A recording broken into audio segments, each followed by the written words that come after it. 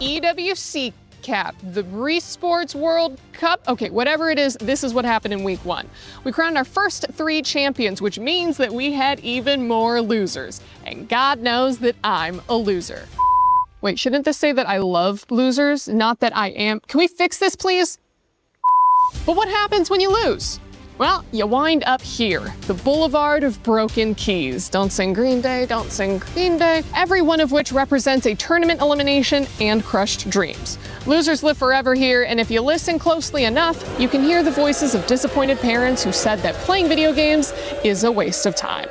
On the Valorant stage, 4 of 8 playoff teams were EMEA, and they managed to get 1 whole win. So move over, Europe, because the finals was 100 Thieves and NRG. That's right, all American, baby. These colors don't run, they soar. The Battle Royale of the Apex Legends final featured 20 teams, and no surprise, Team Falcons won.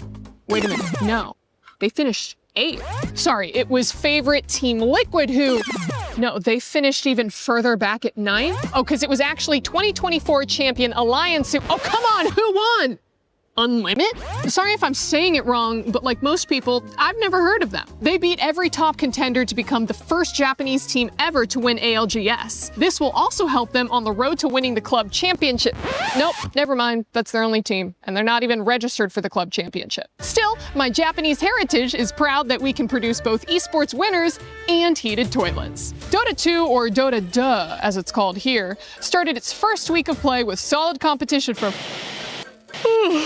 Sorry, actually, nothing of note yet. I'll have more on that next week. And finally, things were heating up on stage of Fatal Fury Wolf City. And I don't know if you're picking up on the theme here, but Dark Angel fought his way out of the losers bracket to top the regional favorites and get another win for North America. If only the Football World Cup had been so kind. Well, guys, what is happening? 3 tournaments and 3 new champions, no title defense, no favorites able to compete, and all underdogs at the top? I'll tell you what it is, because I've said it before and I will say it again. This tournament is about the losers. See you next week. C'est la vie. Such is life. In the land of dawn, such is life when all that remains are dreams. We don't expect the loss last year, and the result is not like what we want. I know that we were capable of more. But MWI is where barriers are broken and queens are made. Vouloir, c'est pouvoir. To want is to be able. MWI is a chance for ladies to represent themselves because there were no opportunities in our region back then. Çoğu insan Türkiye'nin kolay bir yer olduğunu, biz burada bunun yanlış olduğunu kanıtlamak için buradayız. From heartbreak to hope, from doubt to belief. We only want to take revenge on Team Vitality because they were the only team standing in our way. То, что я нахожусь здесь, уже доказывает то, что мечты сбываются. I think the 4th title will be ours. Who will rise above? 2 champions, 1 game.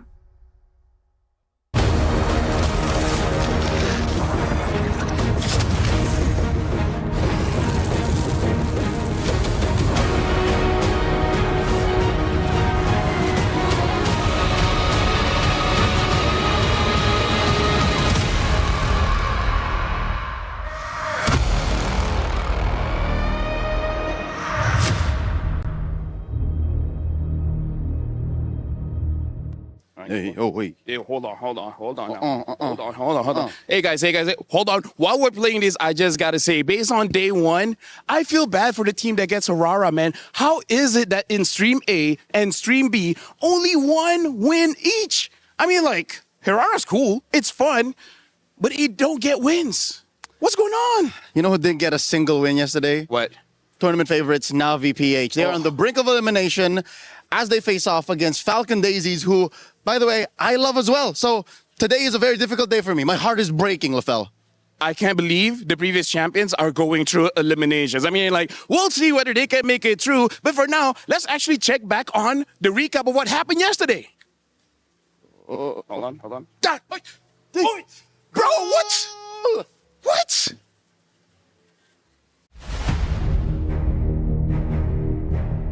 They turned pain into purpose and left no soul unconvinced of their reign. They're completely undefeated. Team of Vitality. Nothing was granted.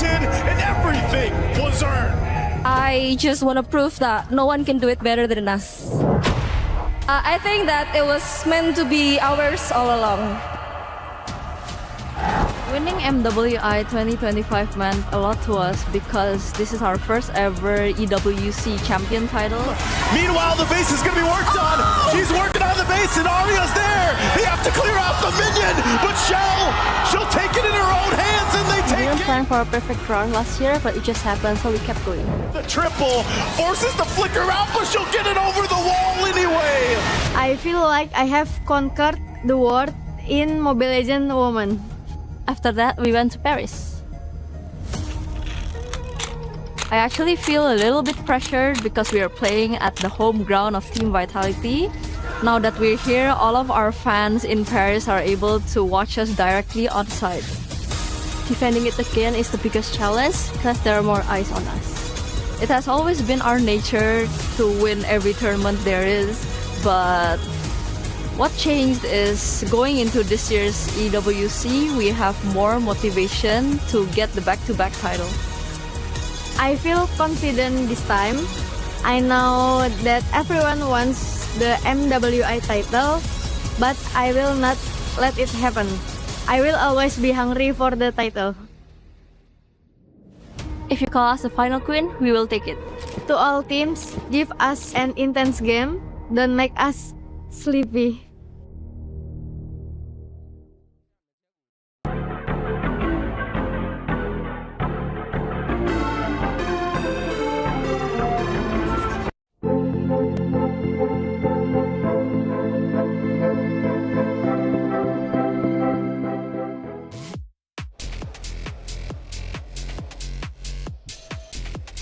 Welcome, ladies and gentlemen, to today's Sports World Cup here in Paris, France. Today is day 2 of the MWI. We're talking $500,000 on the line, and most importantly, protecting your key. Today, 4 teams get eliminated, but if they don't, they continue to move forward to claim that very trophy. We have the biggest personalities here at MWI. These women are ready to play, especially what happened yesterday. We've got Genji, we got Vitality going head-to-head, and even better, 2 up-and-coming risers. Seda is looking insane, even though it's their very first time at an international tournament, but we cannot forget about Galaxy Phoenix causing the biggest upset so far here in day number 1. But with upsets comes the true reality of the tournament. And that reality is that 4 elimination matches are going to be happening today, ladies and gentlemen, after everything these ladies have gone through, from their preparations, from everything that led up to this moment. Unfortunately, here on Stream A, we will be seeing 1 elimination match.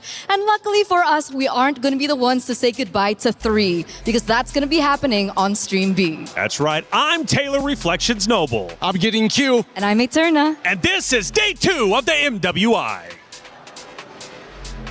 Day 1 was insane. Welcome, guys. This is the Bear Bros. We're from Stream B. Minus Fell. Alongside me is Leo. Yesterday, we had 3 2-0s and 1-1, man. The only stream to have a series that went all the way. That's how we do on Stream B. Here's the thing, man. Stream B, nothing's locked. The meta's open. Maybe except for 1 or 2 heroes. But, dude, today, we got 3 elimination matches, yo. These are world-class athletes. These ladies have worked so hard to make it here to Paris. But, again, the truth is, the knockout stage, we only get 8 teams. So now you guys better stay tuned to Stream B to see who actually makes it through to the next stage. $75 million, 25 tournaments, over 200 clubs, only 1 club champion. The club championship is the beating heart of the Esports World Cup. Over 7 weeks, esports clubs send their players to compete. Every placement, every win, every podium earns points for their club.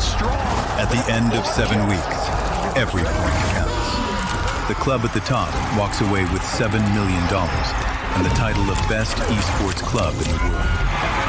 It's not about being the best at one game. It's about being the best across all of them. Depth, versatility, consistency under pressure.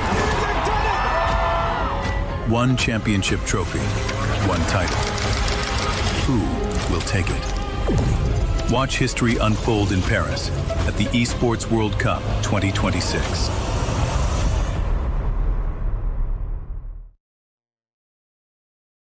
Play is in our DNA.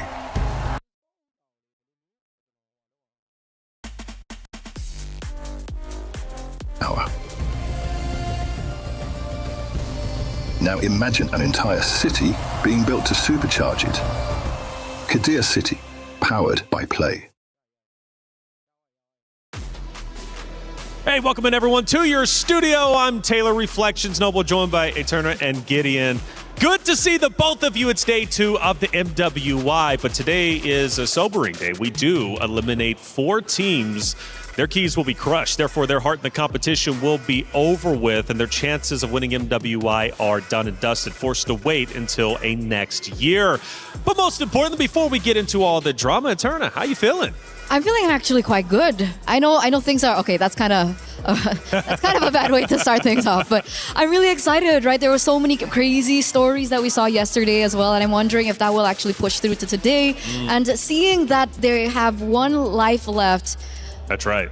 It's gonna be heartbreaking, but also warranted. That's it. It's heartbreaking indeed, but warranted. Now, Gideon, the good thing is for our stream anyways, we've got several teams moving forward. However, for at least the B stream a little bit later on, we will have teams being eliminated. Talk me through some of these matchups. Yeah, I'd love to talk about this because after watching yesterday's game, Seda Esports is looking really, really good. And of course, I have an unfortunate personal bias, and I don't usually have those in a professional scene like this, but Team Ray Young, I personally know one of their players, which is why I'm rooting for them, but Seda is not going to be easy. But then we look down, Team Falcons ID versus Aurora Gaming, Genji Esports versus Vitality, which I think everybody is like, who's going to be the mother of tanks at the end of that game? That's right. We're kind of curious, who is the mother of tanks? Does Ashley even still want to be the mother of tanks? During that interview, she said, well, maybe I want a new role. But then again, if she wins, I'm thinking she's going to have something to say about the mother of tanks at the end. This is going to be Stream B, and this is where things really get serious, Eterna. Absolutely, absolutely. We're looking at, players and, of course, teams like the Geltec Cyber team. After such an amazing win yesterday, will they be able to go head-to-head against Twisted Minds again? Jin Chao is there, and I'm really excited. I'm kind of disappointed that we aren't going to be seeing Twisted Minds yet on Stream A, but of course, these matchups are in very, very good hands with our fellow co-casters on the other side. Absolutely. They're going to be crushing it all day over there on Stream B. Like I said, we've got 2 streams, A and B. We're breaking down the action all day long for the MWI. Plenty of matches to get through. Make sure you have it on split screen, 2 phones, however you want to do it. We would love for you to be involved. But let's take a look at our brackets, starting, I believe, with bracket A. Now, for this one in Group A, it has been a doozy. It's been a lot of fun for sure. And we started with a big surprise yesterday. Seda Esports taking down Team Falcons Indonesia. They will go against Team Ray Young to start the day here on Stream A. But it wasn't just them playing. We have plenty more. Yeah, again, there's still a lot of teams that we're not 100% sure whether they've actually found their stride just yet. I mean, Team Falcons ID is a very easy one, but then we start looking at teams like DK Esports, Virtus Pro. They're already on their last life, so if they didn't take their scrim seriously yesterday, they better do it good today. Absolutely. Let's take a look at Group A, or it should be Group B brackets. This one was crazy going into it. We had 3 powerhouse teams to fight it out tooth and nail to the very end. And, well, we started with Genji going against Foot Esports. That one went the way of Genji, who now has to play against Team Vitality, a repeat of last year's Grand Finals. So I do want to say that this was more of an expected outcome, but I look at that 3rd matchup that we saw yesterday, Galaxy Phoenix coming through over the old champions of MWI, Navi, PH. And, of course, we had our friend Brigida over here yesterday, and you could see her emotions just really rise to the top. She was trying to stay as professional as she could, but I guess she just couldn't really contain how shocked she was. Yeah, she was shocked, man. We were handing her the mic. Maybe we might do it to you. Why not? Well, we might hand you all 3 mics today. But that would require TRY to lose. Whoa. No, and the more mics, the better. And I'm confident that they will still have a chance. Look, there's still the lower bracket to worry about, right? It's not elimination just yet. That's it. Well, not just yet, but we'll be getting there for sure. Chat, you have a way to get involved. We've got our pick'ems, and look, Esports World Cup is great for this. Scan that QR code, get involved. There's so many different ways to do so. The esportsworldcup.com website, man, just has literally everything you can possibly imagine, from the schedules to the streams to the storylines. There's so much going on, and so much going on into today. Let's set the stage. MWI 2026 started off with some upsets, some surprises. Na'Vi Philippines and Team Falcons ID both got swept in day one. Will go down. Double kill again for Guy making a triple kill. And Galaxy Phoenix showed their experience from playing in the MPL, and Fa's Guinevere was insane. Rianne's gonna be next. She's battling out Fa, but Fa will get another. And Ashley competing for the Mother of Tanks title. She's back at it this year with a defeat against Footy Sports 2-0. Ashley! Put it in the Fury, good job down! Now for day 2, Team Vitality, the final queens. Can they be challenged a little bit more from Gen G Esports? Top side! What a crazy sequence! So counts out with a circling eagle! Na'Vi and Team Falcons ID both hang on by a thread in the lower bracket. Can they continue their journey here at MWI 2026 here at EWC? Lifting that beautiful trophy in the middle is what every competitor dreams of. So much on the line for this MWI, and this is only day 2 of 5 for this stream. What a day it's going to be. Biggest surprises from yesterday from you two. I don't know, what were we thinking? Because the hero selection was a little bit wild for some. Seda Esports, for example, potentially setting a new meta, and we do have a new meta. That was the biggest talking point. Yeah, I know. After the little hot fix that everybody's been raving about, hey, maybe tanks are completely out of the meta, that's not necessarily true, but I think this time around, a lot of teams are trying to find their own identity, and I think that's the beautiful part of MWI, right? Because we look at the men's division, everybody's like, they're kind of boring, not a lot of personality, not a lot of different picks. But MWI is where things get really interesting. I think they're on the forefront of determining what the MSC meta is going to be. And that's what makes it so exciting, because yesterday we saw Kadita on the other stream as well. I think the Farsa, the glue popped up. So I'm excited to see whether this will actually become the meta like you mentioned, or it's just a part of the MWI, flavor or flair. I'm okay with that flavor though. Everybody needs a little flavor in their life. And Rose, by the way, was walking in and just happened to stumble across some of the players about to step foot on that stage. Bonjour and good morning. So as we guys can see, the girls are just arriving at the venue for the second day of MWI. And you know what? As they're coming out, I think it's right that we catch one. Hello, girls. Hi, how are you guys? Come here. How are you? I'm fine. Are you excited for today's match? Yes. Our team is very confident and ready for this game. I love it. You guys did amazing yesterday. Good luck. And good luck. Hi, GK. Hello, girls. Come. Okay, I'll take you. I love your hair. It's red. How are you? Not good. Not good. After what happened yesterday, huh?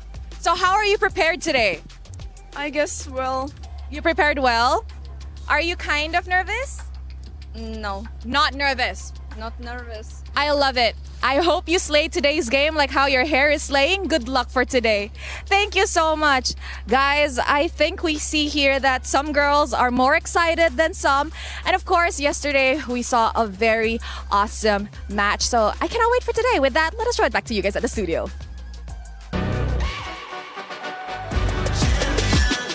This ain't no regular thing. Came for the ring, you know what I mean. You see my name in the lights. Better get right, I'm champion.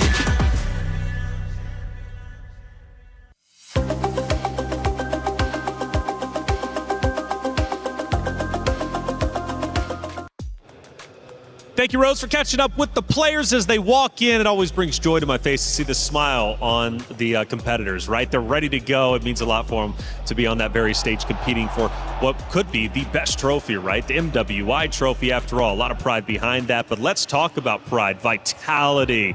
My goodness, as you can see, it turn is getting serious. Gideon as well. Look, talk to me about it. It's Vitality. It's Gen G. They face off a little bit later today.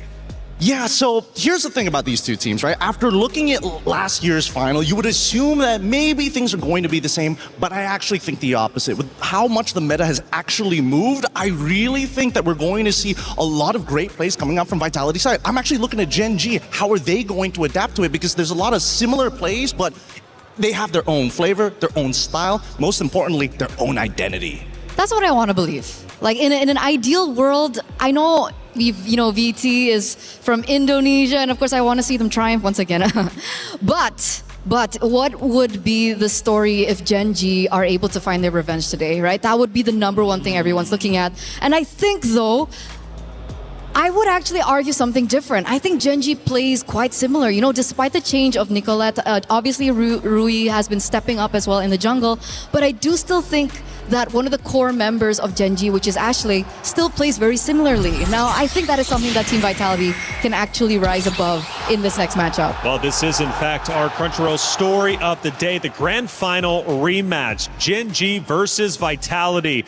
Now, going back, getting into yesterday, Vitality played against MIBR loss, and that second game was a doozy, went 26 minutes. It was the longest game that we had. But it did bring questions. Even though Vitality won 2-0 against their opponents, should that match have gone 26 minutes? Well, I think that unfortunately it had to go 26 minutes because the way that MIBR Loss's composition is designed, it's heavy scaling. It's all about the later the game goes, the stronger that I become. And unfortunately, Vitality was a little disrespectful towards the mid to late game, which extended the game inevitably. So I would say if anything, Vitality, they got to stay sharp here. Some of these teams, they're not going to let that happen. Well, Gen G yesterday also went toe-to-toe with their opponents, and I gotta say, Eterna, for Gen G's perspective, when I was watching them, I was impressed by the way they controlled the battlefield, and their games weren't nearly as long as that second game for Vitality and MIBR loss. That's why they are a decisive team. They are a decisive team if they're able to get their hands on their comfort heroes, right? Obviously, Panda on the carry. We see Sayori also doing really quick work on the Valentina. But again, the one person that I'm still highlighting over and over back in Gaming Gladiators now as Gen G is Ashley. 2 times in a row she picked up the Minotaur. 2 times in a row she was able to initiate, counter-engage really well. And that's why everything just really coalesced in these team fights. But what happens if Ashley does not get her heroes? Then you get Sayori, man. You know, how many times did Sayori come in with a Valentina that changed the game? A tech charge upon tech charge upon tech charge from both sides in their matchup yesterday. Sayori having an 80% more accuracy rate and actually hitting multiple targets in comparison to their opponents. But the difference between Vitality and Gen G is Vitality knows what it is to win. They've been there, they've done that. In fact, 33 different times, and let's not forget 3 out of the 4 MWIs they've managed to secure a win. Sometimes as a competitor, you need to know what that feels like. And for Vitality, because they do, I feel it actually helps them keep calm under pressure. Some might argue the opposite, especially seeing their game yesterday, right? Because they're so used to winning. I could have seen, or I could have sworn I saw a little bit of disrespect from their gameplay, especially in the early games. It was like Fumi Echo was trying to farm as many clips as she possibly could. And in the grand scheme of things, yes, it's cool, but it really doesn't win you the game. But they did win the game, and that's the big thing. While farming clips, what can they do if they're firing on all cylinders? Hey, Rose, we've got our first series of the day about to take place. From what I'm hearing, you got both teams ready to go. Hey guys, for our first match here at Stream A, we have Jessica626 from Seta, and of course, G-Boy from Team Array Young. Hello girls, how are you? Hello, I'm feeling good.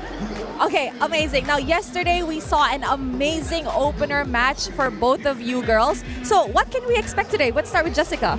I'm feeling good. Our team is ready and very confident. They're confident. Any interesting draft or hero that will come out today? See the match. Let's see the match. What about you, G-Boy? We're also confident.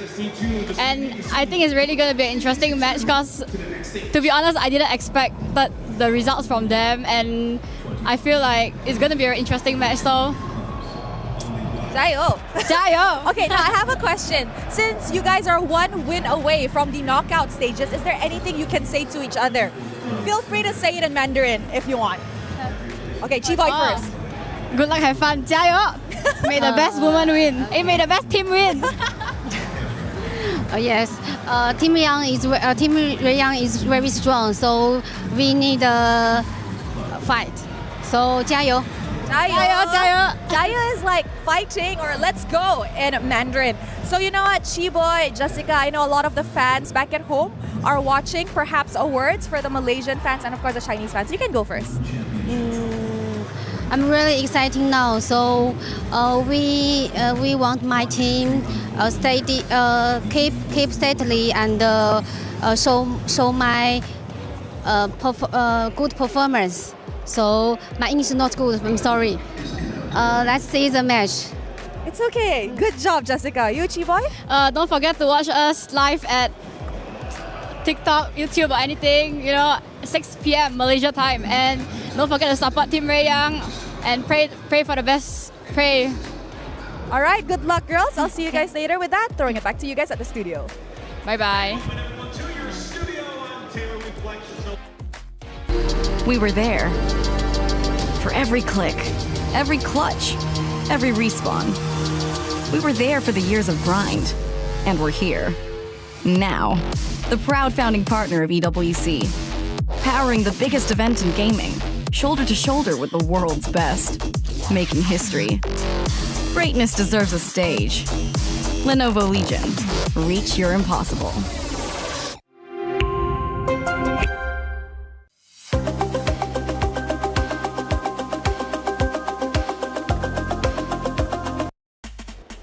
Thank you, Rose, as always, for that great interview. Both teams ready to Jayo. It's going to be a lot of fun, and it's about to go down. It's Team Seda going against Team Ray Young. Man, this one's going to be a lot of fun. Seda Esports impressed us so much, and it is, in fact, the rise of Seda. Can they secure the first knockout stage slot? That's what's up for grabs. The loser, of course, goes down to the, lower brackets, and unfortunately, their key will be at risk of getting crushed. The winner moves forward. Gideon, yesterday, one of the big talking points about Seda coming in, first big international, right, for China. Now, this region hasn't got a lot of attention in the past. Indonesia has. Now, the question is China potentially catching up to the Indonesian region? And I gotta say, I know it's a big talking point, but I want to throw it your way. Why not start it off quite spicy? Because look, let's talk about it. Seda did in fact beat Falcons Indonesia 2-0 quite convincingly, and they did so in an unconventional fashion. This team was made for MWI, and clearly so in that matchup. I'm glad that you brought this up because we had to do a little bit of digging into Seda Esports, looking at not only just Jessica, but Zoe, Naomi.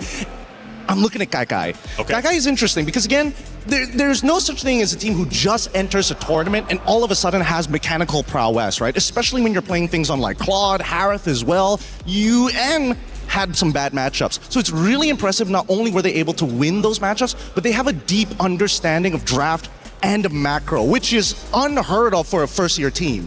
Absolutely, and a first-year team making big waves, and that's what excites me. Seda Esports is looking great. And you know what's also interesting, Eterna, they did it with their sub, right, which is Miss Miss. Miss Miss wasn't there. Fanwa filled in and happened to be the savior. The question is now, who do they actually go with in that regard? Well, I don't know, but it's time to get our first matchup started. It's Seda Esports versus Team Ray Young.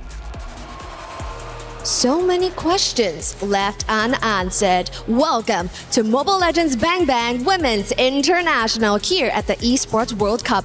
Yesterday, what a show opener it was that stunned us all. In their international debut, Seda grounded Team Falcons Indonesia, a team quite literally put together to challenge the throne. Over on the other hand, Cambodia, we see Galaxy Phoenix with their international debut as well, taking down Navi PH, former MWI 2024 champion, proving why Galaxy Phoenix are the first all-female team to compete in MPL Cambodia, and they're not here to mess around. And finally, the team that everyone was chasing was Swift, Silent, and Precise. With that taking 2-0 off of MIBR loss, they proved that that was just another day in the office for the V-Hive.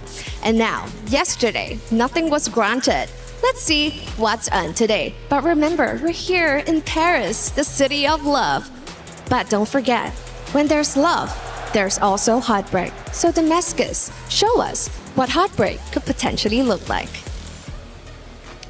Thank you, Cheryl. Yes, these are the keys that represent every single team's tournament life. This represents your dreams to lift that trophy, and only one of these keys will remain intact at the end of the weekend, as I am right in front of the Key Crusher. Today we have 4 teams leaving the tournament. 4 teams will say goodbye, and whenever a team loses, the winning team will take their key and bring it right there to this Key Crusher to then destroy it in style. And let me be real, sometimes it gets quite quite loud. We have 3 elimination matches on the Stream B side and 1 on our Stream A. So do make sure you tune in to both of the streams. Exciting matches, couple to qualify to 2 more and others to stay alive in the tournament. But we are ready for our first match. And I've got my good friend, man like Hollywood's Rob TV on the stage. Rob, what's coming up?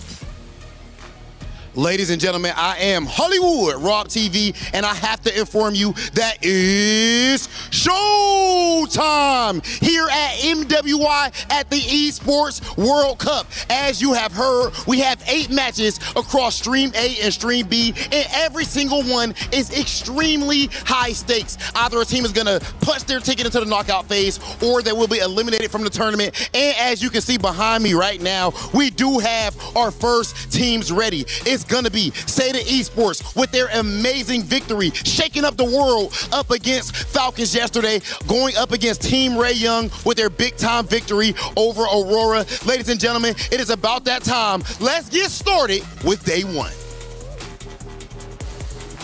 Can I just say, our stage hosts are absolutely incredible. I'm pumped up, I'm ready to go, and so are the ladies on that very stage, doing their last checks before we get into our pick and bans. This matchup means a lot.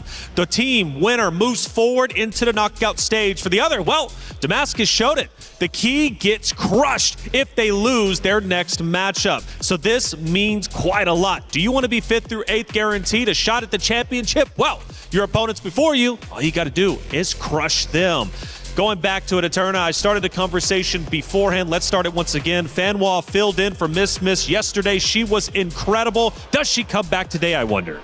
I hope she does. I hope she does. She showed us a very interesting flavor, and I think Renmar over from Stream B also really expressed how he loved the fact that Fanwa picked up the Tigreal.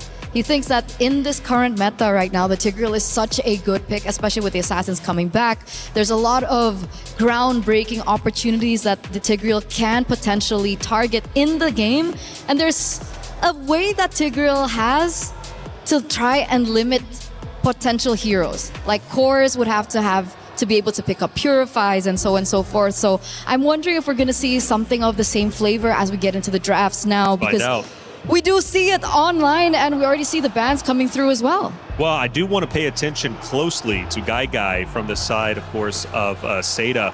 Carrie and Claude was the 2 heroes she ran yesterday and did it incredibly well. Does she come back again? Because the big story here is the battle for the gold lane.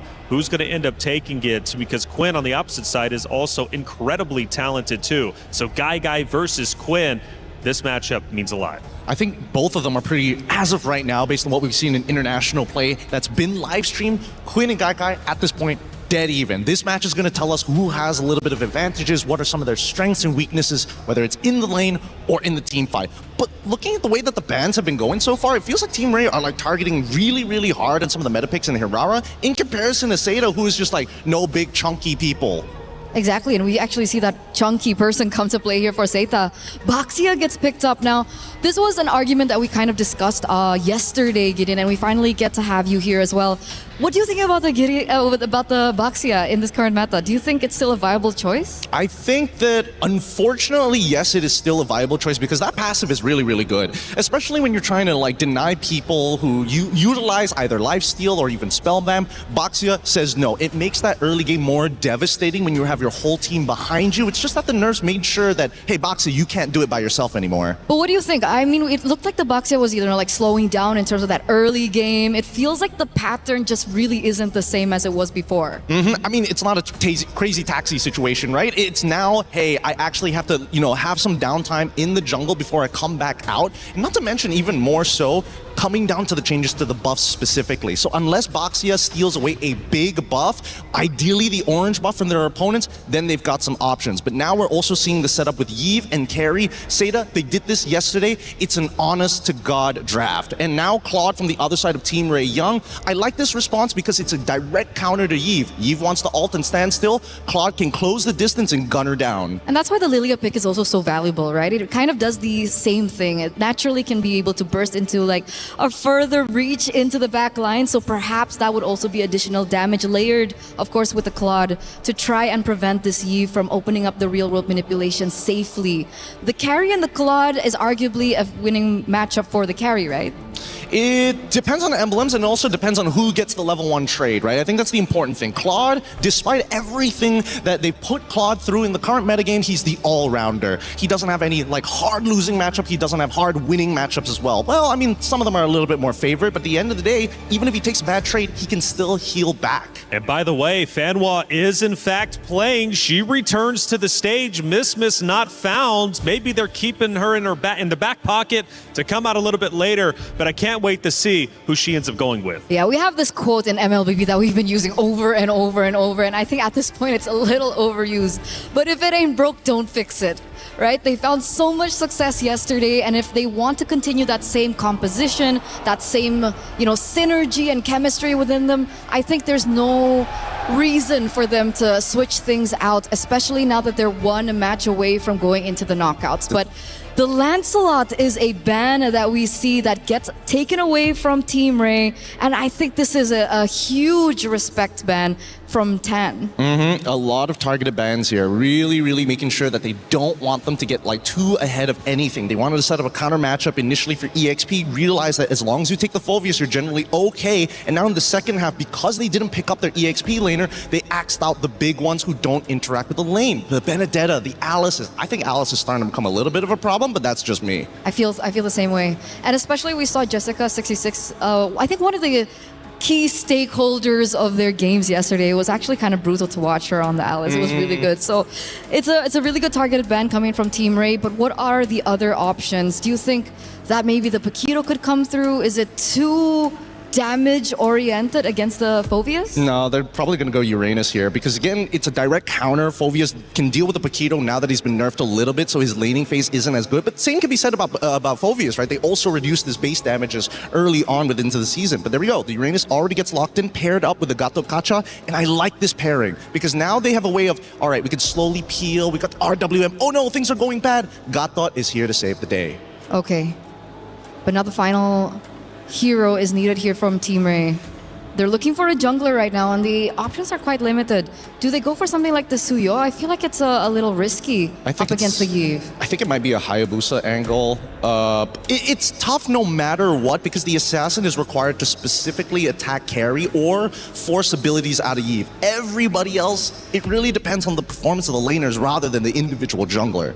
Okay. Wow, never mind. I take it back. But it's going to be an X-Borg. This is actually a very interesting pick because if I recall from the qualifiers from Team Seita, it was actually them picking up the X-Borg into an enemy tank jungler. So the X-Borg comes through here, and we know that the X-Borg back in the day used to be the quote-unquote counters towards these really tanky players in the jungle. This reflects how confident they are in specifically Quinn to carry this game because that X-Borg is going to deal with just the front line. If he gets into the back line, he's just lucky. Well, it's our first matchup of the day, the first map of the day, Seita Esports versus Team Ray Young. They both love to push the meta. On the one side, you got Seita Esports representing China, trying to go the distance and show they belong here. But for Team Ray Young, they also want the same. Let's get map one started. Athena, Mirko, take it away.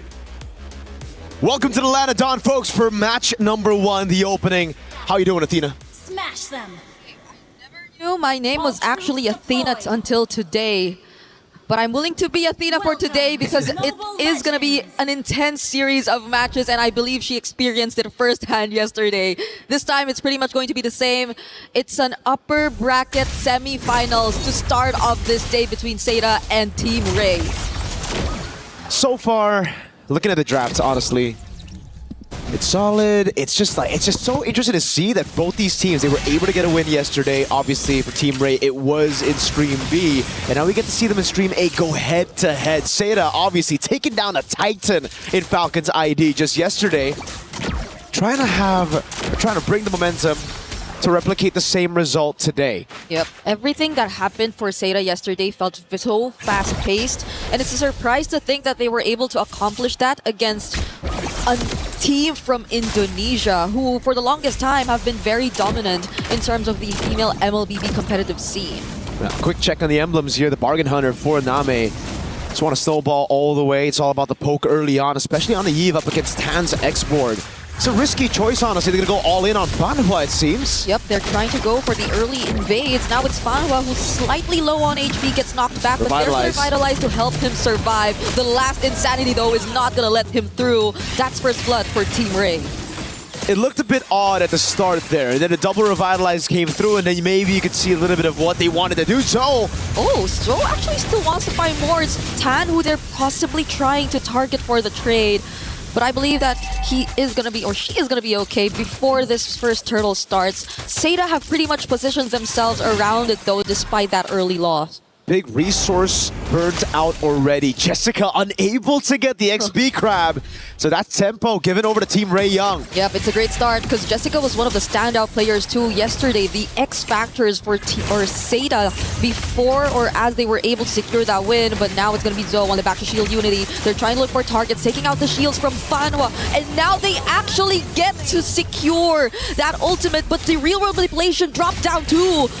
Team Ray, they do not seem like they're in a position to actually contest this confidently anymore.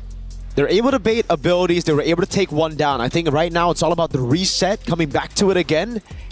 Because you really need to rely on those cycles, right? Especially on the Expo. Once your Frog armor's down, once you use that last Insanity, you cannot be in the fight for long. And that's why I thought it would be very difficult for this Exborg to play around this game, especially early on against Name on the Eve, who's been so oppressive in lane. With the Bargain Hunter, that poke will certainly do quite a bit of damage to the Faraga armor and to the main win con. But so far, so good. They got 2 kills at the start. It was all through the last Insanity, that blow up on the tanks.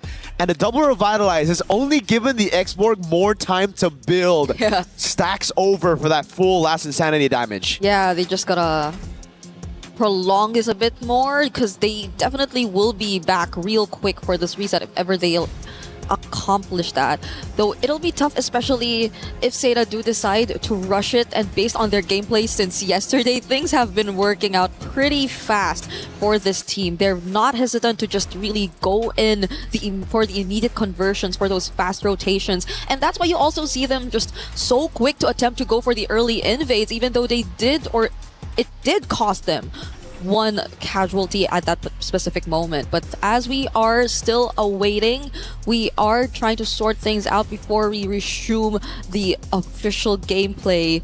It does seem like there is a bit of an upper hand for Team Seda before that first turtle. They were already able to position themselves. They were also able to take down the Faraga armor. So if you're just tuning in, this seems like it's pretty much set up for success for Seda as of the moment, but nothing is guaranteed just yet. There is a chance that we still get to see them somehow prolong this dance before Team Ray, and being Team Ray, could actually still try and attempt to go for the contest. That's true. So it was a bit odd to see that early invade coming in from Seda. They're trying to utilize the fact that, really trying to punish the fact that there was no ult on the Phoveus yet.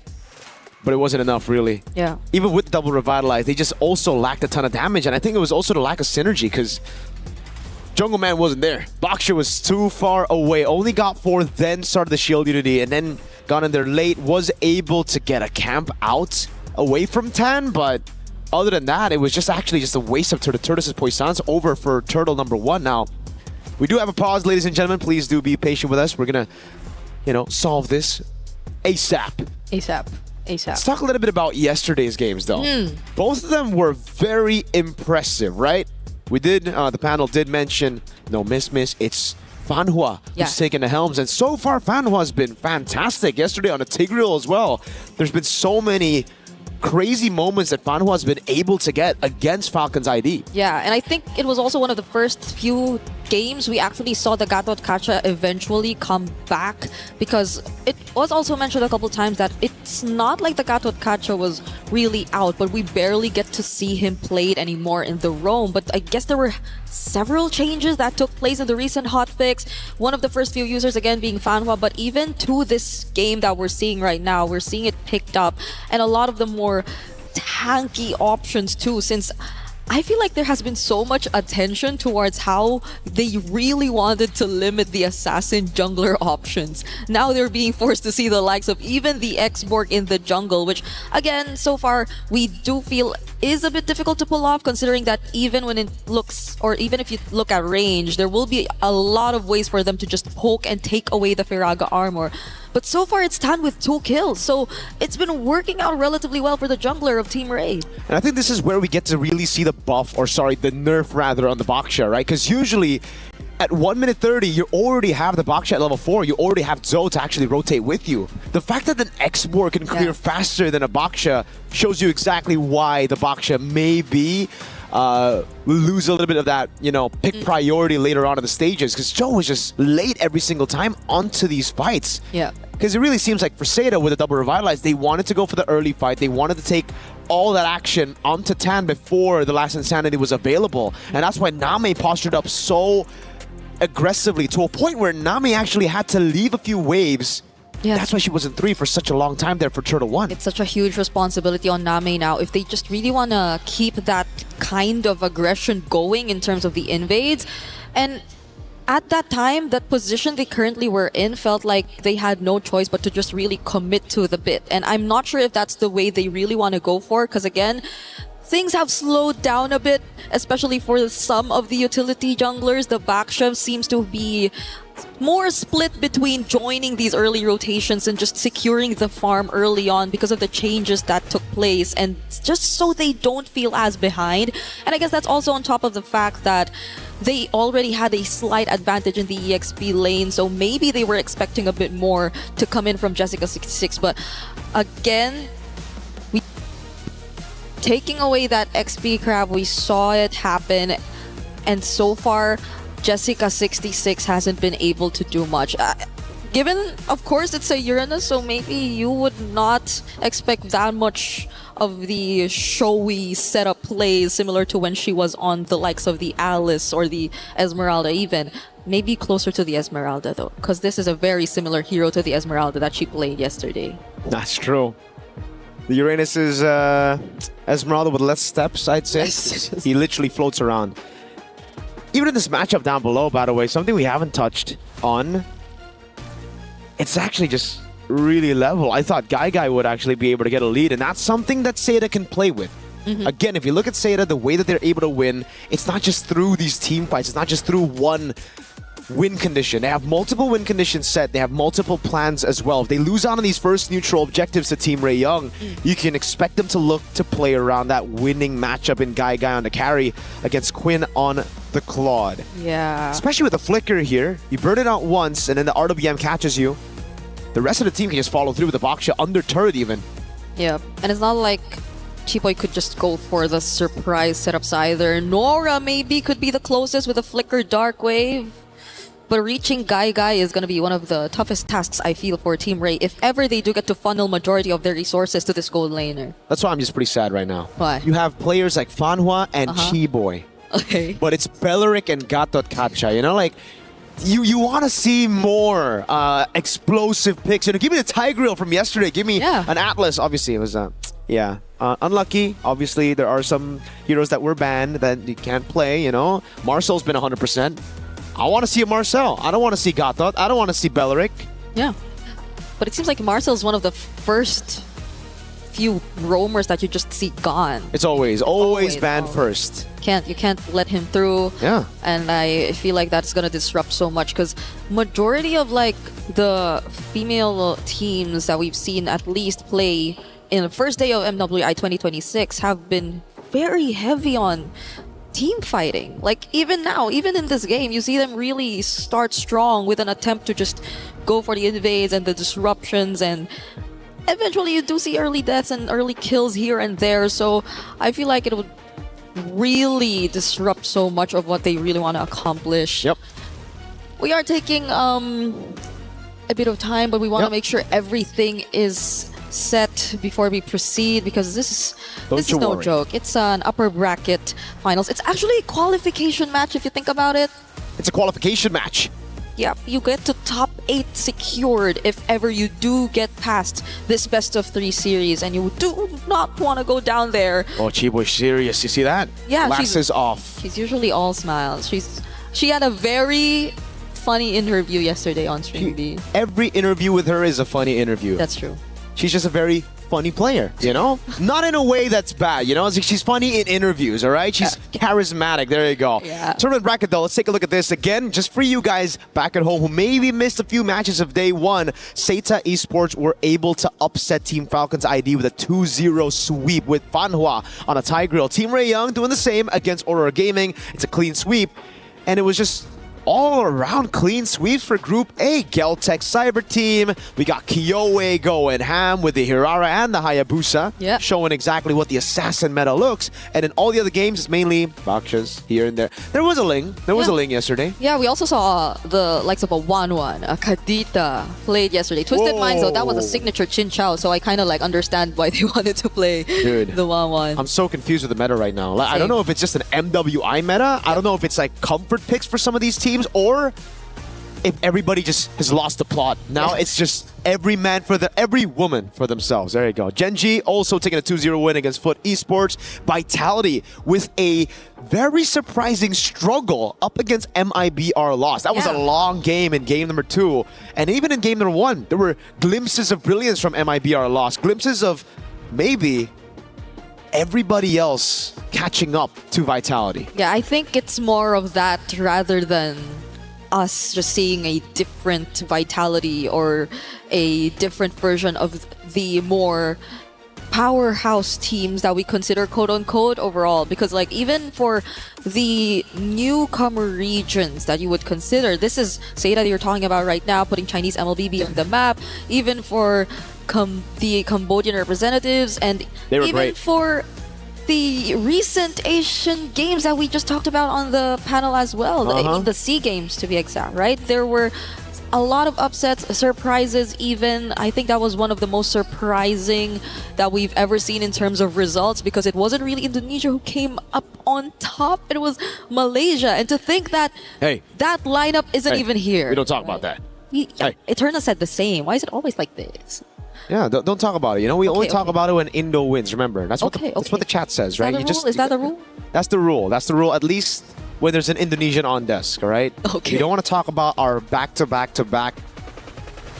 Is it 4 times now? Second place finishes at M Series. We don't want to talk about that. No. Okay. We don't want to talk about getting grouped in MSC 2024. About not reaching top 3 in 2025. We're not gonna touch on that. Do not touch on that, all right? No, but maybe this time. Well, you know what? Not maybe. We will. We will. Because my goats got in. Ray, let's go. Okay. We are still in MWI, but I could feel the excitement. What do you mean? My goats are Vitality. Vitality are in MWI. Right. It's the same. Your go-to. It's a very easy fallback for me, you know? Like, if everybody's like, oh, dude, your team never makes it to an international, I'm just like, dude, take a look at my women's team. Vitality's doing great. They are. They're like the greatest women's team of all time or something, you know? The team to beat. You remember what they said? Nothing crazy, just... What do they say? In their first interview, like during day 1 yesterday? Yeah, the video that they played again today? No, it's like, just please give us a fun match and don't make us sleepy.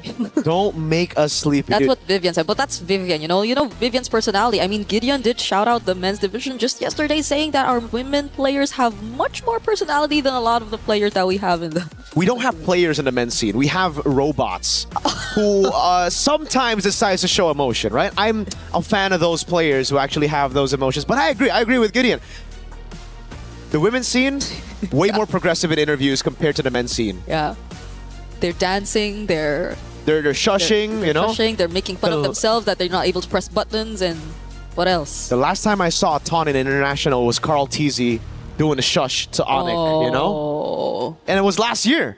Maybe it's so just EWC. Maybe EWC creates an atmosphere where you're like, yo, you know why? It's because they're face-to-face on stage. Oh yeah, you get a bit more of their personality. Yeah. And they literally are facing each other, because even if you look at their setups currently on stage, they're like slightly diagonal, but you see who their lane matchups are. Yeah, like you face after maybe making a play, maybe a solo kill, you can scream Sokolil over your opponents. You could be like, hey, I got you. We saw so many of that yesterday too.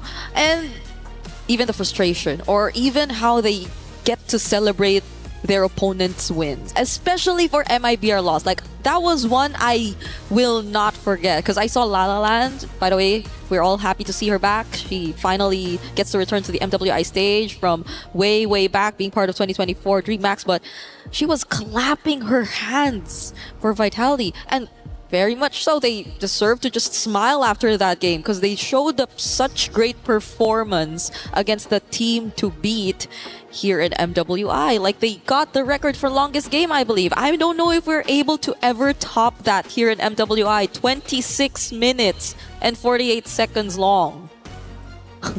You timed it? No, I checked it right here. Oh, I thought you timed the pause. Sorry. Okay, it's the game time. My bad. My bad. I lost track of thought because I was looking at the conversations that Team Ray Young were having, dude. Chiboy got her glasses back on. She's locked in earlier, and now she's locked back. Do you think? Is it a lock in when she takes it off, or when she puts it on? And that's my question. Because there are players who also tend to do that in the Philippines, like Super Friends. Like, there are times he has. You know what, Super Friends, the glasses are like for show. It's like a fashion thing, you know? think so? Yeah, he's drippy. I think they are graded. Maybe we can double check. Maybe you can ask him. Nah, it's always better to assume. Okay. Therefore, in Athena's words, swag. She said swaggy play yesterday, right? Shoutouts to Athena. She said swaggy play? Yeah. When was this? Match 4? It wasn't with me, no? Probably match 4, yeah. Because in 2026, swag? Yeah, we told her. Eterna loved it. She loved the term swaggy play. I think it's a 30-year-old thing, you know? Maybe if you're 30, you like swag. Are you saying she's 30? No, I think it's... Maybe. Dude, am I... she's pointing at us right now. I don't know, man. It's very scary. We're talking about Athena. We're talking about Athena. Not Eterna. Not all right, Eterna. Athena. She's pointing at us. I am scared. No. You're scared. It's okay, right? It's him. It's him, not me. Not me. We're friends, okay? Oh, she did it. She did a band gesture. That's a band gesture in MLBB. I can't believe she just did that. We're still waiting, ladies and gentlemen. Please do be patient with us right now. Chat's loving it. At least chat's loving it, you know? Loving what? The banter. Oh, really? You're on MLBB Esports. See, I'm on MLBB. Oh. I see you guys here a couple times. Interacting with them. Like, even Eterna one time, I saw her just chatting with the people in chat. That's so unprofessional, bro. Chatting on broadcast. No, she wasn't activated then. Oh, well, you know, I would never. What the heck? What? I just said you did too. Oh, no, that's like my moderator, dude. I got Cloudy working double time, you know, at home, just on YouTube chat. Hello. She's downloaded my personality. Now people are questioning. Okay. Questioning what? Hey, don't read it out loud, please. I do not want to see that gesture. It's a question. You maybe guys want to open up chat. It's a question, you know? Don't read it out loud. Don't read it out loud. I'd love to. Someone said, yeah, right, Miracle. At this point, we're reading chat, bro. Right? I mean, someone said hi, Brig. I don't see it in my chat. We need. What do we need? We need Casters Brawl. I mean, this is literally. Wait, they're doing rock, paper, scissors.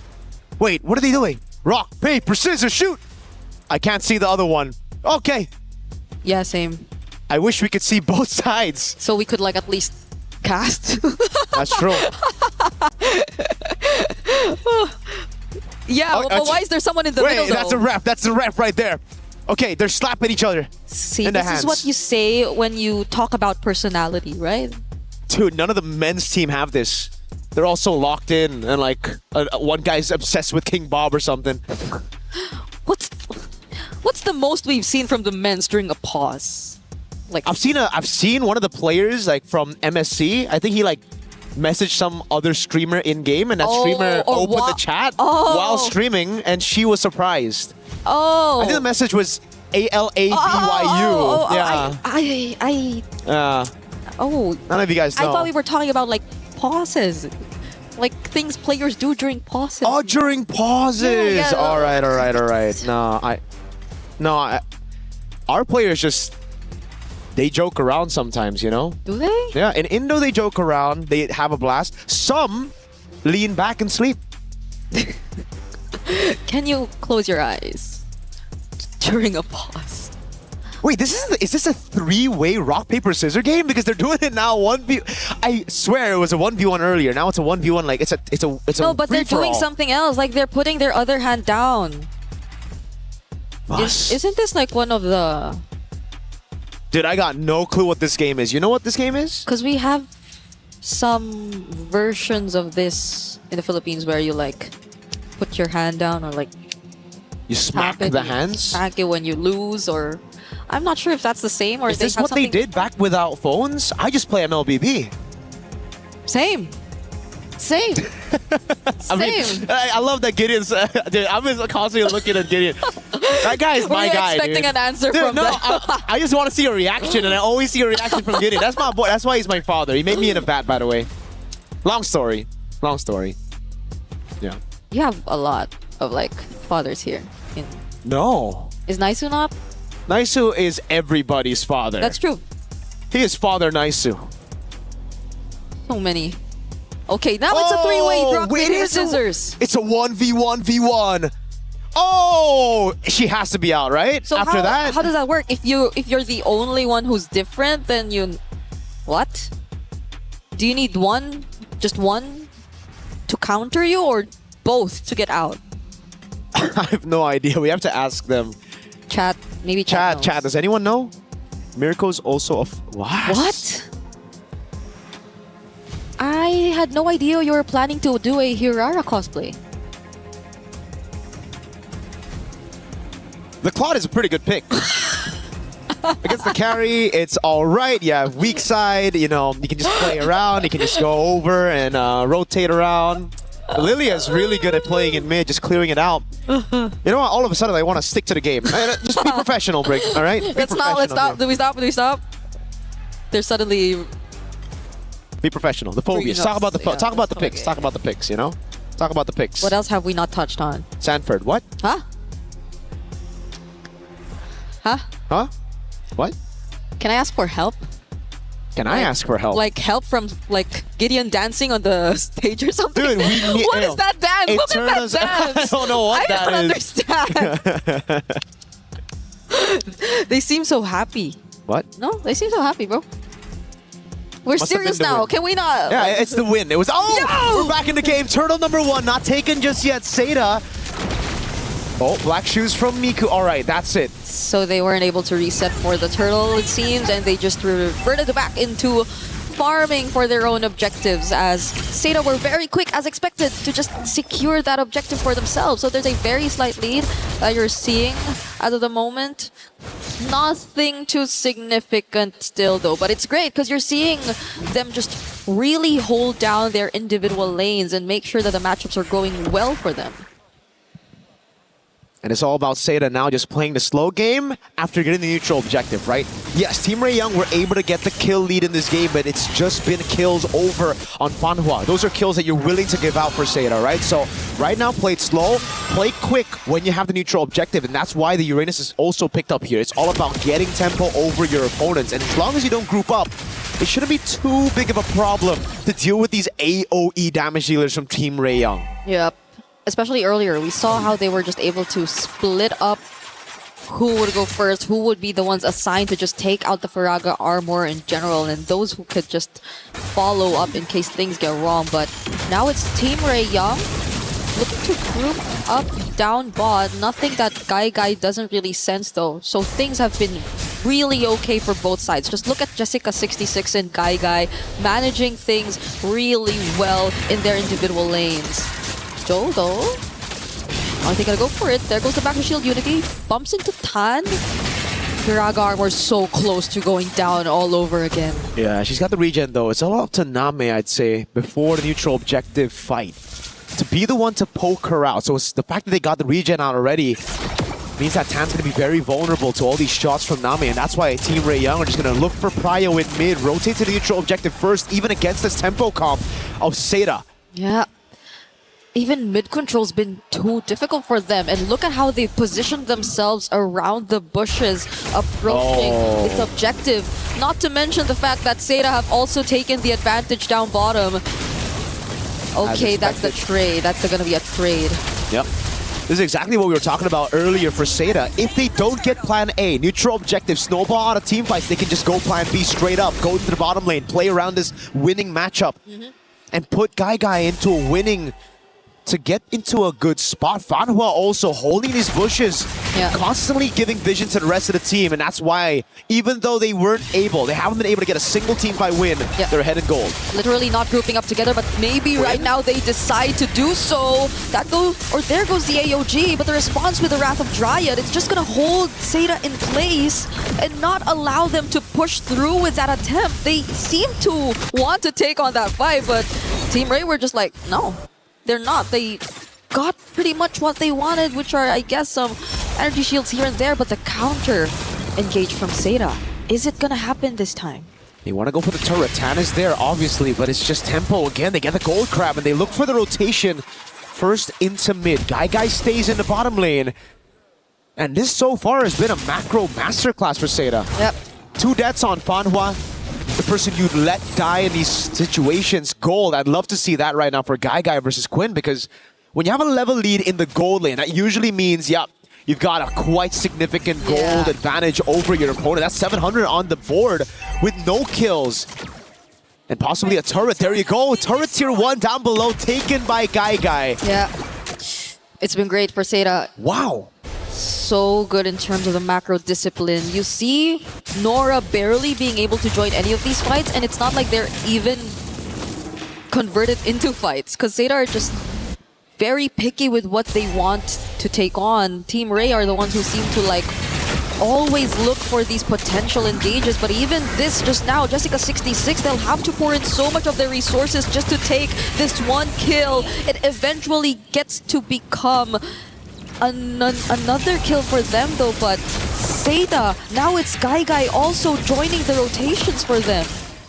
One thing's for sure though, they got the macro down to a T, but I think a lot of these individual mechanics haven't been shining too much for Seda in this game. It's just been Team Ray Young with the response. And they get turtle number 3. Final turtle of the game, 2-1 in turtles right now. As Seda look, they just trade across the board, but Team Ray Young have closing that gap in gold already. It was around a 1K gold lead for Seda. It's just slow again. Jessica, I'd say, a bit too rushed on some of those resources. Consecration popped way too early. I think the Revitalize as well.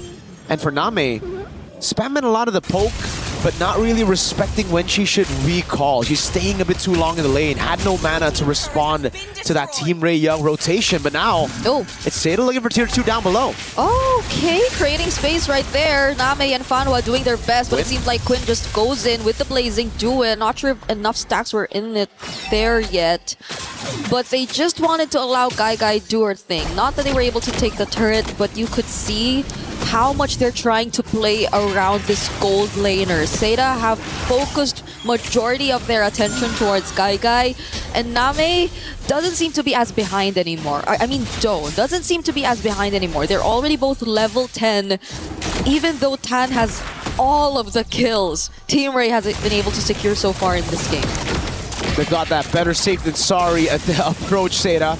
Even earlier, Revitalize and the AOG utilized straight up after they saw Chiboy and Quinn walk up. Now for Team Ray Young, it's a turret down below that they want to take, but Seda have already sent enough members. Name recalling in the mid lane. They won't have the help of their mid laner. AOG! Oh, they're the ones who actually go in first. The taunt lands onto Chiboy, but he hasn't used the Wrath of Dryad just yet, and they do not need to in order to get the kill on Fanhua. Real world manipulation also laid down, but Joe unfortunately could not survive. That's a lot of resources, but still Seda couldn't find a single kill on their side. They've done a good job in the macro department, but again, every single time it comes to the skirmishes, when it's them relying on the individual skills and decision-making, it just hasn't worked out for Seda. 3v4, that was the situation that Team Ray Young weren't even hiding there in the dive for turret. But it was Seda who bit on that bait, walked straight into it, with Name recalling in the mid lane, and now it's Team Ray Young trying to utilize this advantage. Straight on the Lord they go. Okay, they have the retribution still. And right now it's going to be Zoe trying to go in for the drive-by, but they're not going to be successful in doing so. The knockup from the Dark Wave as well, and the taunts keeping Zoe in place. Quinn going in with the Blazing Duet, only trying to go after Name, but Guy shows up and they decided to not push through. is it safe to say that at this point, it's really looking like just macro versus micro between Zeta and Team Ray? Because it seems to be the case, majority of the fights, it's always been Team Ray winning it out, but Zeta have been somewhat catching up, mainly by what they've been doing across the map. So Team Ray Young now with a 1,700 gold lead. Jessica again revitalized. Together with the consecration, no one's been able to get rid of this Faraga armor. Tan's just having a free day on this Expo. Again, the revitalize has only helped Tan to get even more stacks. Oh, they're going for the sandwich play. RWM and the AOG doesn't land onto anyone. Flicker out from Nora as well, and it seems like they're gonna be okay. The last Insanity 2 is gonna push them out from trying to go for the chase, but the Lord is still up. They'll have to deal with it. Finally does go down. And now Team Ray are eyeing the mid lane. Jessica66 going down just like that, and Quinn with a blazing duet. Oh, gets stunned by the back shield Unity though. What an unexpected, at least Zeta gets some kills right now. Way too aggressive with the blazing duet. Got one kill, did not want to go out. She thought she had it in her to go for one more, but again, punished straight up with the flicker. Can't purify out of that one. Can't CC immune out of that one. Nope. Frag armor pickup for Tan. Right now, it seems like it'll be much more difficult to take out the Faraga armor at this point, because you pretty much expect the poke, the range to come in from Name, but even then, they're able to resolve that. Now it's Guy, who I feel like Team Ray would definitely put their eyes on. Oh, Jessica all alone here. Yeah, a ton of CC on her. Pops into consecration again. Back to the slow game for Zeta and Team Ray Young. Not really going to go for any of those initiations before a neutral objective spawns in the game. Just a bit of poke here and there, but so... They want to take this fight? Final one now a bit too far from the rest of the members too, but Quinn is going to be okay dealing with the rest of the backlines. Still survives even though gets to receive the damage from Guy, but Guy still finds her though. Now there's the Wrath of Dryad and the last Insanity response from Team Ray all over again. It's just Jessica66 and Guy left. They're doing what they can to get away, but the slows and the glooms are not letting them through. A big win for Team Ray Young. Guy saving Zeta from getting wiped out now back to back.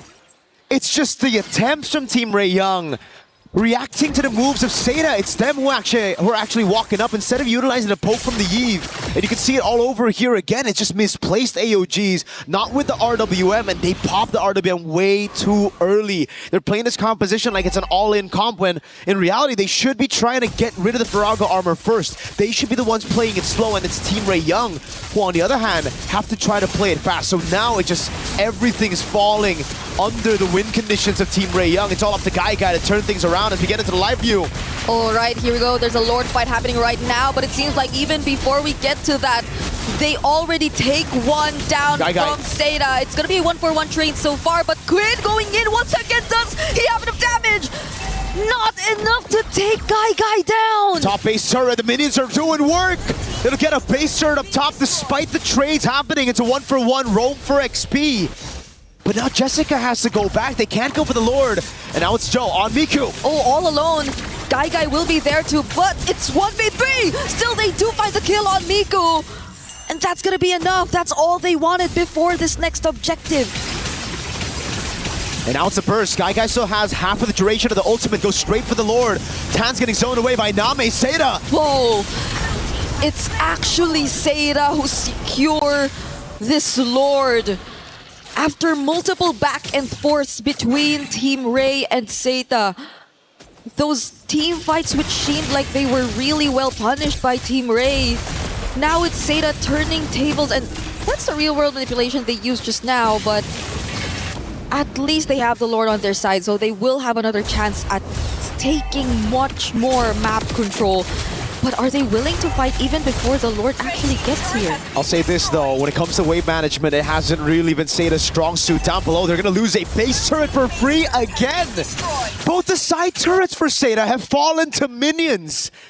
And now it's Team Ray Young, who, if they are able to defend, will have an advantage for the next Lord. Yep. It's the far lane this time around, the base turret down below that they took. It's going to take some time for that Lord to eventually make it to Team Ray's Tier 2 turret. And before it even gets to that point, I feel like they've already managed pretty much majority of their other waves, so it's not going to be as big as a problem for them. Seda still, though, making their presence felt, but I feel like they definitely have to address this wave management issue. But instead, they're going for another teamfight attempt, possibly pick off onto Tan, back to Shield Unity, but they already have the immortality on their side. San's already forced out 2, and they successfully take that tier 2. Look at Quinn up top. Pushing already. They noticed the mistake from Seda, always grouping up for team fights. They call it a fight! And they're gonna commit to this fight. No one's being sent back home. Jessica. Guy finds a kill, but Team Ray are trying to hold them in this place. No one's able to recall. Joe finds another kill, but it's a double for Guy, and it's only Jessica26. Quinn's on it. Quinn doesn't care. Revitalize already popped, but the minion goes down, and I think Seda will be okay and will get to extend this game. The dives here for Fanhua.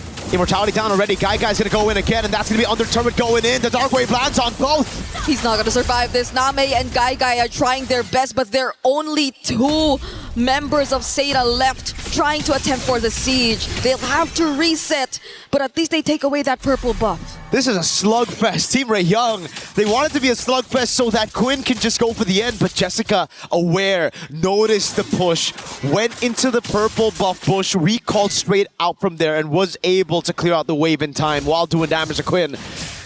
But this has been a big problem for Seda. They've just let these side lanes go and push into their own base constantly. They have to remember that Team Ray Young have so many threats when it comes to backdooring, when it comes to going for those segue plays, especially when the Lord's up. These waves are going to be building up. It's a base turret. Even if you deal with it like the way that Jessica's been dealing with it, it's still going to be pushing back towards your base. So you're going to have to constantly send some people down, or you burst the Lord before Team Ray Young can utilize this advantage. Honestly, Jessica26 will have to do so much given that. Random Giant forced out. Kibo getting bursted down. Nami actually picks up the kill, and they don't find any trades whatsoever. Look at Quinn. Look at Quinn. All over again.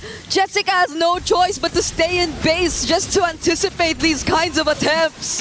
It's a 1v1 every single time. XP versus Gold inside of the base. The minion's already down there. Seda, go on Lord.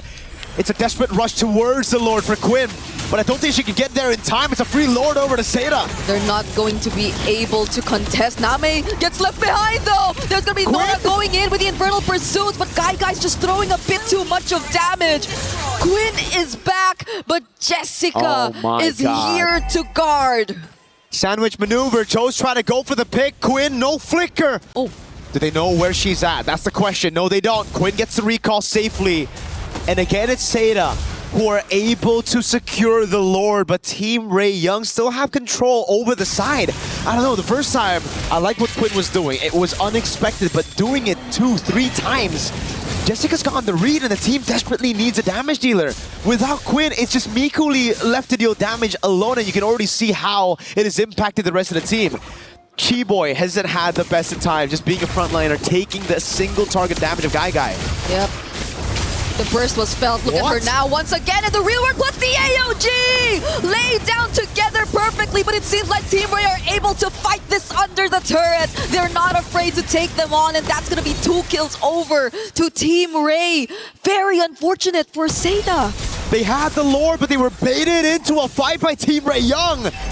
And a quick punish followed. Now it's Team Ray Young looking to knock on those base turrets. The final one in the mid lane, but they have to still respect the Lord. It's Miku sent below to deal with this Lord. She should be able to deal with it as the rest of the team just goes for the Grand Theft Purple. It's Guy actually, no? Okay. Okay, she got it. Yep, they're gonna be okay.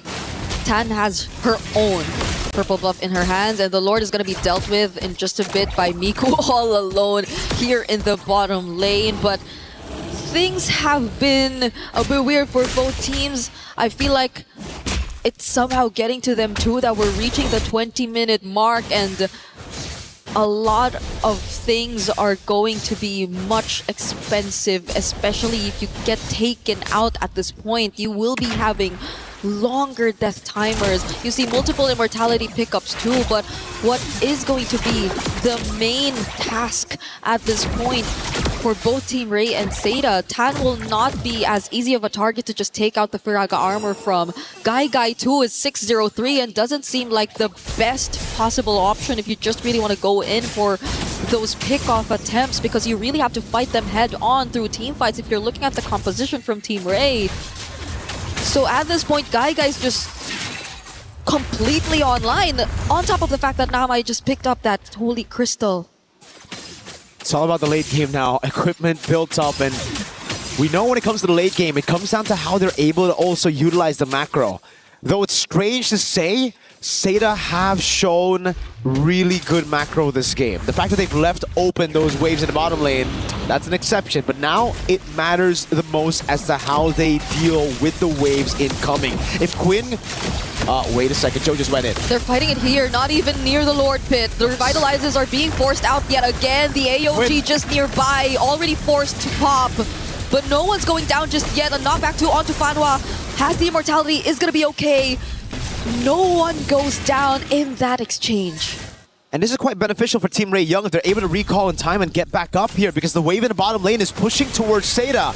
And we know a common trend, Name getting the poke down on Tan, and she doesn't want to recall. What? Wave up top, pushing in, wave down below as well. This is where Team Ray Young make their move. Seda are already starting the Lord. Oh, flicker forced out of Name. Miku2 going in alongside Queen! But he gets bursted down. Fortunately, he has the immortality, and the rest of the members of Team Ray are going to catch up. Black Shoes already popped by Miku as well. But near the Lord Pit, Fanhua falls down first. Last Insanity coming in from Tan. Name still alive and fights Nora, but goes down too. Next, after Gai pops her own immortality. And it's looking to be a near wipeout for Seda. And Team Ray might not need the Lord anymore. They had to fight that one 4v5 because Jessica was sent to deal with the waves. Bot and top all pushing in. Now you add another wave in mid and 4 Team Ray Young members. It's a 1-0 in favor of Team Ray, closing out that game after 20 plus minutes of back and forth between macro and micro and team fights who did not look like team fights, but eventually they still got the win. It took them a while to get that though. You gotta respect the minions.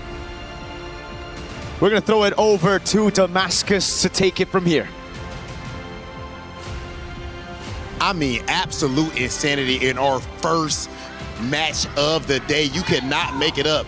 That was back and forth too. At the beginning, it was looking like Team Ray was definitely about to cook up. Seda showed exactly why they got that big old upset yesterday, but at the end, Ray able to close it out. Hey, that's what we want, man. 20 minutes long game to open the day, close as well. The big upset from yesterday, from Team Seda is not continuing on that momentum right now, so there's a lot to talk about behind here. We see the players coming behind. Yeah, there's going to be a strong briefing. You can kind of feel the energy radiating off right now, ladies and gentlemen. $500,000 on the line in this event, and of course in this specific match, knockout phase qualification. The pressure is at an all-time high, and of course the level of gameplay is too. Ladies and gentlemen, we're going to go ahead and send it back over to our desk.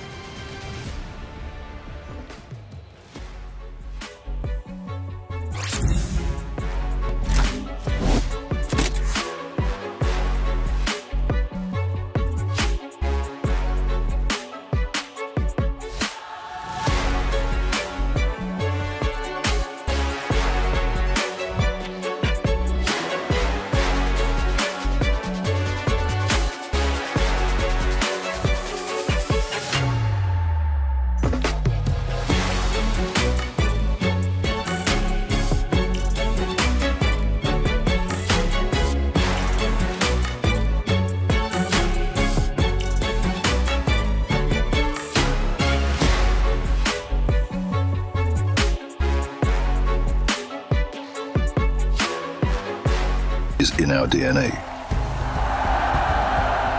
Whenever we let it out, it becomes our superpower.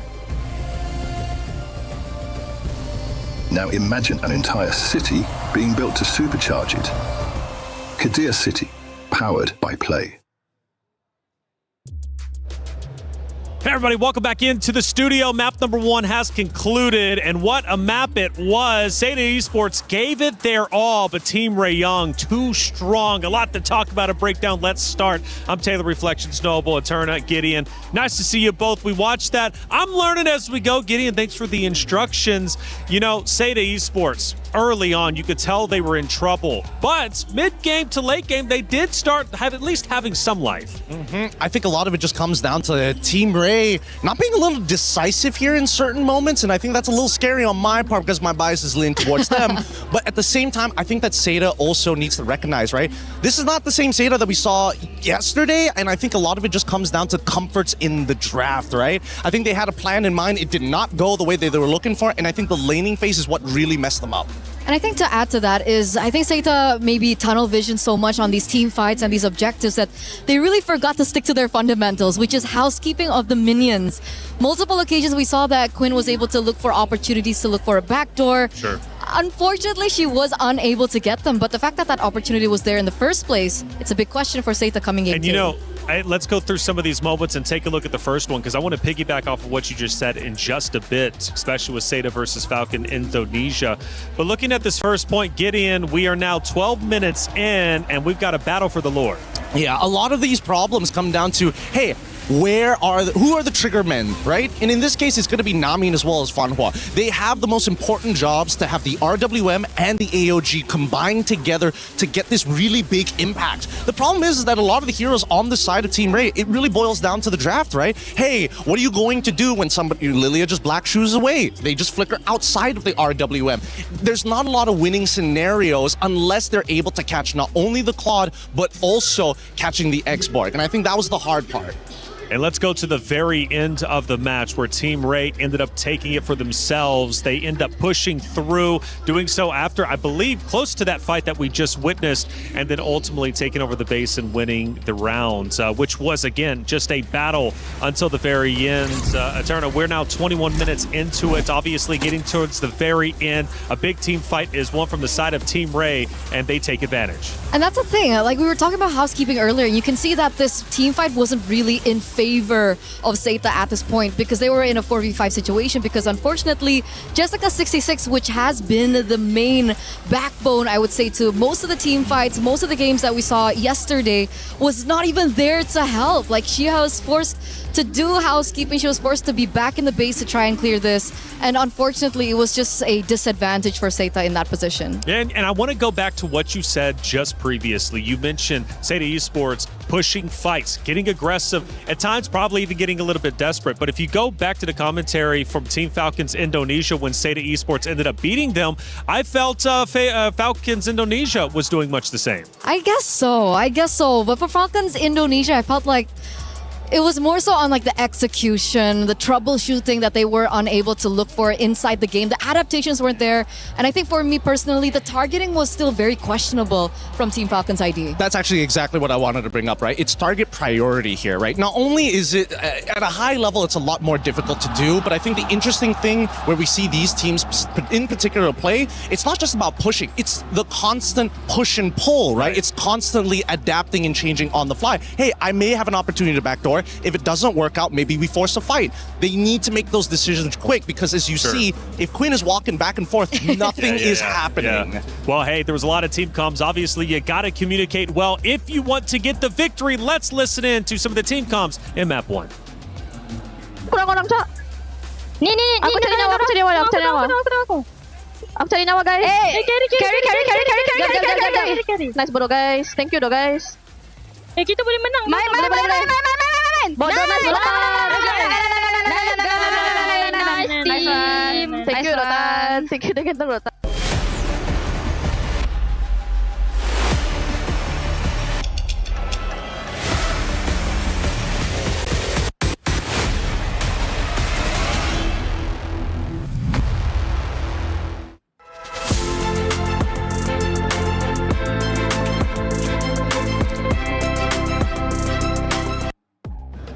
Fun to listen into the team comms. Clearly pumped up. Team Ray getting that win, but they've got to do it again. If they do so and they manage to take down Team Seita, they move forward into the knockout stage, which, hey, big news. You're guaranteed 5th through 8th. These ladies fought hard. They really did. Seita Esports did everything they could, but they simply could not overcome the Team Ray Young roster, who played incredibly well Talking about shortcomings, again, learning a lot from you, Gideon. Let's go through some of the shortcomings from the side of Seda Esports, because the commentators, they ended up mentioning, look, the macros were actually quite well for Seda Esports. So what ultimately ended up falling apart?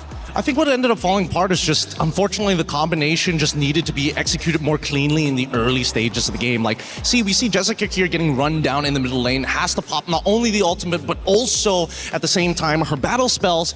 They could have sacrificed somebody else. They could have gotten Gato to just jump into the middle of the fight. It's the experience that we are seeing from both of these teams, and it feels like Team Ray Young are just a little snappier on their calls compared to Seda, where it's like, I need it to be definitive. This needs to be 100%. And I like that we saw that clip earlier, because on top of everything that you've mentioned as well, is I'm going back to the point that I want Jessica26 to be on a hero that's a lot more active around the map.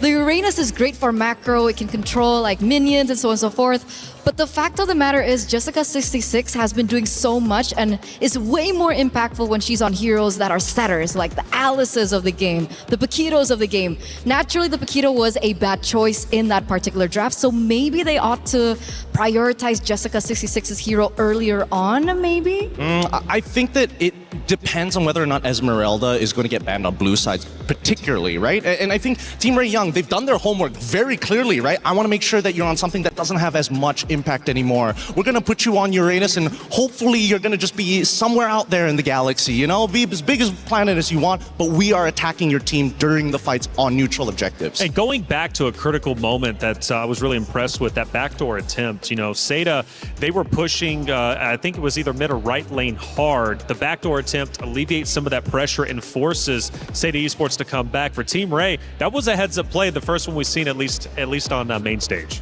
I think, all right, so yesterday, I think their backdoor attempt was a lot cleaner in terms of execution. This time, I think Quinn tried to force it a couple of times, like very clearly, and it costed them a team fight because of that. A better team would have gone all the way into their inhibitor at that point. So I think that Team Ray Young, there are a couple of things that they're going to have to work out upon. Are they too reliant on that? Like Quinny, Claude, backdoor. I think everyone is going to be expecting that kind of strategy after this game as well, because that's how they were able to win against Aurora yesterday. Maybe this is Pavlov's theory. If she tries to backdoor enough times, people are just going to assume she's clearly going to backdoor. Wait a minute, all 5 of them are here. Let's just not leave our base, stay where we are, because, well, who knows, a backdoor attempt might be happening. I don't know, getting in the head, man. Look, playing a little bit different. One of the things about these two rosters, though, is they love to push the meta. They really do. They're tricky, and you know what? It seems to be paying off, at least for Team Ray Young so far. But I got a feeling, I really do. I think Seda Esports is about to tie this thing up and we're going game 3. It could potentially. I'm thinking about it. Because if we're going back to the drafts here, Gideon, it was Seda, they were the ones that banned the Esmeralda, and they were the ones that prioritized Baxia. So could they go for something maybe differently come game 2? You know, you got to keep the answer simple here. They just go red side, because really the priority, if the only thing you care about blue side is that you get that first pick, that one power pick that will kind of determine how your team composition plays, or a flexible option that can be spread out in different roles. Now that Seda is on red side, they get to react. They get the power 4 position here as 4th pick, where there's not much they can do about it. And I just want to bring this up. So many people have been banning out the Hirara. It's kind of an up and down here, and If a team on red side is banning out Hirara, sure. But when you go to blue side and you ban it out, it's kind of showing something here. What do you think? I think that jungler can't play Hirara. That's probable? Look, I'm not... Maybe she's not comfortable on it? That's the thing. I feel like it's hard to say because we've seen so many different options from these ladies. They've shown us everything from Hanabi to Leslie. Okay, I mean, if that's the case, where we are going to have to just work with it for the moment, because the Baxias now is going to be banned out. There is still an opportunity for that Esmeralda pickup. We've been talking about how powerful the Esmeralda has been, especially in that EXP lane after the buffs. The Glue and the Lilia gets eliminated. So are they signaling that they themselves perhaps want to pick up an assassin? Right? But the Lilia ban to me is what I find quite intriguing. I agree. I totally agree with you, because their first 2 bans are similar to what they did literally just now in game number 1, right? They got rid of the Atlas, they got rid of the glue. But they decided to change it this time because Hirara is already gone and Zushin is going to be the first pick, followed up by Yves on the opposite end, and they're still thinking about what else to pair it with. Are you looking for supports here to guarantee your mid trio, or do you want to show your jungle early? I mean, if they want to go back to the same thing that they did, earlier on, they could go for maybe another setup with a Yves, with a Gatot Kacha as well. There were moments that it worked, and obviously maybe game 1 was an adaptation period for them, so if they do want to work with that, they can. Or perhaps they want to prioritize their gold lane, right? We've seen that becoming, the fundamentals, especially in the first phase. Maybe a Claude that they want to pick up first, take that away from Team Ray. Actually, that's a really good idea, considering that Quinn has been like the main driving force of these backdoors and major decider of damage. I'm surprised that they actually go for the Khalid this time, but the follow-up is fast, super, super quick from Team Ray. They get the Esmeralda. Not a lot of counterplay to her, especially if you're thinking about Phoveus and Paquito. Getting the carry as well, just to make sure that they don't have another way to kind of deal with the heavy tanks. Absolutely, absolutely. I think this would show like maybe another, a dead lane. Do they want to go Esme-Uranus matchup? But then that's more, I guess Uranus eventually outscales her, but for like the most part, Esmeralda is going to control that side of the map. Which definitely is a problem here. And of course, Jessica26 really needs to get her hero down, and they are still going to leave her hero into the second phase. The first 3 picks coming in from Seita, I don't know, with the Khalid and the Yves as well, it's signaling to us that they really want to play that mid. They do, but what jungler would make sense? Like, they could set up for so many different things, right? In this position, based on the next 2 bans we see for either of these teams, for Seita, I'm thinking the classic Fredrin Arlet type situation. But again, you know where Esmeralda is going to go, and Arlet is going to struggle a little bit, so they might need to have a little bit of force up on that EXP lane. So maybe that's what they're going for, right? Like, okay, we'll play that as a weak lane, and then they utilize that later in particular team fights afterwards? Possibly. There's many different angles that they can go for, right? I feel like the Fredrin makes a lot of sense now that Baxia is gone, but then there's still Akai as a potential problem. You see the Belleric actually getting banned out here. Looks like Seita putting a lot of respect. I feel like it's an assassin. In the jungle for Seita. Like a Haya? That's the thing. We don't really know so far just yet. She's picked up the Baxia in the past. She's picked up the Hirara in the past for, Zoe. And both of those are actually banned out. You know by what? Team Ray. I think let's just make it real easy here, right? If we're going to guess jungle picks, all we really have, you are dead right about this, Eterna. With the Kaja ban as well, it's got to be an assassin. But what assassin? I'm thinking it's got to be one of the ninjas, right? It could be Nolan, though. Nolan into this? I mean, they have a strong duo mid in Yves and Khalid. They can work with that. Nolan clears very fast as well in the enemy jungle. I think they can save it for the end. I think they don't have to show their jungle pick here right now and wait until Team Ray reveal everything, because you can immediately take an EXP counter matchup against the Esmeralda. I'm thinking like just throw them off the scent a little bit, put in a Yuzong and say, hey, we have diving capabilities. What are you going to do now? What do you think about the Terizlas of the world? Might be a little tough, actually. Mainly only because there's carry on the opposite side. That's really the determining factor. Ooh, Yi Sun Shin. Okay. Semi-assassin. That's, I think we saw a YSS in Stream B. Is that going to be enough, though? Yi Sun Shin, yes, is still able to kind of like outmaneuver a large majority, but now Team Ray can technically respond to this. So they're sacrificing the jungle. Yep, there we go. Instantly, they have something that goes into the jungle to invade, to punish the early game and the null. So you called it here already, Eterna. Okay, but on the opposite side. The Nolan does come through, and luckily enough for Team Ray as well, that they are playing on dangerous grass. So the Hilda is going to be able to be a lot more aggressive. I love the Hilda-Khalid matchup in particular for the mid. It's going to be a very interesting matchup. But the last pick now, it's going to be for Jessica26. It's going to be as vital as ever for this to be a power pick for her too. This last pick, again, are you liking Team Ray's composition so far? Do they have your favor, or is it the Seita side now that you see the Phoveus? I like the Phoveus against the Nolan. Okay, because for me, it's going to be down to the junglers. I don't know about you, Taylor, but I'm looking at either the Korean commander of their naval army or the time traveler. I'm thinking time traveler. Time traveler for sure, man. You can do a lot if you could travel in time. You could do that, man. You could get the winning lottery numbers. Check it out. It's going to be a big matchup for sure and a big comeback needed for Seda Esports. Will they be able to do it, or will we have 2-0s all again here on Stream A? Well, let's see what Team Ray Young has in store. They are one round away from moving forward to the knockout stage and potentially securing a championship later on. Brigitte, Mirko, let's get it started.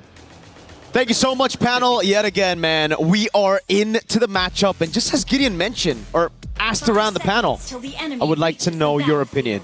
Brigitte, whose draft do you like better? I will have to go for the Esmeralda. Mainly because it's been such a great time for her, and I like how they've been trying to resolve the issue of scaling for Seda head-on through the Hilda Jusin mid duo that you're starting to see right now in the hands of Chiboy, just making sure that Joe is not going to have a great time farming in the early stages of the game. Fortunately, has a bit of help from Guy, but that's where I'm really going to put my eyes on. If they're successful enough to keep this early game momentum going, then it's going to be tough for Seda to scale into a position where they want to be. I agree with you, especially considering, again, this Nolan pick is just so good at invading early. Nora's already got the prio bottom lane. They go for the dive, but there's damage reduction under that turret. And if you look at Nora's emblems, it's a bargain hunter. Team Ray Young know that they'll be ahead in this game. They'll be the ones with the snowball. So they're trying to go for the throat as early as possible. Tando takes the golem away. Already a camp stolen. 15% change. And that's huge for Seda, who definitely want to speed up things a bit because they do have to scale. They're both on a double marksman. They're on a double marksman setup, so they definitely need as much as they can. But fortunately for Team Ray, they've been controlling majority of their lanes so far, and the carry Claude matchup is pretty much something you've seen happen time and time again. It's been an okay lane for them.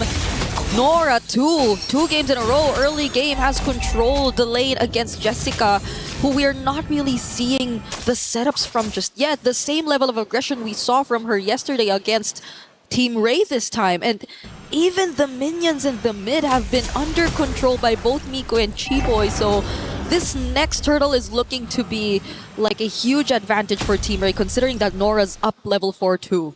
Yep. They're not actually going to utilize this level E just yet. Joe gets level 4 with the Lizard down below. Nora up top against Jessica. Both level 4, but again from Miku. She's going to be delayed a little bit from getting that level 4. Very soon though, she'll have it. And Nami is actually still behind. This looks great for Team Ray Young. Tan is just going to focus on the turtle as Chiboy and Miku are going to be in charge of zoning out Fanhua. Joe could not even approach the turtle either. Mountain Shocker already committed, but they've already gotten the turtle. And Nora, look at what she's able to do against Jessica 66. Yeah, those buffs on the Esmeralda really showing. Those nerfs on the Phobias really showing as well. This matchup wasn't really a good matchup even before the patch, but after the patch, it'll really be a lot more difficult for Jessica to go 1v1. She has to just participate in the fights, going in for those dark waves instead of going 1v1 against Nora. Especially with the bargain hunter, man. Nora, if she gets more of these golds, if she's able to participate in more of those fights, almost a kill in mid with a fracture on Name. And now they're going to be looking for bottom lane for sure. They already have this winning matchup that they didn't have last time around. Chiboy's cutting. Yeah, the more that the map opens up, the more things are gonna be difficult for Joe. Just look at this one level gap already existing between our two junglers, and it could just turn into more if Team Ray finds the more successful rotations across the map, which I feel like they're very comfortable doing already. There's not much pressure on the mid lane. You don't really expect to see Jessica out of nowhere, because Nora's been the first to rotate out always, almost every single time. And a fraction right here, forcing out the BMI with a lot of damage already. That's a lot of threat for Guy and all the other squishy heroes. What kid? Chiboy taking first blood against the jungler of Seda. What a way to start this game after 3 minutes of them just farming, and now Quinn also finding Guy. How unfortunate for Seda.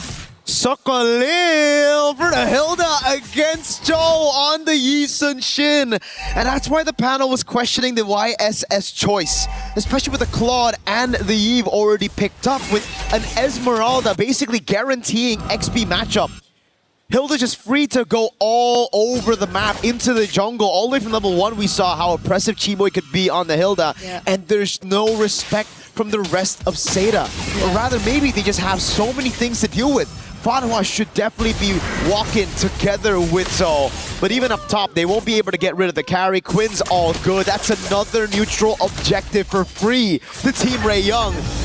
They're trying to commit onto this, man. Mountain Shocker utilized, but the whole team's coming over. Yep.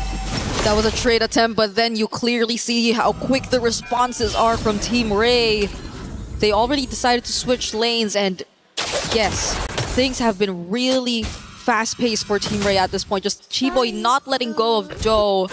The level gap still continuing to grow, and Quinn just focusing on almost every single structure that they're able to take away from Seta at this point. It's a much cleaner execution that you're seeing from them, and you feel the confidence coming in.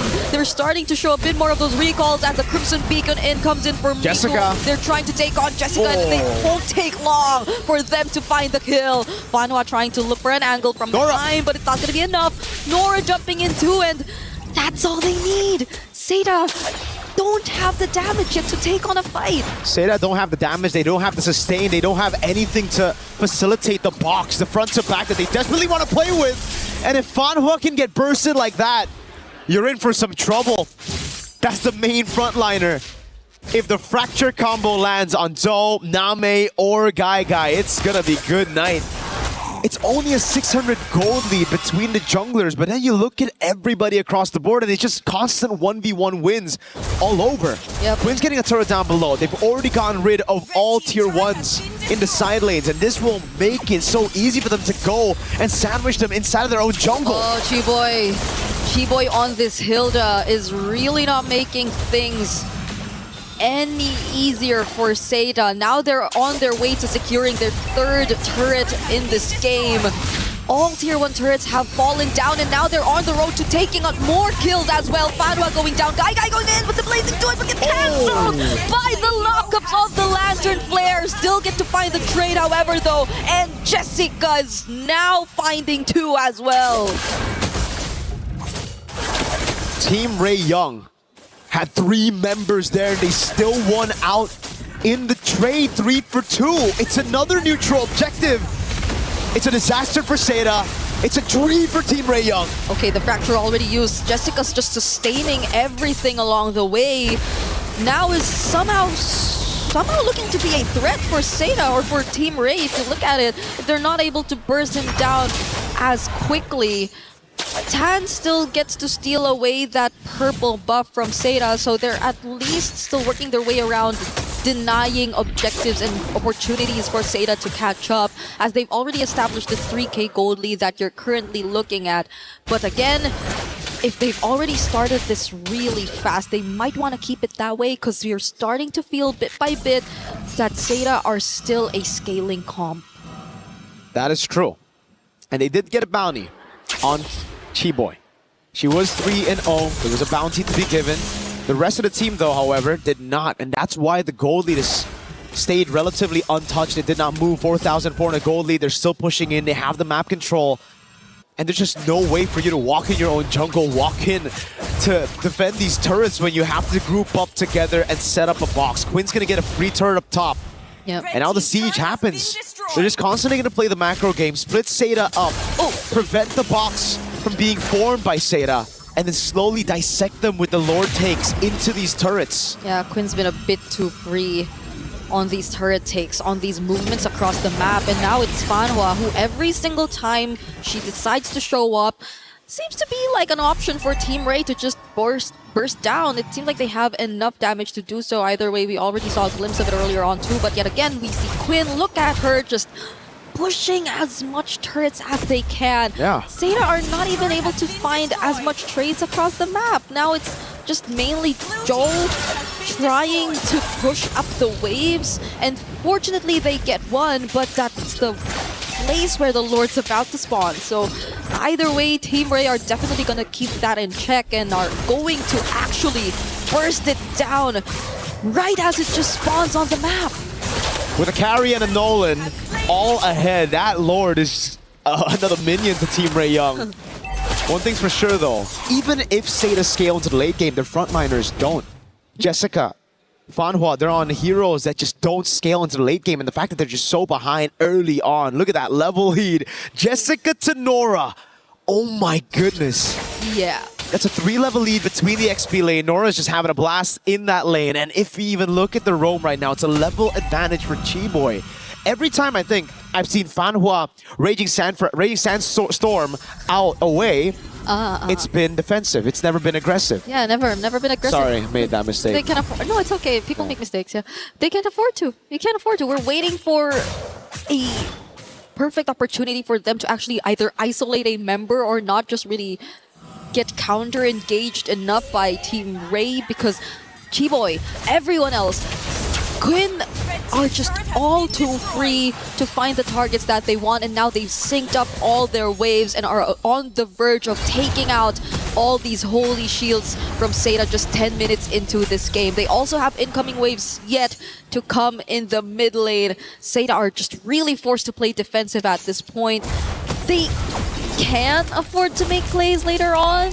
They can start things off with either Fanhua or Jessica26, but do they have enough resources? Because at that point, you just saw it now, Fanhua was struggling to stand in front of Team Ray for more than 2 seconds, but Jessica actually tries to go in! Whoa.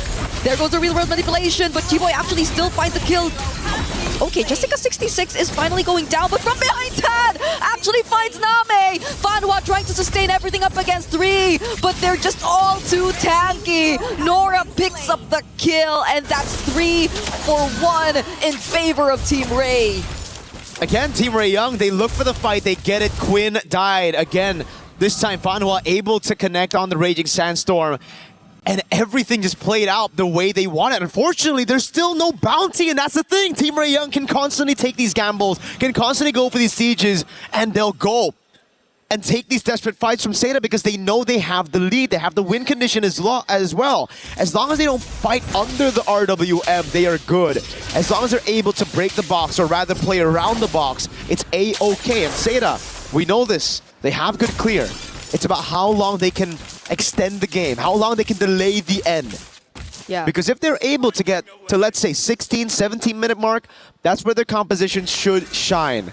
Thing is, though, there's still some legit threats into their backline. Chiboy and Tan, we saw how much damage Name could take with a fracture combo. It's an insta-delete button. Yeah, the only good thing out of that was it's really Quinn they got to take down first, which I think gave them the slight advantage in terms of just committing to the fight, because you wouldn't really expect any further damage from Team Ray when it came to that point. But other than that, there was still Tan, there was still Chiboy, there were still other members who could just play around the angles, and just as you're looking at it right now, Team Ray are not going to waste any time and burst down this next objective that spawned. It's an enhanced Lord that they're seeing in their hands with no energy shields left, so it's looking grim for Seda in terms of their remaining base turrets. A quick item check as well. Look at how far behind Jessica actually is in terms of gold. We saw the XP diff, now we see the gold diff. That is a whopping 3,000 almost gold advantage between the XP. And ladies and gentlemen, the Esmeralda is a scaling pick here compared to the Phoveus. The Phoveus is the one who needs this lead early on. It's another siege again, this time with the Lord up top. Okay, they're definitely losing one of their base turrets at this point. Multiple minions crashing towards the base, but Jessica26 again starts the fight alongside the Blazing Duins, the real world manipulations. They find Quinn, one of the most important kills Seda could have picked in that moment. And it's back-to-back kills on the gold lane. Quinn falling, Tan waiting in the bush with a fracture combo. Fanhua is starting to scale up as well when it comes to the tankiness. He's able to withstand a little bit more punishment from Team Ray Young. And this is exactly what we were talking about. If Seda can wait, prolong the game, extend it all the way to 16, 17 minutes, this is where the composition will start to really tear Team Ray Young apart.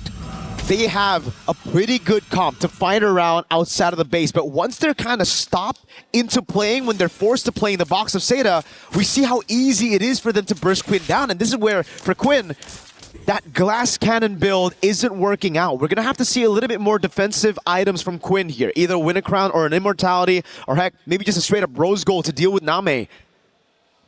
It really makes me wonder how it happened twice in a row, though.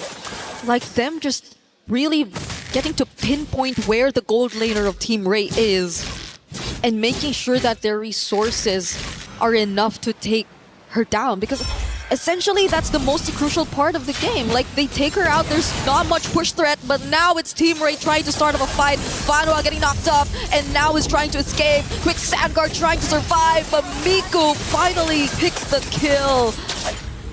And at least a successful attempt from Team Ray this time. We cannot take away the fact that this is still an almost 10k gold lead. It's just that they're not able to close it out.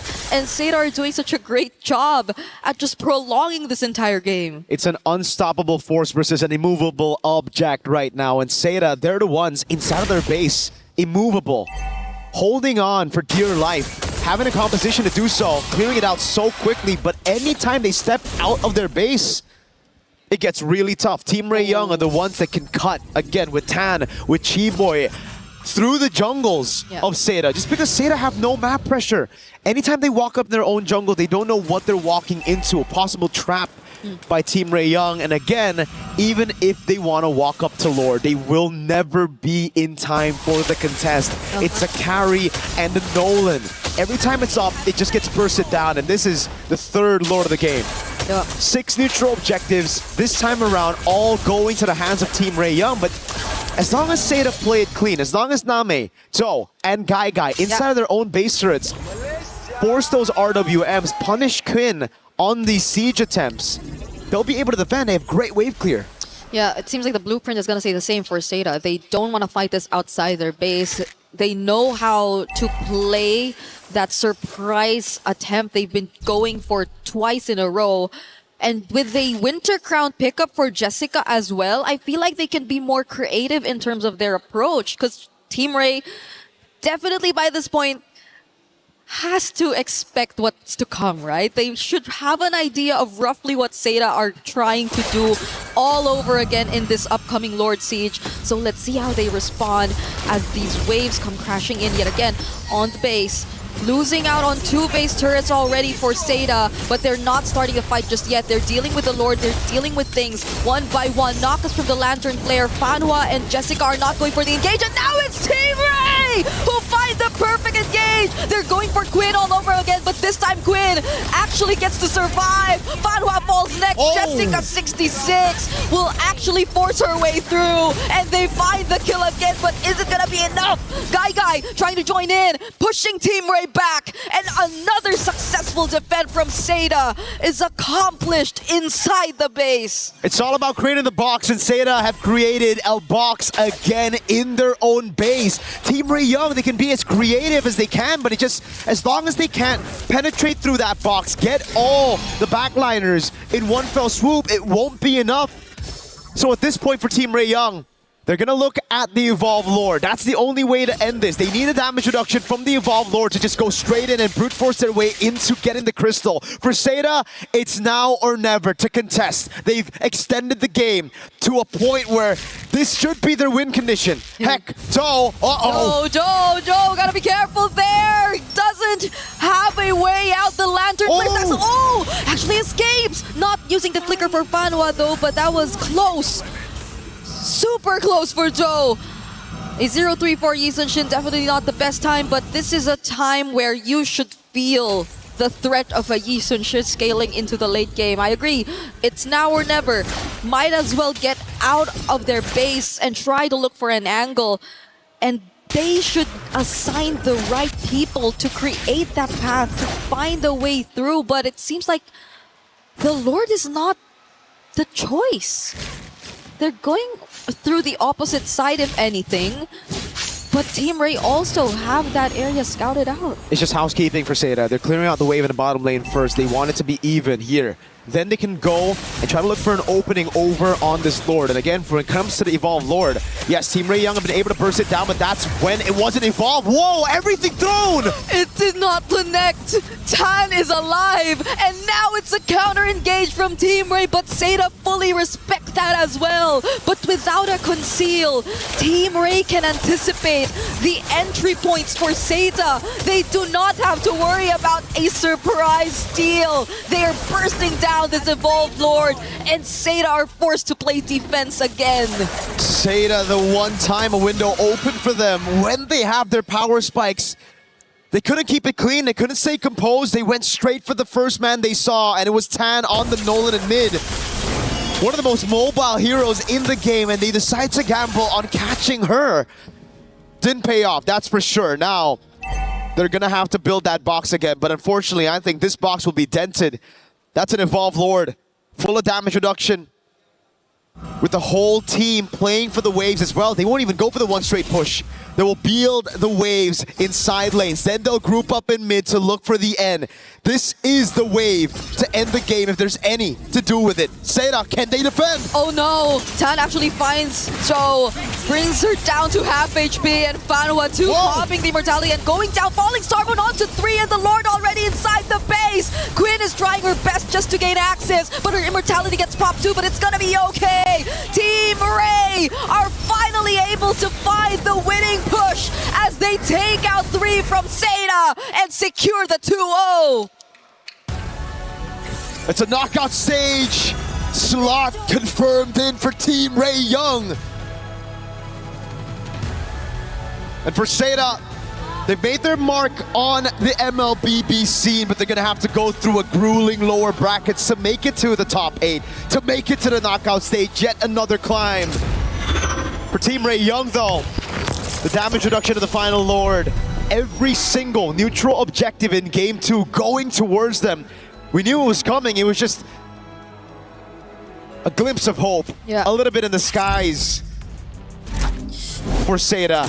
It shined bright quite a bit a couple of times, but then the one time that they had the chance to fight, to contest for the Lord, they blew it through Tan's crazy move. Sidestepping, dashing away from all those initiation tools. Yeah. They burned so much of their resources at that point. The flickers, the raging sandstorms, and everyone just trying their best to keep up for that pickoff attempt. You would understand the frustration that you would see from their faces after that match. But I believe we get to talk to the players and we throw it to the stage. Now that was an absolutely amazing performance. Now what a showing from Malaysia, Team Ray Young. I would say coming up with terms from what I've seen, macro maestros or even menaces. And right here I have Queen beside me. Hi. So yes, for you would be, 2-0 straight up for 2 days in a row. Is this the results that you guys have been expecting?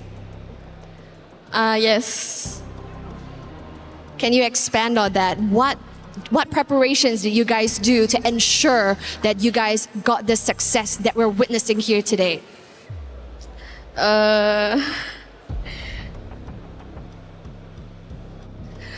Like, what do you guys prepare? What you guys prepared? We prepare a lot of scrims. a lot of scrims, and we always review the games. So like we read how they play and what's their draft. That's where we do our own draft and try to counter their draft lah. Like specifically on Seda or on every opponent that you have been meeting? With Seda. Oh, with Seda. So a lot of homework has been done. And taking a look at our venue here, we're very excited. Damascus, we do have a question for Quinn. Yeah, it's been fun to watch, of course, people supporting the regions. You have plenty of fans at home and people all the way from Malaysia as well in the venue. Do you have any words for the people who are supporting you all the way from Malaysia?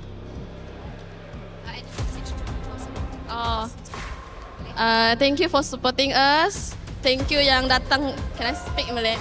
Thank you yang datang dari Malaysia. Keep supporting us. Kita orang kampung yang terbaik. Okay.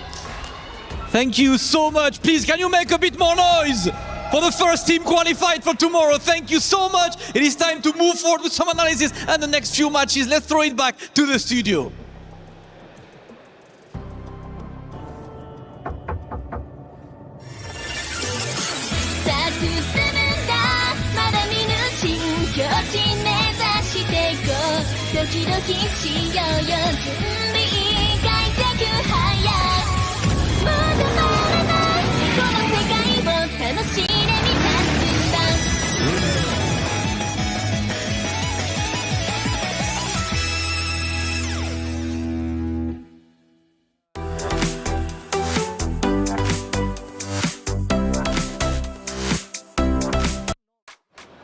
There it is. Our first game on stream has been done and dusted with. Of course, it was Seda Esports putting up a tremendous fight, and they really did. But Team Ray Young gets the victory. They push forward and are officially our first team in the knockout stage. Hey, welcome back into our desk. I'm Taylor Reflections, Noble Eterna, Gideon. Why? I mean, come on, man. Seda Esports played so well yesterday. Today, though, a little bit different. What did it come down to? We mentioned, at least for the analysis of map number 1, Gideon, it was like, okay, Seda Esports, they're playing okay, decently well, but they're just a bit too aggressive on those team fights, getting a bit overzealous. Map number 2, did we see the same? What was the adjustment? I think it hurts me to say this because in game number 1, drafting alongside with in-game decisions led to their inevitable defeat. I think this one, it was not looking good from the get-go. The draft, they had no winning lanes. They had no real way to kind of open up, and were heavily depending on Team Ray to make a majority of those mistakes before they can actually start getting to where they need to be. Well, let's take a look at our first play of the game and break it down, right? Because game 2 wasn't as long as game number 1, but still just as exciting nonetheless. And as we take a look at our first moments overall, I'm curious what you guys think because, you know, early on, there was a big battle for the first turtle, and it was Team Ray Young who was able to get that, setting them up early on. But as we get deeper and deeper in, we start to look at a base fight. What ended up unfolding? I think that the hard part about it is just, as this base fight, it's kind of unwinnable in a lot of these cases, mainly because of how much money that they have, right? They have such an inflated economy and so many more stats. However, if they all make the big mistake of walking into that RWM, they're just asking to die. And I try to, you know, the rule of thumb, 10K goal means? It's over. It's an instant GG. It's over. 10K means it's over. And that's why I really agree with everything that Gideon said. It all came back down to the drafts. The fundamentals, again, is what's really shaky about Seda.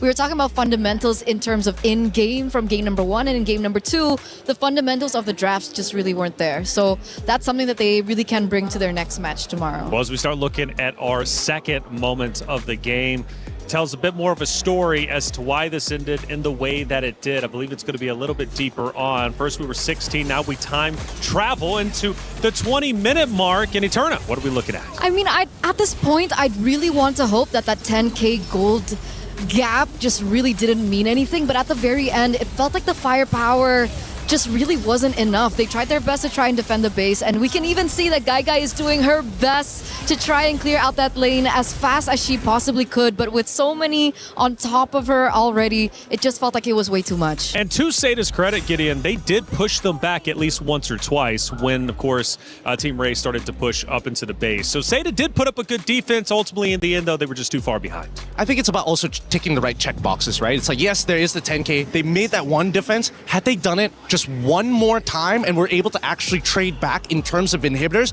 maybe there was a good 50% chance of actually winning that game. But at that point, especially since their composition doesn't have enough wave clear, with no inhibitor, Lord pushing in, it is just too thick. And Sky Piercer. Don't forget the Sky Piercer abuser. You guys are goofy. I love it. I've had such a good time being here for MLBB. I'm learning so much from the both of you. You know, Seda, I just felt like it was just a story of comebacks, trying to come back each and every time, and the frustration obviously being shown on that stage. I wanted to root for them, I really did. And let's face it, they do drop down to lowers, so they still very much have a chance, and they showed us a lot of promise against Falcons Indonesia just yesterday. But for Team Ray Young, we didn't have a chance to watch them, at least on A stream yesterday. They were on the B stream. But man, they played well, and clearly they know what they're doing heading into the knockout stages because, look, I believe they go 4-0. They don't drop a single map. That was one of the main things that I heard from Stream B. Like, they kept talking about the experience coming in from Team Ray. Over and over, they kept saying veterancy, veterancy, veterancy. And we finally get to see it here as well. There are so many moments in the game when you can see that they can adapt on the fly. The fact that, okay, we tried this certain scenario, it didn't really work out, and they try and repair that come game 2. We're not talking about the multiple times that they tried to go for the backdoor. I think that's something that they I was about to bring that up again. Much. But come game 2 on a different hero as well, we saw Quinn finally being able to, focus more on the rest of the team other than, a sneaky backdoor push kind of strategy. Yeah. They just go to the bread and butter, and the bread and butter works. At the end of the day, that's gonna fill you up more so than just a gimmick, little snack. I like it, man. This is the end, obviously, of map number 1, where it finishes off, and Seda Esports unfortunately dropped down to the lower. Team Rayong, again, moving forward, and we do have a post-match interview with Rose with Team Seda. Hey guys, Rose here right now with Guy from SETA, and although they just faced a 2-0 defeat, but I think it is still right we talk to them. So Guy, 2 days in a row, you played exceptional, and although you guys lost today, I want to know, how would you describe today's loss? 那么今天呢，我们和该该在一起，在过去的2天当中呢，你的比赛打的是非常棒的。虽然说今天这个比赛有点失利，但是呢，我们知道你是很强大的。我们想要看一下你目前对于这次失败是什么样的看法？其实也还好，主要还是享受舞台吧，然后心态也是比较稳定。I think I was doing okay, and I would enjoy this platform for me to have this opportunity to play, and I hope I can do better next. Yes, definitely. Now, speaking about your next match, tomorrow you guys will be going up against Virtus Pro, who has just recently won in Stream B. So what are the problems that you guys have to fix tonight in order to secure a win tomorrow? 是的。那么说到下一场比赛的话呢，明天你将会进行一场非常重要的比赛和 ROE 进行对决。那今天晚上还有点时间，有没有什么地方有一件事情说可以改进一下，来提升一下明天的比赛？是的，我们今晚还会训练，然后改进一下今天的问题，主要是要团队性一点。Yes, definitely. We will continue practicing tonight and we do more training. Hopefully we can win tomorrow's match. I think our team need to really collaborate, and then we use our tactic to win the match. All right. Thank you very much, guys. 谢谢你. And with that, throwing it back to you guys over at the studio.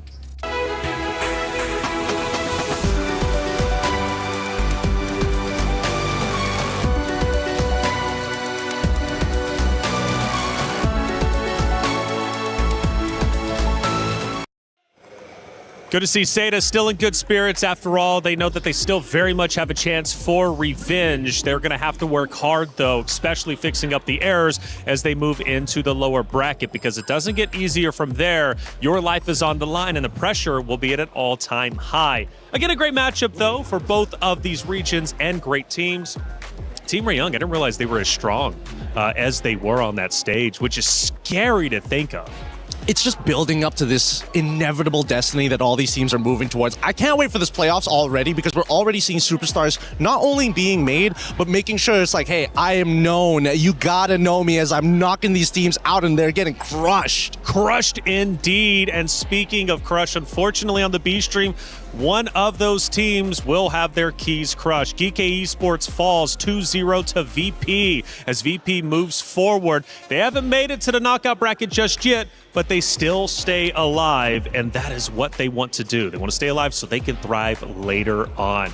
Here we look at a couple of moments from our B stream, and hey, it looks relatively close, Gideon. I want to say that it is relatively close. I see a Freya already there, but again, a Joy showing up this late, especially a 23-minute game as well.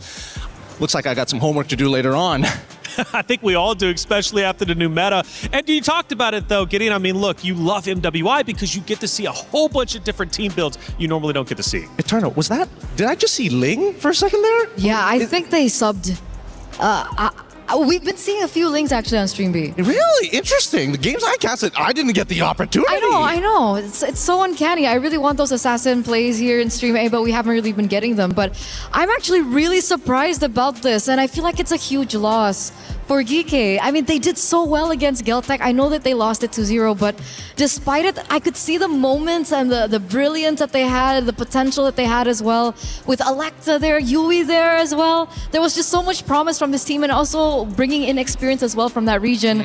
It's really sad to see them go today. I'm hoping that maybe MWI, their format changes, and we're going to get round-robin group stages. That's what I want to see.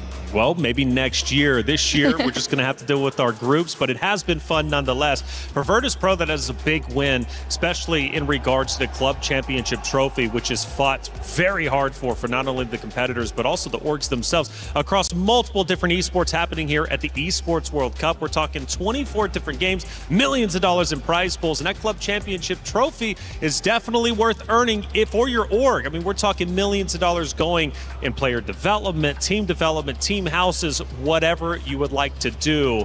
It's definitely worthwhile. And for Virtus Pro, they need those points. It's only week number 2, but the weeks are going to catch up fast. It'll be week 7 before you know it.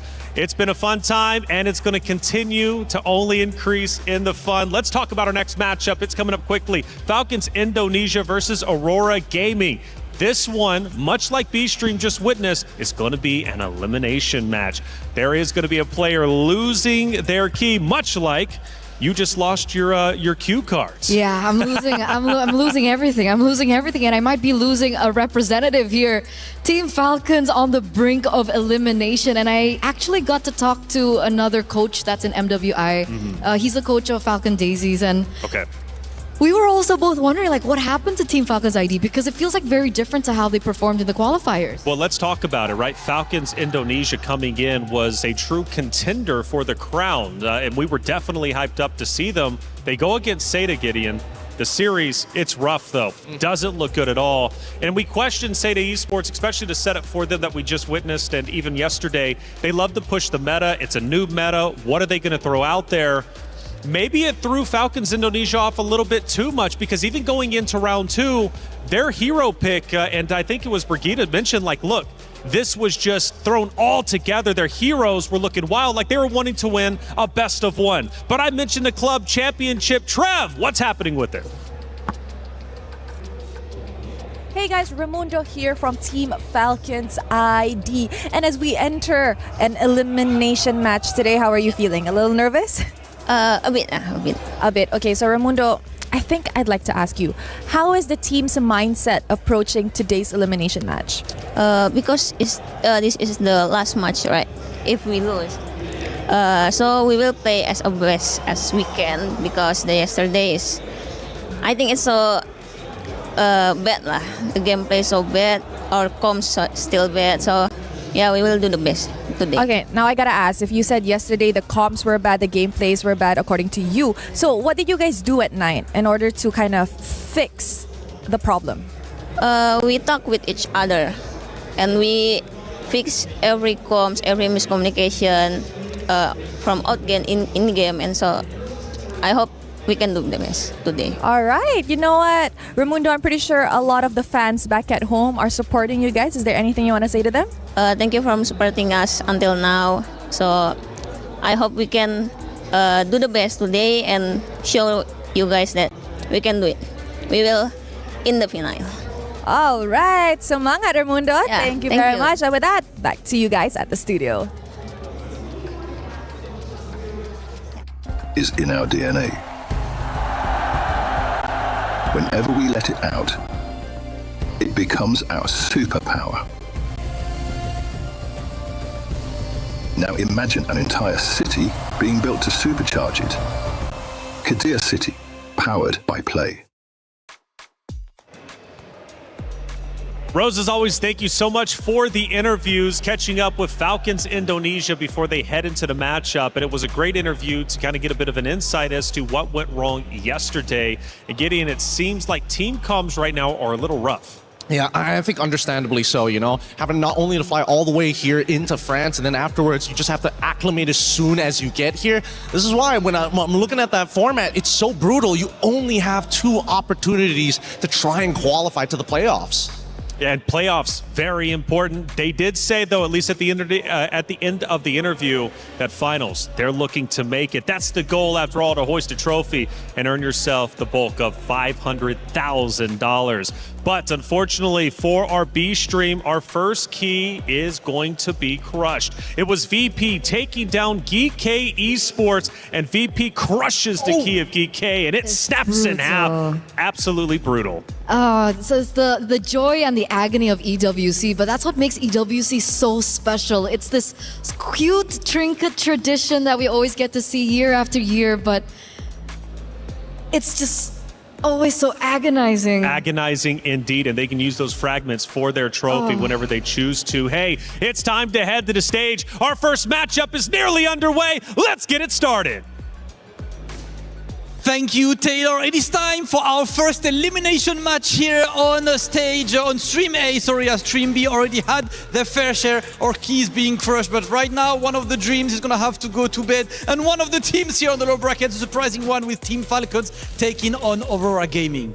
Now that's absolutely right, Damascus, because Team Falcons Indonesia is actually known to be one of the favorites right here in this competition, potentially contesting the throne from the Indonesian counterparts. And they find themselves here in this position today. Whereas over on the other hand, we see Aurora Gaming. They had a loss yesterday, but they went down not without a fight. So, can Falcons Indonesia actually clean up their act, clean up their communications, because they need to do it stat? This is a do or die. Or Aurora Gaming, over on the other hand, light up the skies and light up the exit path over for Falcons Indonesia. Let's get to it and let's head back to the studio.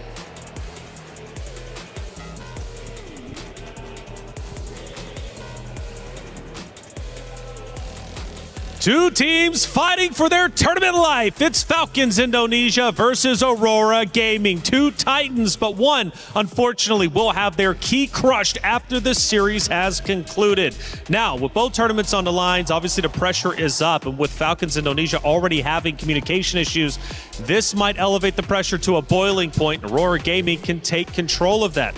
And speaking of Aurora Gaming, they've got untapped potential, and we just witnessed Team Ray Young win and look strong, but Aurora Gaming put up a wonderful fight against them yesterday on Stream B, which makes them arguably look the strongest going into this matchup. Yep, and I think that at least for Aurora, there's a lot that I'm expecting from them here, because at the same time, when we're talking about like, hey, let's do some research on this Falcon ID team, and you see that yesterday's game, you're not learning much from it. So technically, Aurora, in terms of pre-preparation, the coaches on Team Falcons ID actually have a bit of an advantage. I agree. I think everyone around the world is really expecting a lot coming in from Aurora Gaming, and in general, as a whole, we've been seeing so many surprises coming in from the Mongolian region, particularly from the MLBB women. So with them coming through, we did see an amazing Lunox come to play for Zulana yesterday. It's definitely a hero that Team Falcons ID will be looking at come this drafting phase as we get to the first game. So I'm curious, will the Lunox once again show up? Lunox or Liv versus Aurora, which is going to be good. Obviously, Liv from Aurora, and Mob Secco, the gold lane, they're going to be battling hard. That's going to be a fight that I really look forward to, obviously, especially from the hero selection.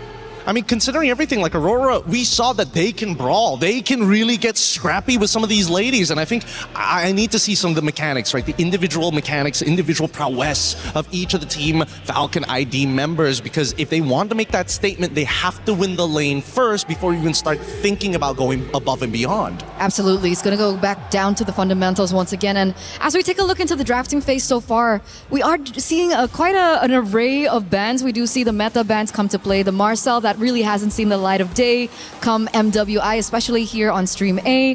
Phoveus and Guinevere respect bans, I believe, especially for the Guinevere. They are trying to eliminate that because it was one of the win conditions coming in from Aurora.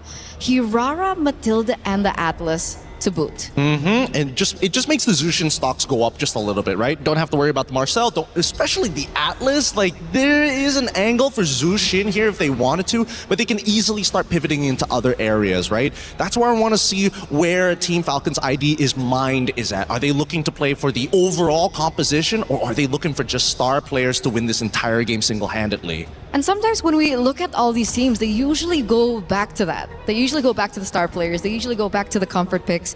But it does look like the Yve is going to be prioritized here instead of that Jushin.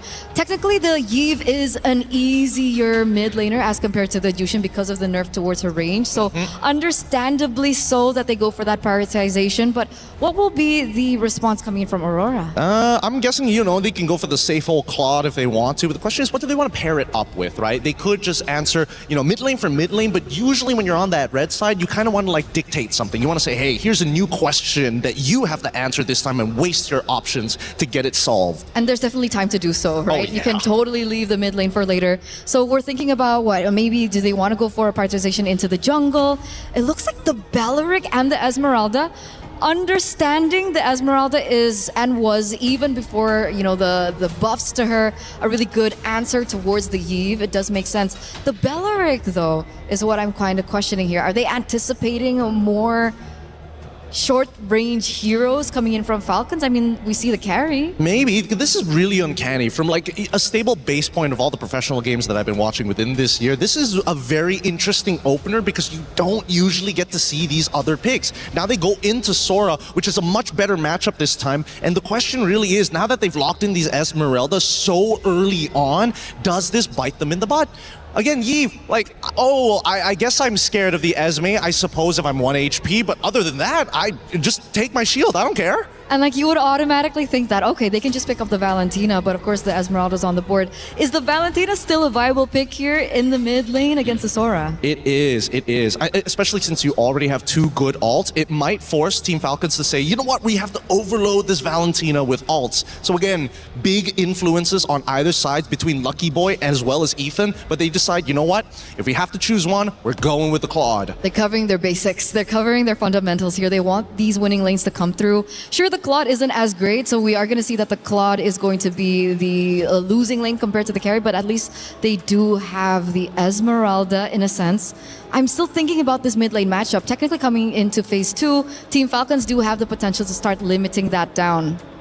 It's worth punishing. I think that it's very easy to punish here because they wanted to show or blind pick the Esme alongside with the Belleric as their opening. So again, they're still feeling the repercussions here in this second half, or ideally assuming that Team Falcon's ID are going to start targeting the mid lane. Glue, banned out from Aurora side, not a bad option. Are we expecting a weird pick? I feel like you already have something in mind. You're giving me that face, and I am now intrigued to know what this weird pick could be. Up until this point, we've only seen Aurora in the jungle for Anu pick up the Hirara and the Gwen. Both of these heroes have been banned out. But we did see something crazy like the Hanzo yesterday. I was going to mention, actually, the Hanzo. But it was for Team Falcons, and I don't think they're in a position that they really want to, take that out of the box just yet. Maybe let's read into this a little bit, right? Because Gord, on the other hand, just got banned out. A good mid lane pick, but particularly good at dealing with big, beefy boys. The more health, even better. The more stats, even better. I deal true damage. I don't even care about it. I think that Falcons want to get more beefy boys on their side. All the quote-unquote anti-tanks aren't really there, and you're going to have to wait until Claude gets the 3 items before he can actually deal with the tanks. Yeah, so we're thinking maybe like heroes like the Akai, we've seen it yesterday. Fredrin and Baxia are still potential heroes that can be picked up here. And seeing that the Lilia was also banned out, it might actually lean that way as well. Wait, are they not going to get rid of the... Oh, maybe in their minds, the Jushin is like, it's a non-factor now. Too short range, Yve is going to win the lane, just get a good support. The mid duo should do that. Get most of the job done in the early game, right? Exactly. So what's the call? I'm guessing... I thought Kacha was banned out earlier. Is it just to, take away the combo with Sora, Gatot, and the Yve? Possibly, but there's also an opportunity here for Aurora if they're looking to try and shut down specifically Carry, who's really, really short range compared to the other marksmen that we have in the game. Farsa might be an option here. Oh, but they go for the Valentina instead, so they are willing to sacrifice the early stages of the early game of the mid lane. So what lane are they going for? And maybe are they making it up with their jungler pick? Ooh. Let me think about that for half a set. Maybe there's an opportunity, but that kind of depends on whether Team Falcons are going to be like playing for carry strong side, right? They might be able to diversify. So what's the diversity here? I would say they can get a Cho, a possibility of Cho on their side, just to kind of like speed up what's happening down in the mid lane, force Claw to start taking purifies and things like that, and maybe you have a better opportunity, right, to set up for dives on the bottom side of the wave. And I think it would be quite characteristic, right? I mean, Raimundo is a player that really loves, you know, the invader roamer. She likes that heavy set heroes. It's quite weird that we only have seen her, I was about to say, on the Hylos. And the Hylos pops up here with the Nolan. Not the hero that I was expecting, but naturally you do have the assassin here, which maybe warrants why they banned out the Lilia instead of the Jushin that you mentioned. Yeah, makes a lot of sense, as a matter of fact. Again, really well done for Lucky Boy alongside with Ethan. They clearly have a plan in mind, and they're trying to adapt that plan. Really try and dough it through, you know? Gotta adjust it constantly. But this last pick is so important, and I don't think there's like an optimal pick. It's really just to pull the comp together. Fredrin makes a lot of sense here. They could go, actually, could they go a little bit further than that? Could they go for an assassin themselves? We have Lancelot, Hayabusa, Hirara's banned out, so that's not an option for them to go for. They could potentially go for something like a Harley to try and snipe the Yve here and there. Well, there you go, they got it. Okay. Interesting. Okay. Now, the only reason I said Harley, and I don't want to be taken the wrong way here, it's just a lot easier to execute compared to the Hayabusa. Okay, and that's a way that they choose. This is actually the first Harley we've seen here on Stream A, so I was caught quite off guard. What did you think about it? Hey, I'm just saying for the ride, baby. You guys are breaking it down for me, and I'm listening and learning as much as I can. It's Falcons Indonesia versus Aurora Gaming, a match that means a lot. The loser will have their key crushed. The winner will stay alive, but only for just a moment's time. Another series will await them. Will it be Falcons Indonesia? Will it be Aurora Gaming? Mirko, Brigitte, let's find out. A really thorough breakdown of potentially what to anticipate heading into match number 1 with these drafts, but a lot's at stake, as mentioned by our panelists. The first elimination match here in Stream A, and we are about to witness it right here and now. Welcome to game number 1, and we will have to sort a few things before we officially start the match, but we're seeing the drafts in front of us. It is indeed the first Harley game we're seeing in Stream A, but against a Nolan and this composition in general, how are we feeling about this Harley pickup that Aurora Gaming decided to go for? Wow, wow, wee, wow. Wow, wow, wee, wow. That's the first thing I gotta get out, you know, for the for the Harley. Harley's good, you know, against the carry. If she steps a bit too far in this winning matchup, we've seen, you know, tendencies for gold laners when they're in a winning matchup to go in, they want to bully harder, and they end up getting punished. So the Harley can actually take advantage of that. And I think it's the same for the mid lane. If Yve walks up way too aggressive, you're going to get punished by the Harley, so it's all about that. Meanwhile, though, if you look at Falcons ID, it really seems like, you know what? We're going to go back and play the simple game. Yesterday, we saw them try to, like, play very difficult, high skill ceiling compositions where they need to do everything perfect. Now, it's down to just win these lanes, utilize those winning lanes with an assassin in the jungle that has been great, even in the losing games. Falcons ID, Shev has always been great. Against Seita, Suyo and the Hanzo, both were, I think, the 2 shining picks in that series. So the fact that now she gets her hands on, I think, a more meta assassin, you know, especially compared to the Hanzo and the Suyo, who both didn't do too much. Yeah. It's going to be great. We saw exactly how a Nolan could take control of a game last game. Earlier, Team Ray Young, Tan, fantastic performance on that Nolan. Yeah, I like it. I like how they're no longer over complicating things and keeping it simple. Yep, simple is best. Simple is best. Like We were TLPH. talking about this yesterday. Their drafts are very, very... I wonder now, though, that we have a new patch, how much of that will change, especially in terms of their jungle. But yeah, now it's a bit easier to expect what's to come from this draft that you're seeing right now. I mean, even like generally keeping it safe, the high loss, and just a more systematic approach paired up with the Eve. So I think it wouldn't be that hard of a task to even just looking at the matchups, right? That the way they were able to secure even the carry against the Claude, and now managing the Sora against the Esmeralda, which I like to think, especially in terms of pace, should be fairly the same for both of these teams. It's just a matter of who gets to find the aggression earlier on first. And we are, I think, just a few moments away before we actually see this game begin. Because, again, we do not want to really compromise the experience that we will be having in this tournament. So please stay tuned for and hold on for a bit. We are going to get in the game really, really soon. There's a lot at stake, especially as it's an elimination match. So, you know. Yeah. It's a big one. You're going to have to pay attention to this one, folks. We already have one team eliminated. Earlier, we saw their key crushed. Unfortunately, it was in Stream B, and now for Stream A, our first and only, I believe, elimination match. All the others will be promotion matches, and all the other elimination matches will be found on Stream B. So if you want to check out Stream B, you know, there, I heard they got like some other casters there, those are their names. Stream B. I think it's Reptar and a young man from the Philippines, Leo. But they say Stream B does stand for B as in better stream though. So could also stand for the boys. Because we do have some bears. Bear boys, yeah. They call themselves the Wee Bear Bros plus LaFell. So you don't count LaFell as a bear bro? Is it just because counted now. No. You excluded him from the group. You're like Bear Bros and LaFell. Like, LaFell is just the okay. I'm used to seeing the Bear Bros as 3. Yeah, definitely not LaFell. If you add LaFell, that's 4, but we can add another one.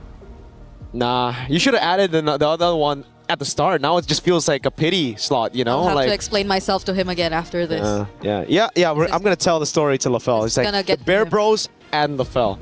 This is a side character. He's but a what side if it's piece. one of the Bear Bros who said that? Then it's okay? They would never. How could they? How could they? Why would they do that? Okay. I will explain. But it's over the Bear stream. It's GCT versus Twisted Minds, if you guys want to check that out. And we got a Hanabi, so yo. And an Aulus. And they are doing okay. No, they're down 5,000 gold. Why don't we cast Stream B right now? I mean, I have it up actually. I don't know if we can pull it up, but no, we can't pull it up. But yeah, a Hanabi and an Aulus in the same game. Which one? MWI. MWI. It's fun. At least it's not a Popo and Koopa jungle. We've seen a lot of that. Here. Yeah. When we were playing in the EU server, yes, a lot of the Popol and Koopa jungle. I'm trying to recall what other pick we've been seeing a lot. I think it's... no, it's mostly just the Popol and Koopa, really. Like, they really like playing it in the jungle or in the roam, wherever they want to do. But now we are officially starting game number 1 between Falcons ID and Aurora. Yep. So it is, again, as previously discussed, a Nolan versus a Harley, which currently is being... Okay, he got to steal that camp, at least before they got to him. This is one of the good points of having a Nolan on your team. You can invade so early on to a Lizard take, or even, again, in the Golem. It's very surprising he was able to snatch the Golem away out of all the different camps that you'd expect. Anu, though, won't be too far behind as she gets her hands on the lethal. Will actually try to go for the invade herself. Spot Sev, but Sev knows it too. The Bargain Hunter this time for Luette just seems like it's the common choice for the Esmeralda now. We saw 2 back-to-back Bargain Hunters on the Esmeralda. They have the exact same emblem as for Liv, though. Roamers. Liv as Mystery Shop. On the carry, interesting choice. The PYT for Zulana as well. I wonder what ultimate they'll mainly prioritize to as the Valentina, right? Considering the lineup that Falcons currently has, you have either the Shifting Skies or maybe even the RWM and the Glorious Pathway. So they'll have a lot of options if they just really want to set up for the team fights. I think it wouldn't be as much of a problem for them to find an ultimate that could complement the Veleric. Because the Wrath of Dryad too, I think it would be really useful if you pair it up with another AoE battle spell that you can pick up from Team Falcons. And both are seemingly setting up for this upcoming turtle. Yep. Good position held down by Shev here. Not too sure if she'll be able to get the flank on Anu. That's the walk up. Valak goes in straight on towards Anu. Already with a hat. They're going to go all in with a fracture everything. Oh my goodness. Together with the shifting skies, bursting through Zulana and Luet like they're nothing. Straight to the turtle, and it's free. Yeah, Zulana, understandably so, but Luet even. Yeah. Barely being able to do anything as the Esmeralda in that scenario. Not even with a sprint. There was just a bit too much slow. Oh. And if it weren't for that flicker, Nika would have been next. Yeah, she got away in time. Sev now looking to capitalize on this early lead.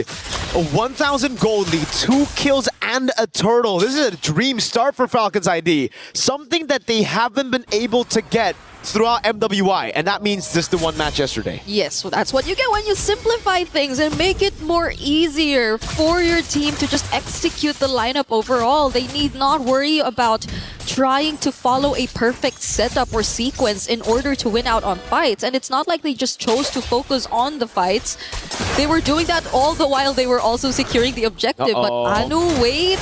You don't want to go against Violet. She's the one who actually went in on you earlier. Anu has to back away. Violet with a flicker to chase as well. Trying to go for the full stacks. The RWM. Livy is the one who picks up the kill. Now it's Raimundo getting chased out. Wow, okay. They really made sure that Anu would go down at that moment. And now it's Sev taking her own purple buff away from her as well. Oh no, the buff! Yep, greedy invade. Buff didn't get taken. Retri was down, and the falling star moon from Luet was enough to take it.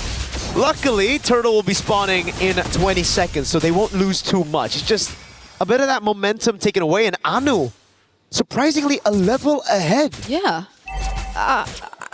Against a Nolan.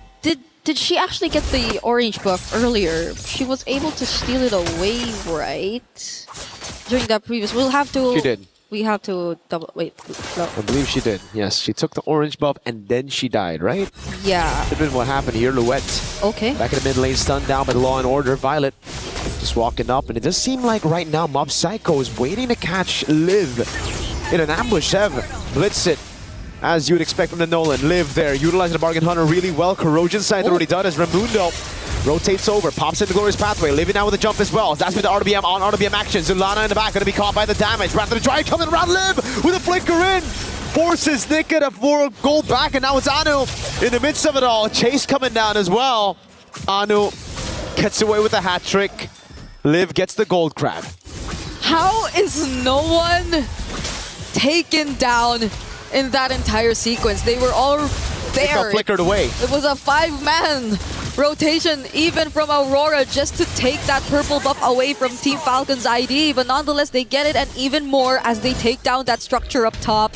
And Anu is just as difficult to catch on this Harley. It's been a tough task for Falcons, and she's been very sneaky with the plays of trying to find trades across the map. That's been happening unknowingly for Team Falcons. So I guess that's how they're actually able to keep this slight advantage, but it's nothing that Falcons can catch up to. They've actually already catched up. Sev's already level 8 as well, and the gold lead's already on their side. It's just so tough to deal with Anu. I mean, for Anu to deal with Violet and Sev, there's so many members that can just walk her down right now. Oh man, Violet almost just seems like every time Violet sees Anu, she walks up. Now Nick is trying to zone. Oh no, everybody's just gonna go all in. Glorious Pathway as well, forcing the Wrath of the Drive from Nika. Sev with the kill. Okay, there was no way Nika could have walked out of that. That was 2 members onto her, Sev! Forcing out the BMI from Mob Psycho, but that's another turret that Falcons are actually going to take for themselves. But again, Anu doing what she can, trying to find as much trades across the map. They're trying to keep this lead very small. Oh, goes in deep. It's a bait. Mob Psycho pops into BMI. Sev is in the base. Chased out by Nika. Can she get away in time? No. Nika takes her out. Meanwhile, though, Luet's caught all alone, isolated down below. And she's taken down as well. Falcon ID soaring in the skies here in their first game of the elimination match. Okay, Sev's down. They won't immediately get to go to the turtle, but it's not like Aurora are planning to transition to that either. They're going to focus on securing their purple buff first, and it's actually Violet who starts off this turtle, and it might not be the plan for Aurora as it's an immediate burst for Falcons on this objective. They'll take a bit more of their time. I believe even earlier we saw a slight advantage in terms of the gold towards Liv compared to Mob Psychos. A bit expected if you were to look at the matchup, but now it's Aurora just really trying to move as a unit this time. Uh-oh. Nico with the flank on Violet. Doesn't seem like they're going to pull this off. Violet clears out the wave in time. Everybody backing away. It's just too risky to dive Asura. Violet's been on point though so far. Yeah. Every time with the chase as well. The Glorious Pathway on Nika. Law and Order as well. They're catching. Flicker out though. Okay, gonna be alive. They will try to defend this mid turret, but Falcons might want to go for it. Real World already used. Oh, Shifting Skies on 2 brings her back as well. Zelana gets away in time, but has the RWM, now pops it down, but Violet's in the skies doing damage. Gets away, there's just no damage. Nika cannot get the flicker, it's down on cooldown. Oh. Rather Dryad catches 3, they're gonna go all in, almost a pick. Nika gets away with a sliver of health. Raimundo's still alive too. The deadly magic wasn't enough to actually burst him down, and Falcons ID are able to retreat safely.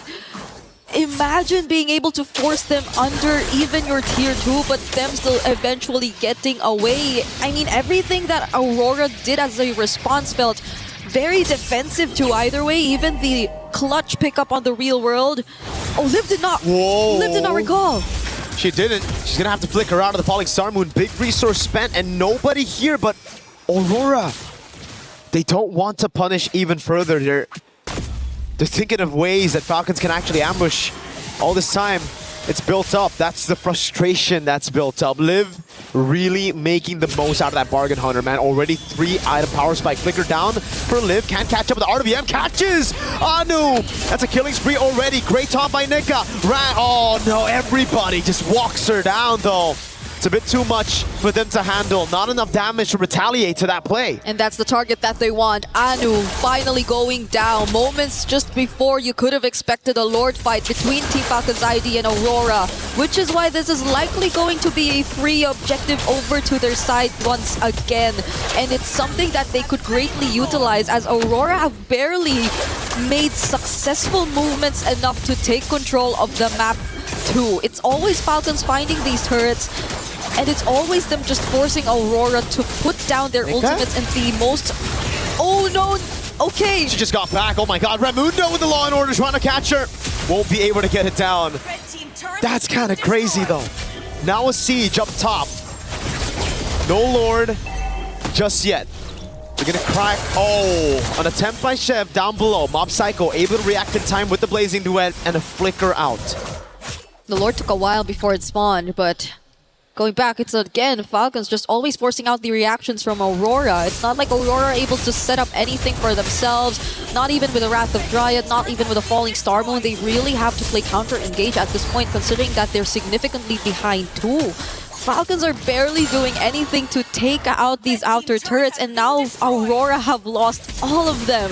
It's only the Holy Shields and the base turrets that are left, and we're only 10 minutes in the game, and they also lose Luet. Complete burst out. Violet with the play. Shifting Skies in the back. The Wrath of the Dryad locks him down, but not enough to take anyone out. Falcon want to go for the end. Anu in the mid lane with the help of the Holy Shield gets rid of the wave, but there's another wave down below. Now it's Anu and Mob Psycho. That's a wave spawning back in as well. They're going to go for the instant clear right now as Anu tries to go with the poker trick. Mob Psycho with the BMI and the Blazing Duet. Violet trying to zone in the back. And it will just be Falcons locked in on the crystal to secure game number 1. Violet on this Sora has been insane. Those last minute clutch setups, the Shifting Skies, and her targets have always been on point. If it's not Anu, it's her finding these 2 to 3 man setups that are very much crucial to the team, and that is also one of the biggest things that led them to securing this relatively quick game. It's only been 11 minutes of gameplay that we got to see between Team Falcons and Aurora, and it's looking very grim as they've secured match points and Aurora are on the brink of elimination. They'll have to find and do what it takes in order to equalize the series later on. But look at this setup from Violet. It was crazy. And Violet, that's why I've just been highlighting her all throughout the match. Every time when she sees Anu, she goes in for the damage. When she sees everybody already there, and some people just grouping up a bit too close, goes for the cloud form instantly. Violet knows exactly how to use this Sora, and that's why it was prioritized so early on. And now we understand what works for Team Falcons is to simplify everything. And execution-wise, it's not a problem for them. Now let's throw it over to a quick break before we jump into the next game of this series.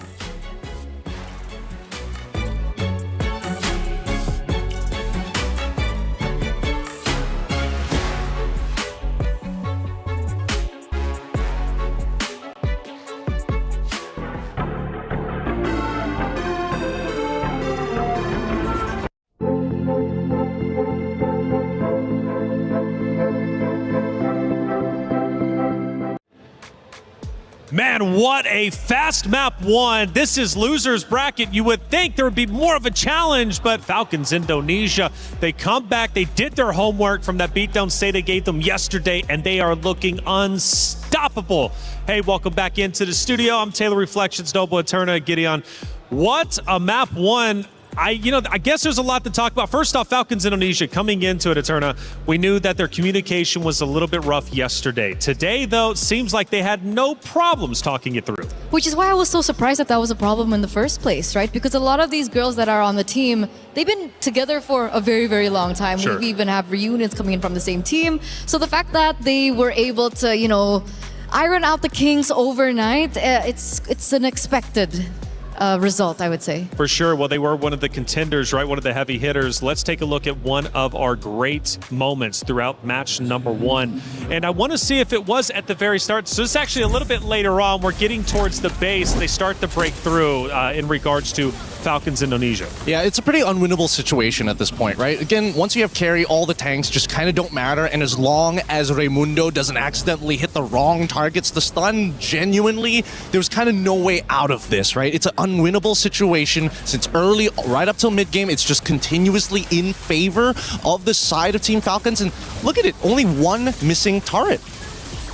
That was it. They absolutely dominated, and it started at the very beginning, Eterna, with the first turtle fight. You could really see Falcons Indonesia were playing very, very well together.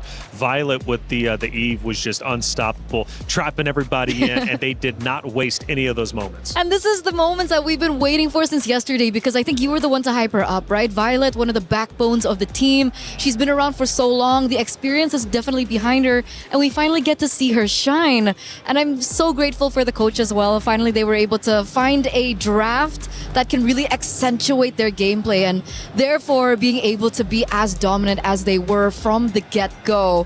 We are seeing that this is one of the, I would say, shorter game durations, 11 minutes and 21 seconds. Yes, and this is why Team Falcons are so, after, this is a complete 180, because this Falcons is a scary Falcons. Sure. They give you almost no chance to kind of escape the death trap that they've set up for you. Every little bit of gold that you see, and especially, look, most haven't even hit level 15. All of it was being funneled by the two side laners in Zev as well as Liv. Wait a minute. That's not 100% correct. Well, either way, the three turtles are. I know that for sure, man. And the 10K gold difference between the two obviously is quite significant. And one thing that I learned, if you're 10K gold down, it's hard to come back. It's pretty much done and dusted, as I keep continuing to learn from the greatest and the best MLBB has to offer. But hey, man, it was definitely a tough series for sure. And Falcons Indonesia, again, looked absolutely incredible. And from start to finish, and it finished in 11 minutes, our shortest that we have seen yet. It was Aurora Gaming who just couldn't get anything started. Now, we mentioned the veteranship of Violet, obviously. Falcons Indonesia building the team around them. Now, on the side of Aurora Gaming, who is that sole unit? Who is that sole player that they're like, okay, you're the one to step it up. We're just going to back you up?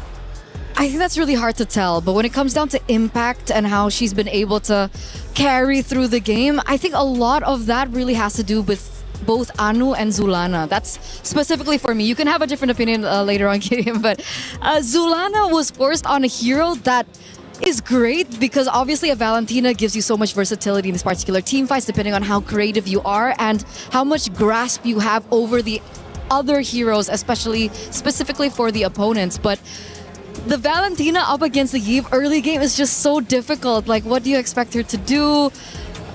Even Anu in this particular situation, you did mention the Harley pick as well, but it looked like the Harley was so pressured in the early game that there was barely enough time for her to shine as well. I agree. It did look a little bit uncomfortable here, and that's why I was thinking that, man, these Falcons are like so different. Truly, being able to kind of just walk into the enemy jungle. And not only that, they also perform some really complex dives with two people already underneath the turret. They look to kind of break open a lot of different ways. So some great high-level stuff that's actually being implemented well now by Team Falcons. Well, as we head to the stage once again, one more round loss from the side of Aurora Gaming means their key will be crushed and their esports World Cup run comes to an end.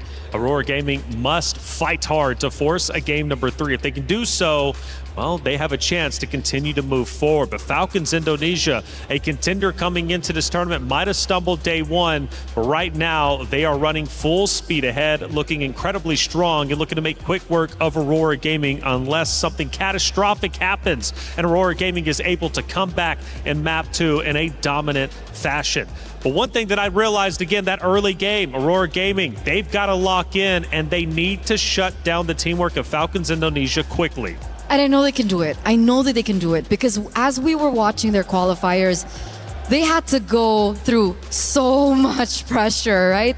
They basically went back to back elimination matches, so their mentality has definitely been tested. And in this particular situation, perhaps that's exactly what they need. Maybe they need to be on the brink of elimination to have that additional pressure, to have that additional motivation to eventually step up.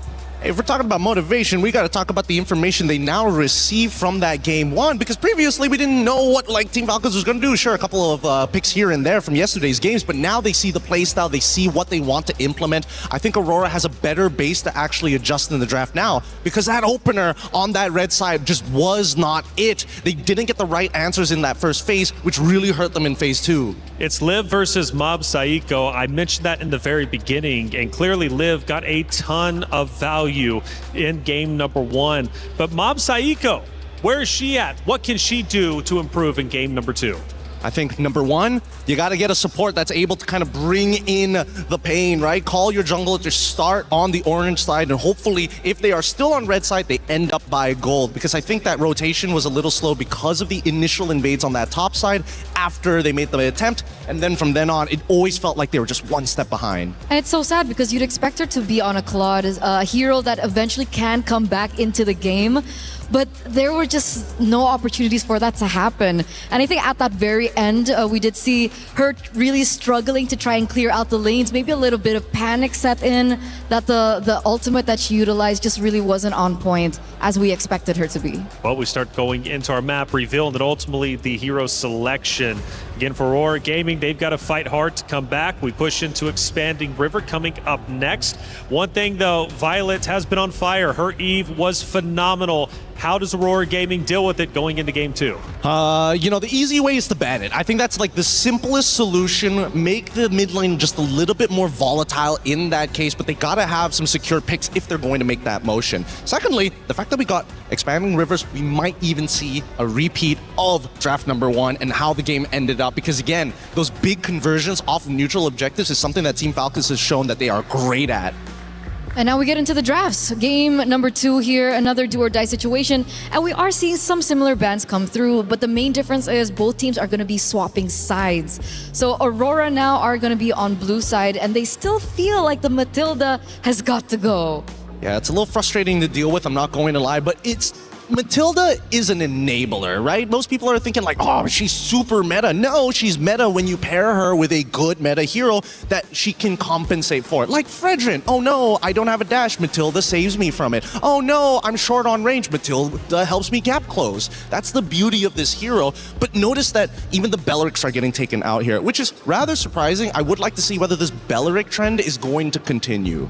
I feel like it's another setup, right? I feel like it's another setup. It gives them a little bit more flexibility when they want to start, thinking about what they want to put in the jungle, what they want to put in the EXP lane as well. So Glue as well gets taken out. We saw that Glue was a really tough hit against the more, I would say, vulnerable junglers, like the assassins of the world. Yeah, I wanted to be nice to Glue because he's so cute in the game. What do you mean he's cute? Patrick! Okay, fair enough. Right? I can't argue with that. Okay, but he does get taken out, so it does give a little bit more leeway for Team Falcon's ID to kind of think about it. Freya and Guinevere and the Hirara also gets taken out. Now, do Aurora this time around want to solidify that mid lane? Do they want to pick up the Yve themselves here in the first phase? No, because Marcel is open, and they would rather... Don't worry about it, because they would rather say, you know what, we take Marcel, and we'll let you decide what we get. Oh, are we going to get the Jushin? Are we going to get the Yve? Because no matter what, I think that's going to be the big trade-off here until we see the second half of the bans. We finally get the Marcel, though. Yes, finally. I am excited for this one. So what do we usually match up against the Marcel? Because we've always seen the Marcel banned out in the Land of Dawn. Are we thinking about heroes like the Hilda and the Khalid? That's the thing, right? Because there's also the argument of like, if you get the Marcel, should I necessarily take the Valentina so I can steal the Golden Hour, right?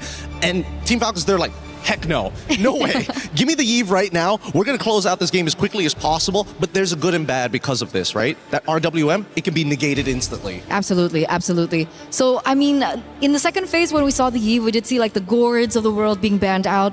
Perhaps that could still be considered for Aurora if they want to try and fix their mid-rotation that they really lacked in the first game. Considerably, though, they do have the Marcel, so it does give them a little bit more flexibility when it comes down to the picks. But the carry early here, again for Falcons. That's a very, again, just a hard read here.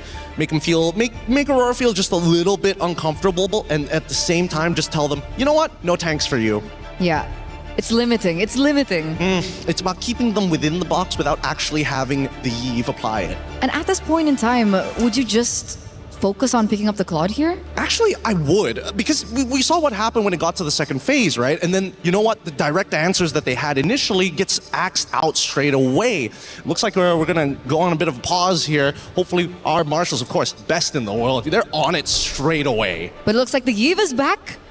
What do you think about the Yve? Well, I'm clearly worried, and Gideon, you mentioned that we could in fact still have another mirror matchup from previous, which is a big worry. 11 minutes is so incredibly short that fundamentally something fell apart for the side of Aurora Gaming. If you give Falcons Indonesia their comfort picks from game number 1 now heading into game number 2, I think you're going to have a lot of issues. Aurora Gaming could very much be in trouble. But what is the justification for Aurora not to just ban Yve outright? Well, I think the justification especially is when you have the option of Marcel still available, you don't really want to break that trifecta just yet. I mean, it used to be a trifecta. Now the duo purple mid laner mages. And the fact on top of that is the fact that Zulana is so versatile in the mid, and she really has some unique picks that you normally would not think would work, but has worked out for them in the past. And they have that pocket Lunox for Zulana. So that is also still an option. I know it's kind of weird when it comes down to meta, but again, it's MWI. No, but I think that there is an argument for Lunox. My problem right now is that after seeing game number 1, I thought maybe we got a very clear reflection of what the meta is demanding from us as the player. Hey, you snowball fast, you deny resources, you are going to win this game within the next 10 minutes. Every other game that we have seen here today, 1 or 2 turnarounds nets us maybe 20 minutes, maybe even 18 minutes. But do you think that has actually shifted? Is that a meta effect? Because I think when it came down to the wildcards, when we reviewed their games, it felt like despite being able to control so much in the early game, one mistake in the latter portions of the game loses that entire, gratification point. Yes, that is also true. It puts you out of that 10k GG zone, right? It keeps you within the 6Ks where you're just a full component down, and then you just have to compensate it by waiting for 5 minutes. That's usually the case here. Okay. But Esmeralda, though, not picked. She's been an exciting hero that we've been witnessing over the past couple of days.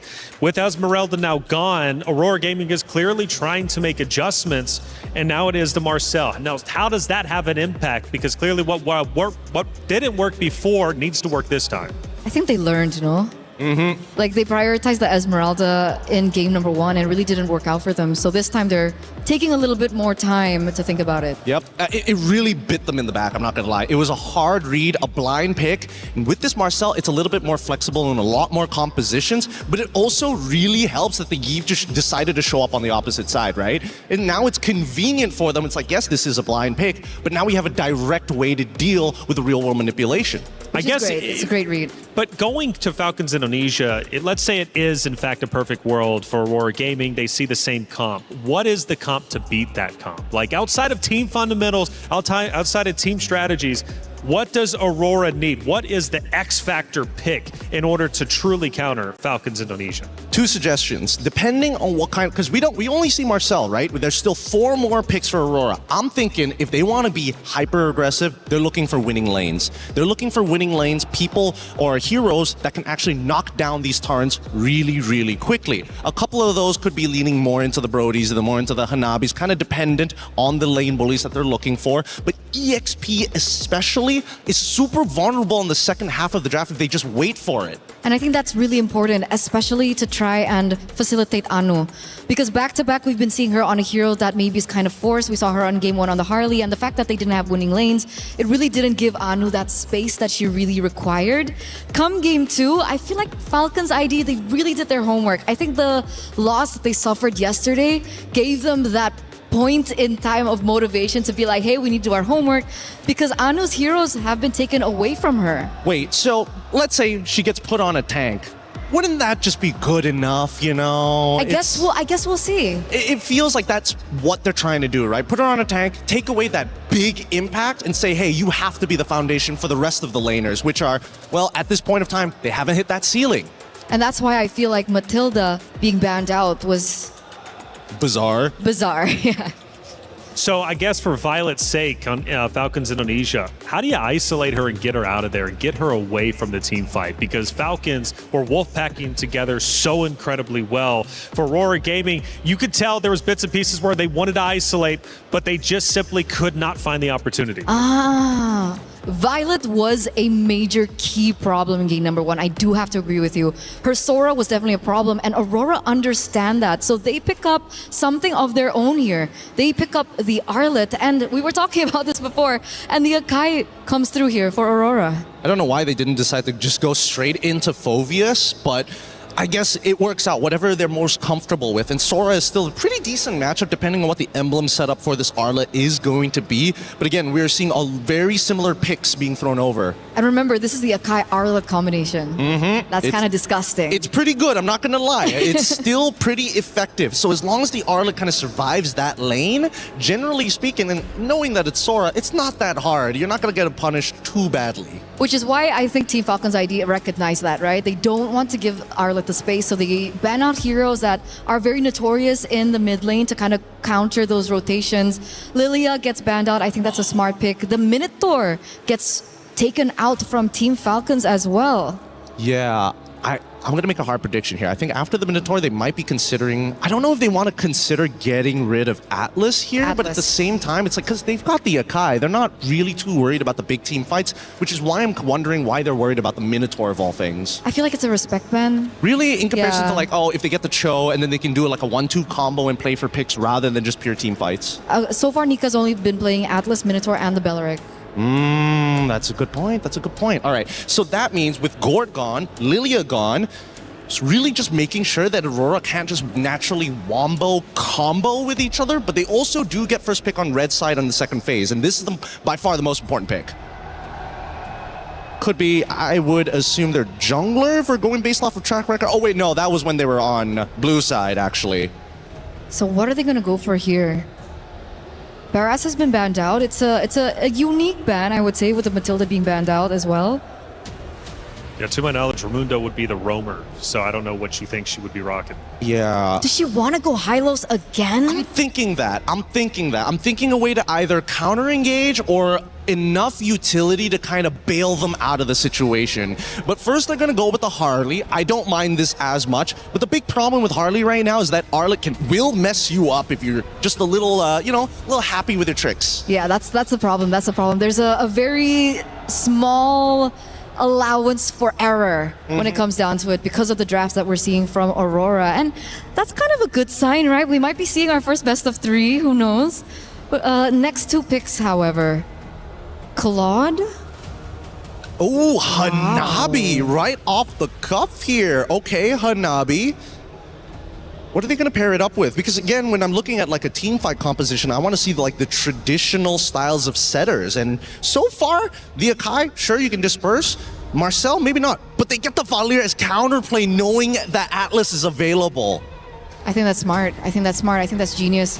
The Hanabi, however, is an interesting pick. It's definitely one of the unorthodox picks that we've seen here at MWI. We've seen it a few times, I think, Stream B, but we finally get to see it in action here. I think my main concern is how volatile and how vulnerable this pick is, especially in the early stages of the game. You know, from the side of Ray Young, though, going back in time onto that side station match that you mentioned, Quinn ended up picking out Hanabi and going 8-1-8. So it does have an effect and can truly impact the game. It's definitely interesting. Yep, no, that's actually correct. I was casting that game and I thought maybe the Hanabi isn't going to do as much as I thought, and then it did. Now, the final drafts have already been complete. An early style composition that's very magic heavy on the side of Team Falcons in comparison to Aurora, who again, I think they have to play around the Hanabi as well as the Valier as the main anchors of the team. Valier especially.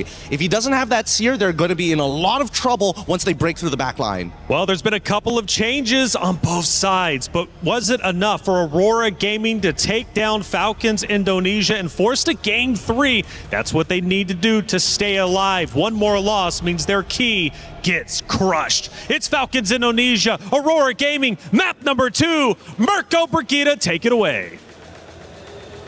The Marcel makes it way to the Land of Dawn in Stream A finally for the first time, but so does the Hanabi. It's back and it's about to prove whether or not this could be the key to securing that 2-0 sweep for Team Falcons ID, or for changing the course of Aurora Gaming's fate.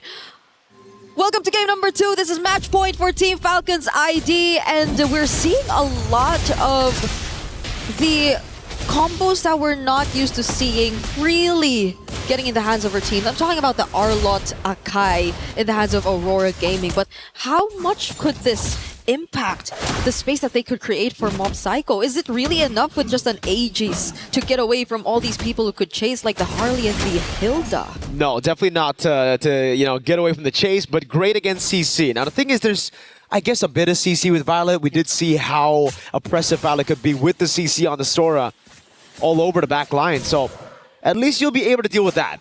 Now, I know the panel also mentioned the Hanabi finding success. It just also got a game win.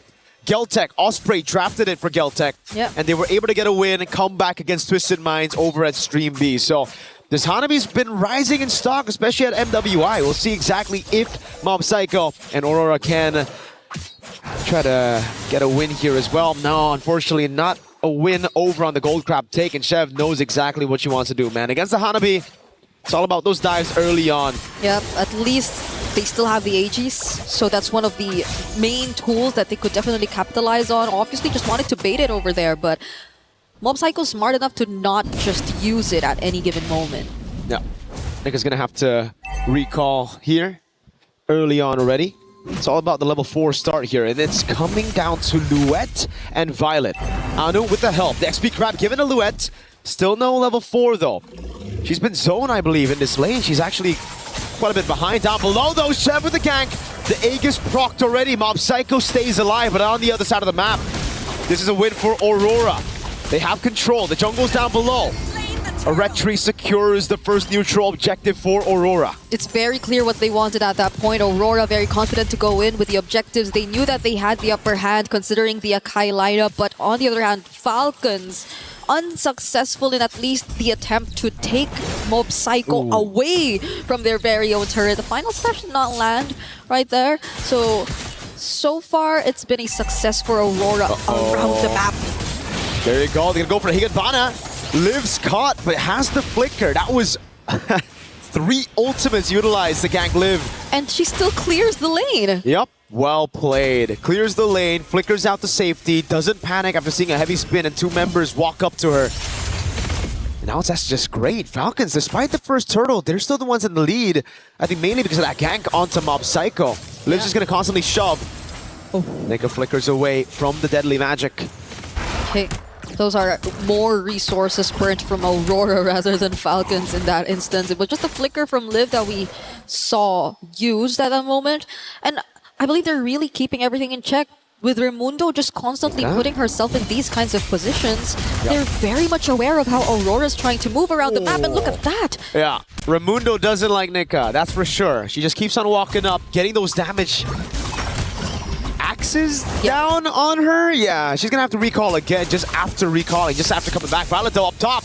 They try to go for the dive on Silhouette, flicker out to safety, and that means a disengage for Falcons. Yeah, it's great. So far, we've seen Hilda's perform exceptionally well in the previous series that she's been picked up. Disruption, and maybe not even directly towards Anu because you really don't want to do that against an Akai jungle, but more so on the members who are trying to create space for Aurora in general. So you see Nika's really struggling to just positions herself first because it's always Raimundo finding these bushes and taking control over them. But it's a different story this time. We're looking at the turtle and it's a 5-man rotation from Team Falcons ID. Yeah. Mob Psycho sent up top to the weak side. Gonna try to go for the clear and possibly a trade, and that's why they give the neutral objective control away to Falcons. They're gonna go for the mid prio first. Clearing out mid. Zulana in position, the turtle resetted by Raimundo. Well played, Sev. Trying to get level 4, final slash coming down as well as they go all in onto Raimundo, but she's able to flicker around now. Violet comes in for the back line. Good heavy spin of this engagement. Liv is tearing them apart and flicker forward. Liv gets first blood. Luette now next to the chopping block as Nika's here to pop in the golden hour, but gets very low. In the end, it's Luette down. Anu has to walk away, and the neutral objective won't even be in the sights of Falcons. They're gonna go straight for the turret in the mid lane. That is one of the very few warranted flicker forwards you get to see from gold laners. Liv confident enough to put herself in that position because she very well knew that they would be winning the fight anyway, that they would be finding the most important targets and they would eventually get the right amount of support from the other members right after the objective, which they took just now because, as you mentioned, they prioritized map control. They prioritized faster conversions into objectives they felt were more necessary for them to just ramp up the pace of this game, and it's working wonders for them so far. It's already a 2K lead, and with this, I think you could really maximize the threat of Sev just surprise attacking these members of Aurora who are just very vulnerable to the deadly magic. There's so much to look out for if you're Aurora. Like you mentioned, Zev, with these deadly magics, with the creative angle she's been able to get onto Aurora, especially with this front-to-back composition falling flat early. It's a good stun. Now with the final slash as well onto Liv. No flicker. Good cash by Aurora. Finally on the board, but look at Falcons straight with the response. Conceal. Okay. Good disengage by Zulana. Zev up top though. 1v1, deadly magic and the damage. The Aegis comes around. Now Nika's coming in as well, providing support. Zev needs to run away. And Mob Psycho somehow survives the assassination attempt up top. That Aegis is actually making a difference, no? Like survivability-wise. I didn't expect that. It's really helping Mob Psycho keep herself alive, even when Sev just found the perfect opportunity to potentially take her down. So it's a bit unexpected. And yes, if it's just that, then you don't really need to worry. But Raimundo! Final slash and the max range of that skill 1 to get her stunned, forcing the flicker out. But Falcons again are the ones proactive on the map. They see Aurora making moves to get a gank, to catch a member. Falcons go straight for the objectives. They're gonna go and get another structure, so all tier 1s down for Aurora. It's actually Raimundo's handling the sides, no? Okay, she will be in a very dangerous spot there though. In exchange of maybe a bit more control on the other sides of the map, courtesy of her teammates. But then, Aurora, at least bit by bit, they're finding kills here and there on crucial members such as Liv and even Raimundo. They're still going to have to dig deep though. They are a game behind. This is an elimination match. Nika's walking up, trying to open up for Anu, but she's gonna get chunked down now. Oh, even through the heavy spin, CC Mute. Golden Hour only catches one, and it's Violet who's able to escape. Now Luette jumps into the midst of it all. It's gonna be the RWM to lock her down as Zev goes for the poker trick behind them all. Live with the flicker in, Zulana pushing her back, and that's gonna be Nika with the backup as well. Aurora backing away, Falcons now with the neutral objective control. Third turtle of the game, Luette. Just trying to go for the damage. Raimundo's walking up. And that's a neutral objective given over to Liv. I don't know if that's intentional. Yeah, Raimundo really hurts though. Raimundo on this Hilda, and the Hildas we've seen really hurt though. Especially when they get to lock on targets such as Zulana. You get to use your starting turns away, and I feel like there's nothing else stopping Falcons from just pushing forward and trying to close in these specific targets. We're taking a look at the equipment right now, and there seems to be quite a significant lead between the carries or between the gold laners. Oh, Nika doesn't get away from that! Nope. Okay, Deadly Magic takes her down in that moment. Nika got slain by Deadly Magic. Yeah, this is tough for Aurora at this point. At this point, they're already losing out on so much map control. The moments that we do get to see them find pickoffs, it requires so much of them to really sync up, and mostly it's been from Anu and Luette, but without them, what else can they really rely on? It's taking a bit of a while for us to see Mob Psycho actually get online. So do they just really wait for Falcons and rely on the potential counter setups that they can go for with the Golden Hour, with the heavy spin, or with the final slash? It's a big problem. It's all on the combo. Deadly Magic and the poker trick. A good final slash in the Higanbana for a trade back on Shev. But it's Raimundo up top now looking for the play. It's a Golden Hour coming down as well. Nika with the Golden Hour catches them as Zulana goes for the shots. Not enough to take anyone down, and look at Violet cutting their movement so Liv can get another tier 2. Mid and down bot, it's both down. It's another Falcons winning trade. Yeah, their conversions. And it's weird to say, but it's a conversion after losing one of their members. It's them just making sure that they're very efficient with time, with space, and that Aurora are not able to get as much, but they're starting this Lord. Falcons have information though. Anu has a heavy spin. They might be looking for that. Now it's gonna be the Shifting Skies catching 2. Heavy spin, pinning her down right now as Nika's still able to survive with the Deadly Magic sticking down on her. That's the rest of the team. Guiding back on Luette as Nika's still able to survive right now as that's gonna be Violet on the skies. Nika's waiting in the bush, gets the hit in the end. Liv flickering forward, getting onto Mob Psycho as Zulana gets caught by the poker trick, and it's the Void Blast of Livy to claim a double. And it's just Nika left alive. One member, it's the roam. There's no chance of a steal. Falcons are gonna get a free neutral objective on the Lord. One of the most aggressive carry games we've seen this entire day long. 2 flicker forwards which did not put her in danger. Livy and Seb. Oh, Deadly Magic! The fadeaway, Nika gets into the fountain in time. Just barely away from the Deadly Magic.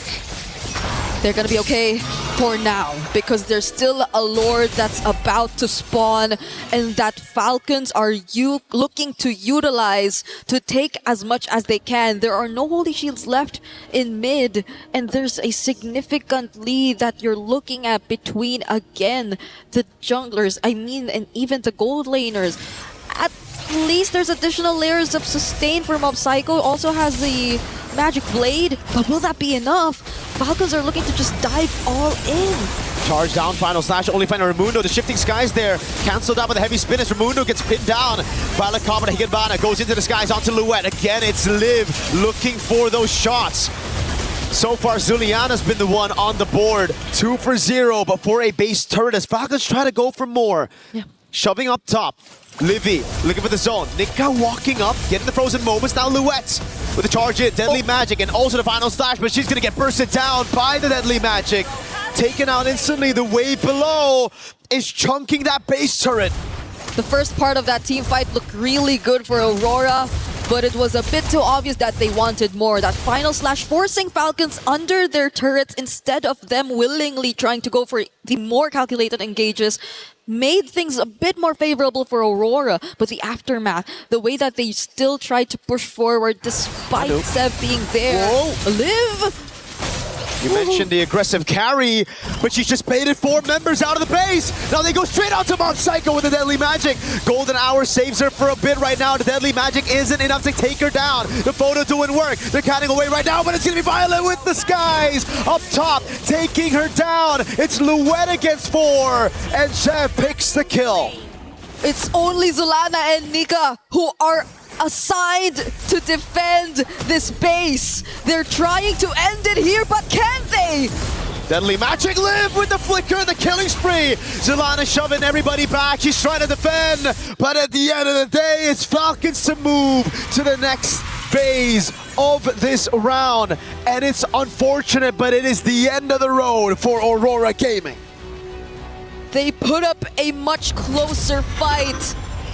It seemed like they were starting to find their way around things, but Falcons would just not slow down. They do not want to hand over these opportunities to Aurora Storm, and this is where it ends for the Mongolian representatives. GG, well played to both of these teams, but advancing to the lower bracket semifinals are Team Falcons Vega ID. What a way to redeem themselves after that very unfortunate sweep they've had to go through yesterday against Seda. And who knows, there might be a chance that we get to see them go against each other again, as they will both be fighting in the lower bracket. But we get to find that out as we head into the knockouts, as soon as we get everything set in stone for our top 8 teams. Because as of the moment, we are still yet to find out who are the other teams to complete our lineup. But we're taking a quick look at the replays. And if we said an aggressive carry throughout this game, this last sequence showed aggressive everyone. All these flickers, and even from Violet, even these space escapes from Sev and Liv. Just such a perfect way to show and exemplify how to utilize the carry, and it's a bit unfortunate for the Hanabi in this game. It's a bit unfortunate. She was technically the in-game MVP, but it's just tough right now. We're gonna have the key moment. Yeah. It's one of the saddest parts. Your heart, your key. You will have to hand it over, and it will be crushed right in front of your eyes. This is a moment we have to watch, so let's throw it over to Damascus. Yes, this is the moment. Our first key crushed here over on stage A. Team Falcons bringing the key, and it is time, of course, to delight into pressing these buttons and absolutely shattering the opponent's dream. Unfortunate for Team Aurora Gaming, unable to match the pace that was set from Team Falcons. First key on the stage A. Ooh. The sound of dreams absolutely shattered. Team Falcon still alive in this tournament. We'll see them playing more and try to qualify to this stage 2 of this MWI. Falcons saving their life right now. Another chance coming later. Let's take a look at the highlights.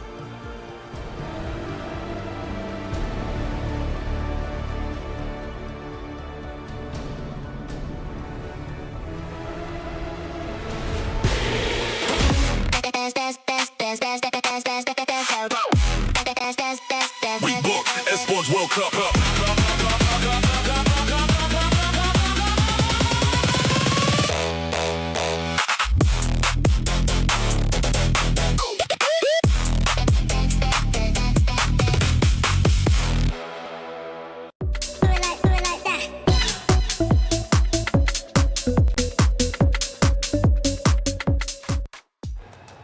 Well, in the end, it was Falcons Indonesia getting the quick win over Aurora Gaming. And you heard the snap The key was crushed. Aurora Gaming, it was great they made it to the stage, and they should, in fact, be very proud of that. To make it to the MWI stage is a massive accomplishment, but their run cut shorter than they probably wanted. They will not see the knockout stage, but Falcons Indonesia will continue to move forward.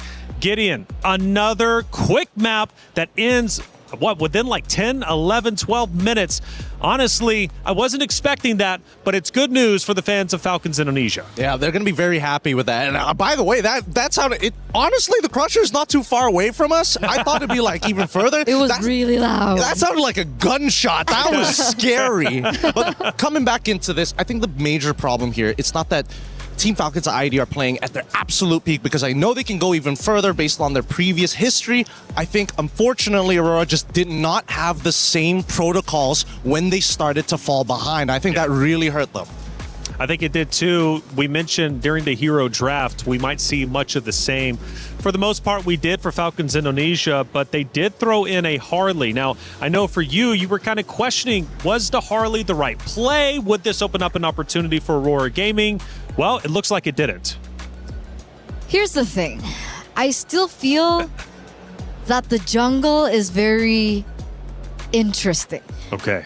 It's like I'm still undecided. Do we still want to say that the tank jungler meta is good, or is the assassins better? But for the most part, the Harley has been very 50-50. Sometimes it works, sometimes it doesn't. It really depends on the composition of the rest of the members of the players. And that's why I feel like in this particular matchup, Team Falcons, again, did their homework so well. The jungler picks were shut down, all of them. Well, let's end up seeing how that Harley ended up working out in one of our first plays of the game. And clearly for Falcons Indonesia, they run Harley. Whether you're a believer or not, it seems to work out. We're now 4 minutes and 50 seconds in. This is towards the beginning, Gideon. Yeah, no, this is where, Zeb initially, again, Zeb doesn't necessarily want to always be the one initiating. He's looking to clean up. He's looking to really isolate a target. And when you isolate that target, it kind of affects the 4 other members who are around you, right? So again, instant reaction once the deadly magic comes out. Unfortunately, I think that this is where we start to see like the big differences, right? For tanks, it's a lot easier to show your impact by saying, hey, nobody on my team died, compared to an assassin who's like, what's your KDA? Sure. It's a bit rocky, isn't it? Eterna, what are you thinking going into this next clip? Obviously, another great moment as Gideon starts to catch his breath a little bit. Dude is flabbergasted. He needs 3 mics. Are you feeling good? Oh, he needs 3 mics as well. That's very good. I'm just, look, Harley in this game had no reason to be able to find the picks that he did. Look, all these heroes have either CC, a way to push him back, a way to kind of like dodge the initial deadly magic, except for the Hanabi, of course. But other than that, it's just, I can't believe that they got away with it, to be fair. I love that moment, by the way, because I was questioning in the early game. I was like, why isn't Harley being as aggressive onto the Hanabi? Because technically early game Hanabi, not as powerful, not as strong as well. And then we finally get to see the moment. The Harley goes up into the top lane and tries to get the Hanabi down, and she instantly goes Aegis. Yeah. First skill. Yep. I mean, dude, the fact that she is going for shield max is crazy. Most people want to focus on the wave clear, the second ability where she throws out a projectile and bounces around. She went straight for the defense. Well, here we take a look at our bracket for Group A. We continue to move forward. As you noticed at the top there, Team Falcons Indonesia did take that early loss yesterday to Seda Esports, but against Aurora Gaming, they get the job done, win 2-0 and push forward. Now for Virtus Pro, big win over on the B stream against Geeky Esports. Their next opponent will be Seda Esports. If, let's say, Twisted Minds falls here against Geltech, then there is a possibility of a Twisted Minds and a Team Falcons ID matchup, right? That's right. Jinzhao was the ex-member of Team Falcons ID, so she's going against her former teammates. Ooh, that could in fact be spicy, and I think I saw Twisted Minds as 1-0 up, if I'm not mistaken. So things start to get dicey over on Stream B. We take a look at Group B, and naturally we look at obviously going down low for Foot Esports. MIBR lost. They're about to face off, of course, with Na'Vi and Falcon Daisies. Now, Falcon Daisies is an incredible team. We actually heard a little bit earlier from you, Eterna, about their game plan coming into today, how they're feeling. But we also have to look at Gen.G Vitality. That's coming up next on this stream. It's a rematch from last year. 2 powerhouse teams. We could very well be getting a bit of a preview of what the grand finals is going to look at. But we do have an interview set up for you from one of our teams from the last matchup on the very stage. Rose, who do we have? Hey guys, Zev here from Team Falcons ID, surviving one elimination match today. Zev, how are we feeling? We're feeling pretty good, actually. I love that, and I'm pretty sure you also feel relieved because you guys survived the first elimination match. Now, I gotta ask, what actually happened yesterday?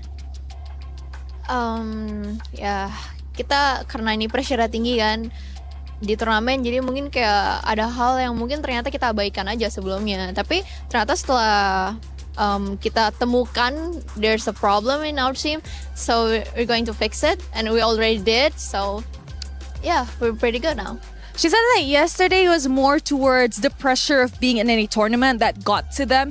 Hence, they lost their first match. But they saw the problem, they worked on it last night, and I think we could see the result today. Now, congratulations on that 2-0 clean sweep game. We see that you guys are back on track. So what else can we expect from Team Falcons ID moving forward? Of course, we're not trying to survive here. We're going to be... Of course, we want to be a champion, so that's our hope. I think that's a pretty banger line. They're just not trying to survive, but they want to win it all. You know what, Zev, since you guys survived your elimination match today, is there anything that you want to say to the Indonesian fans back at home that are cheering for you guys? Terus dukung aja guys, kita akan terus ngelakuin yang terbaik kok.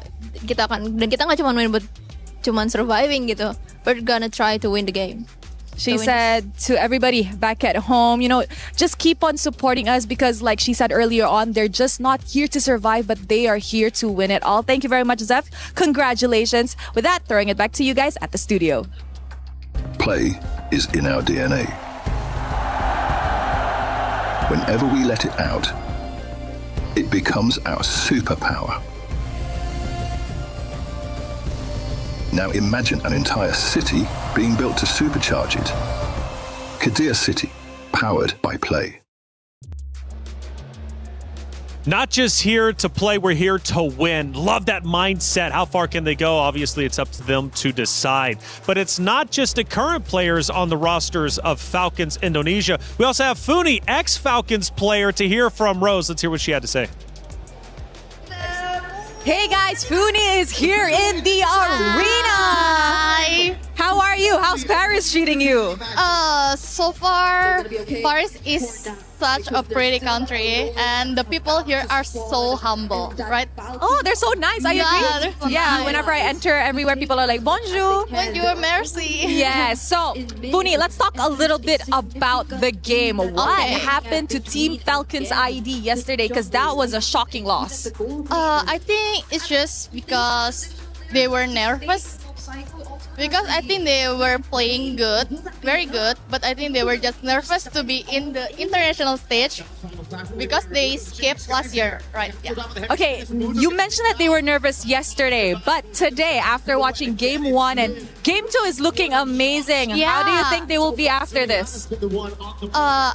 I think they learned from yesterday already. I think they will bounce back even more.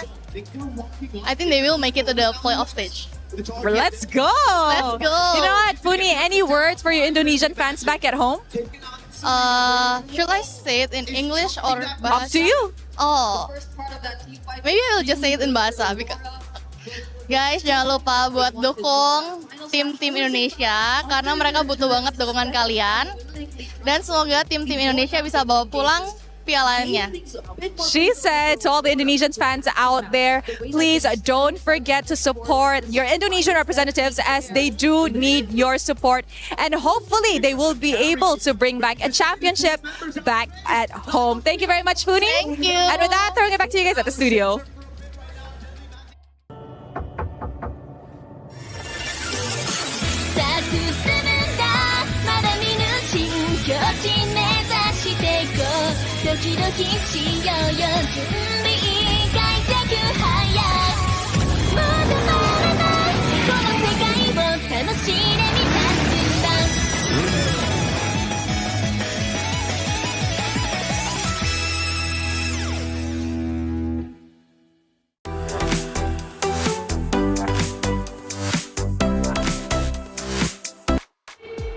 It's time for another match, and this one means a lot. It's a repeat from Grand Finals of MWI just last year. It's Gen.G versus Vitality, the rematch.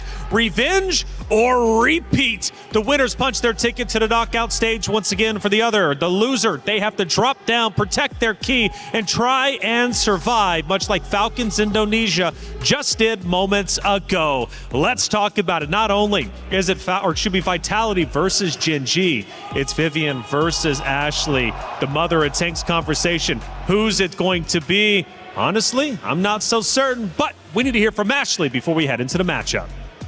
Hey guys, right now we are with Cindy and Ashley, and I just know this match is about to be hot. So girls, how are we doing today? I'm good. I'm great.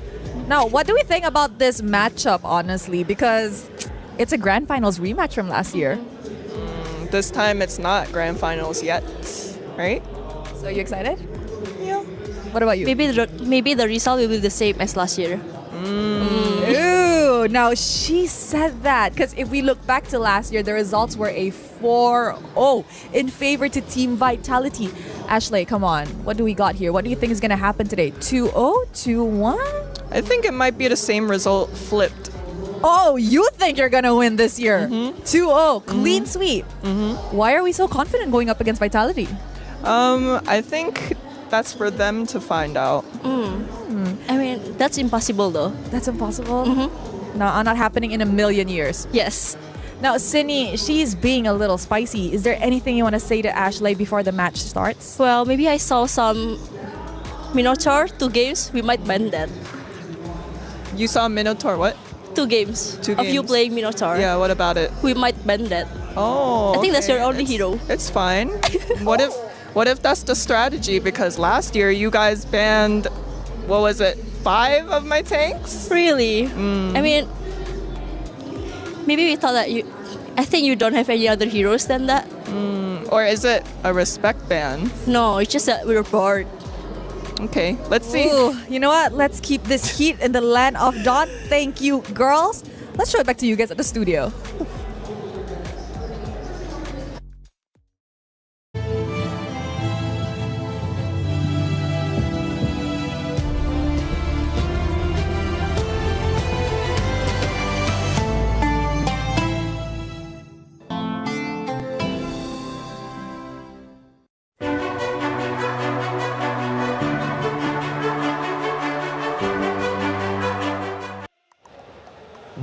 Wow, that was the first spice we have seen yet. I thought it was going to be relatively tame, right? Because Ashley was like, we'll see how it goes. But Cindy was like, no, this is how it's going to go, 2-0.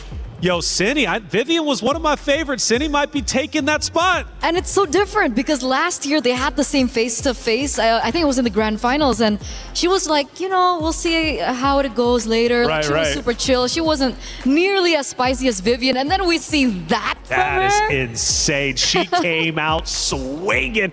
But rightly so, because after all, Vitality is in fact the returning champions. They've got all the confidence in the world, but they did have a close series against MIBR loss just yesterday. Will that have an effect going into the series? Well, of course, we need to find out. It's Vitality versus Gen.G. Let's go to the stage to set it up. Ladies and gentlemen, it is time for Gen.G versus Team Vitality. And ladies and gentlemen, oh yeah, you hear that energy, and with good reason, because this is a run back from last year's Grand Finals. Of course, Team Vitality last year did not even drop a game against anyone in the event, but Gen.G is here to show that they've learned a lot and that this year will be different. That's absolutely right. Now, yesterday, we have seen the Hive being tested. But of course, even with a 26-minute game in Game 2, that was because a team caught them off a surprise by a surprise pick. But this opponent that they're meeting in a few moments' time will be no stranger because they have met them last year in the Grand Finals. And Gen.G is hungry for that win. So, will it be redemption or total domination? We will see that in this upcoming match, and of course find out who will emerge victorious and punch that early ticket to the knockout stage. Over to you at the studio.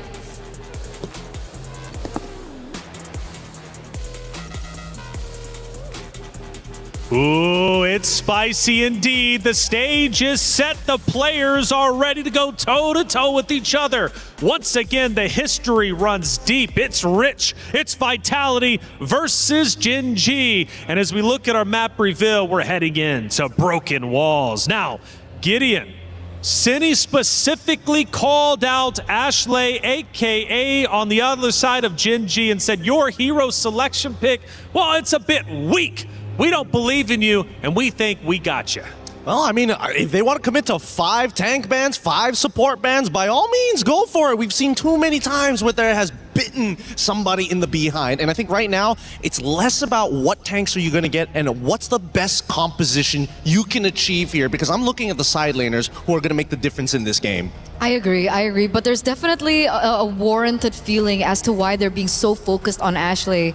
Ashley being the backbone of the team, she's captain as well. In and out of the game, you can see that she plays such a pivotal role for Gen G and how they function, how they were able to secure their 2-0 victory yesterday. So arguably, could you say that about Vivian as well? Or do you think Vitality has a bit more like of a robust team that's confident if their leader falls? Here's the thing, right? Captain uniquely is Cindy, not Vivian, for Team Vitality. So if you say that, I would say, yeah, maybe, because Cindy always is able to step up in the game, but it feels like the attitude all comes from Vivian. Yeah, I think it's great to always have somebody who's got that attitude to be that front face to really intimidate your opponents, while the brains is telling the rest of them, this is how we're going to apply our plans. And so far, based on what we've seen in the banning phase, Paquito, the glue, already getting axed out on blue side by Gen G, Vitality getting rid of the Marcel, it really seems like this is the most standard openings in terms of bans we've seen so far. I would say yes, especially now that we see the Herrera up next. Yeah, I mean, it's all coming one full circle, as expected here. But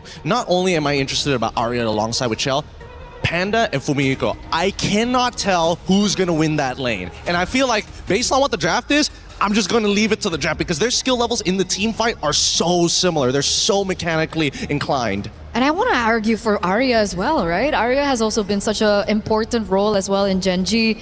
And she's been able to beat a lot of the top tier EXP laners, I think, in her region. And I feel like this is the moment that she proves that she could be the #1 in the world. Well, as we are going through the hero selection, I want to remind everybody that this is, in fact, the battle of adaptation. You have 2 elite coaching staffs, 2 championship caliber rosters, and this series, in fact, could come down to the drafting and macro execution. So this is just step 1 between these two and could very well already determine who's winning the first map.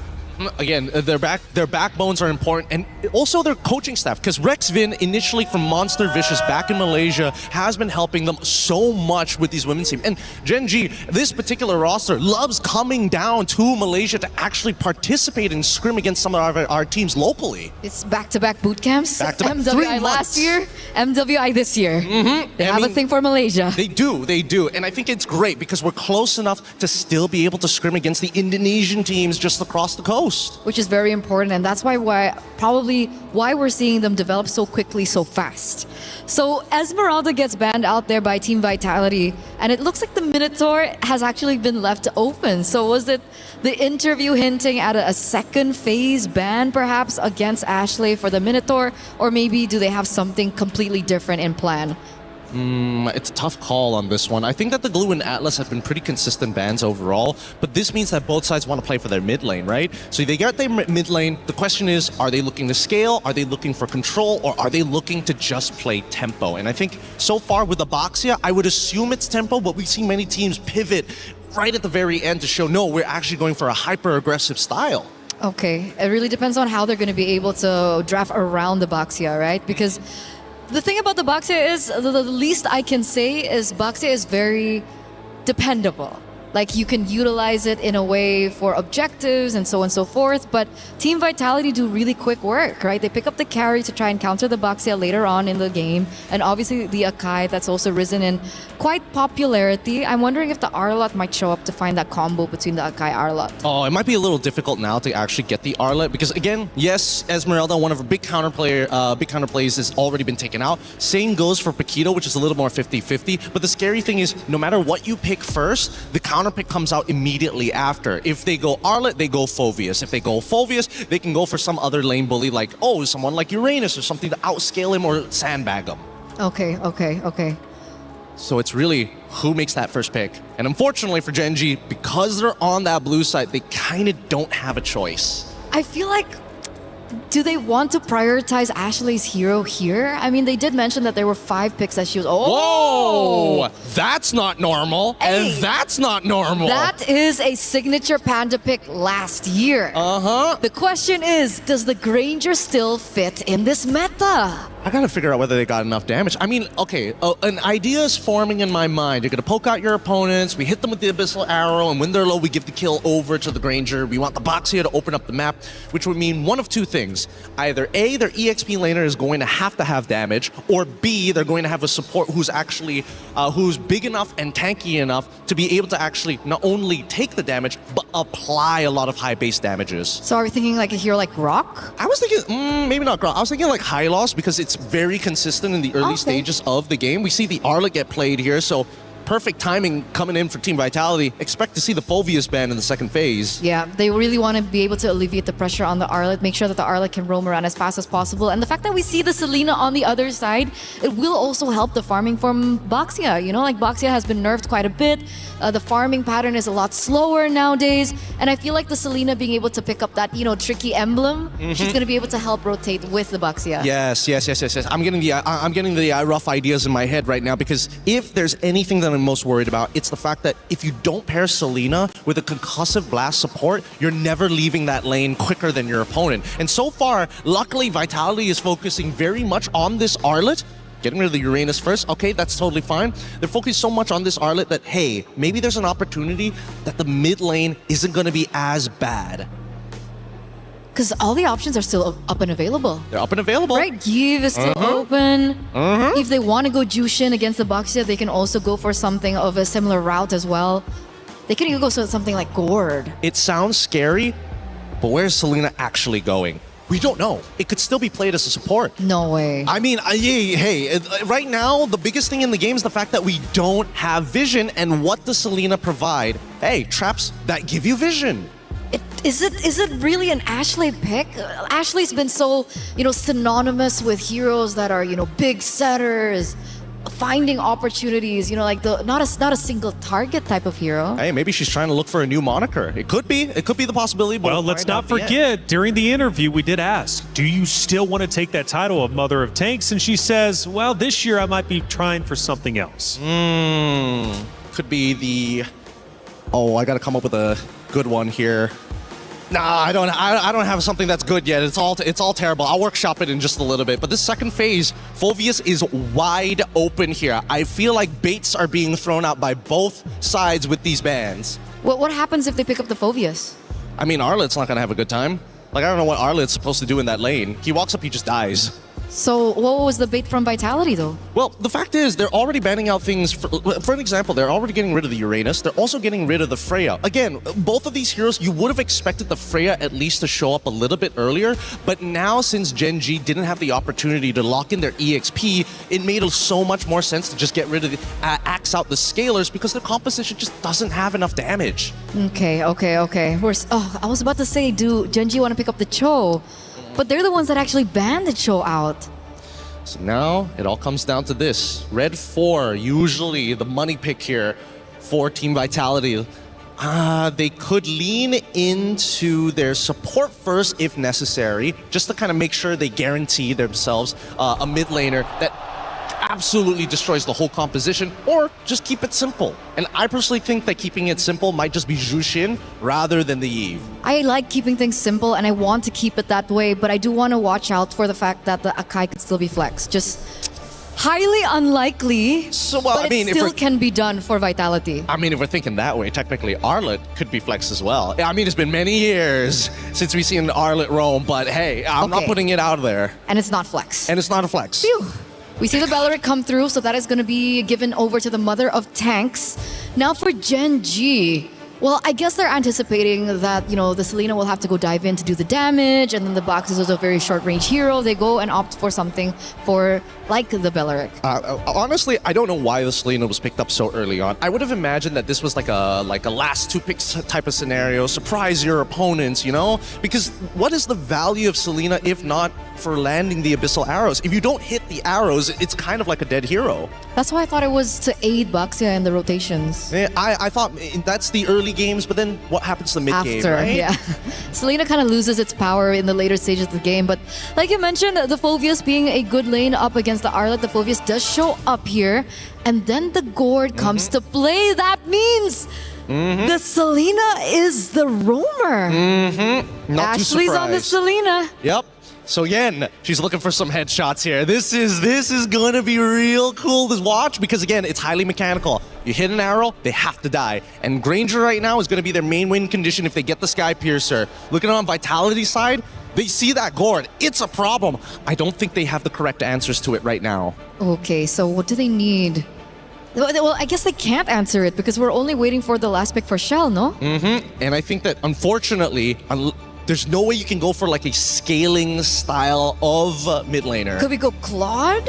No, sorry. For mid lane. Yeve, Farsa? maybe Farsa. Outrange? Both of them are susceptible to this Selena. Kagura. Something lane dominant, something to say, you know what? We'll figure out a way. This is diving so deep into the archives of Team Vitality. I think it was even under a different org at the time that we saw the Kagura for this team. Well, I don't know about you, Taylor, but do you prefer the arrows from the side of Genji or the umbrella from Team Vitality? Gotta go with the arrows. Come on, you want the damage. This is the matchup we've been waiting for. The crowd has showed up. The Vitality fans are going crazy. Gen G fans, let's also get loud because this is a rematch of the Grand Finals from last year. The one we've been waiting all day for. Let's get it started. Bragina, Athena, take it away. And that's exactly why the arena feels so electric. It's a matchup we're all looking forward to see. And it's Gen G versus Vitality. The rematch, the storylines, they're all falling into place. But only this can determine what would be the next for these two teams now that they see and meet each other again. It's a Selena for Ashley. It's something that really took us by surprise. And I know it's a bit 50-50, a very mechanical hero, but I can't help but think it's also just Genji's way of speeding things up for the Baksha and making sure that it's not left behind in terms of farming, because that's one of the biggest adjustments we've seen happen to this hero. Especially if you've reviewed some of Vitality's earlier games yesterday. So Genji learned their lesson, and it's quite a bit of a refreshing thing to see onto Ashley's hand as well. It's going to be raining arrows here, but let's see if Shinny, or C rather, could dodge all of that with her umbrellas. Now, talking about Sayori as well with a Gourd pick coming in clutch here, she wouldn't have a hard time clearing up the lanes, and most likely here for Vitality, they need to find a way to somehow set up the tempo here on through the early game. And that's exactly what they compensated for, right? The fact that they might have lacked wave clear and faster rotations, but Arya... Okay, being punished this early. Flicker already activated. Rui would have had their punch. Vivian and the rest will just disengage. It's Vitality with the discipline and clean disengages against Genji. And the fast rotations from Genji as well, so you just really couldn't go in for the full commit. It feels a bit too dangerous to do so. So fortunately, they're keeping everything in check. They're not too behind as well in terms of speed and farming. But Vitality, they're just making their presence felt. Look at how they're showing up even right here in the purple buff. It's all about the speed, right? So Genji wants it faster. Vitality could match up that speed. And now, right on cue, it's going to be the first objective here, targeted by Vival.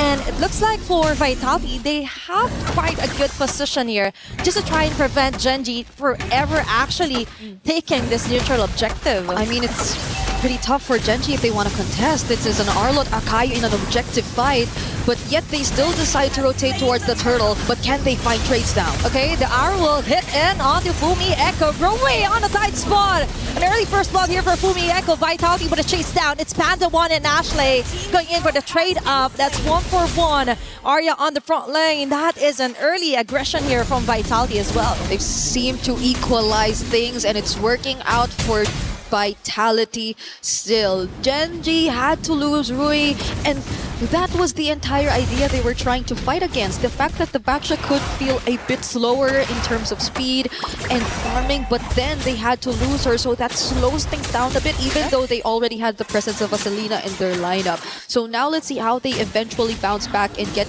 back into the game, because we haven't really seen much rotations just yet.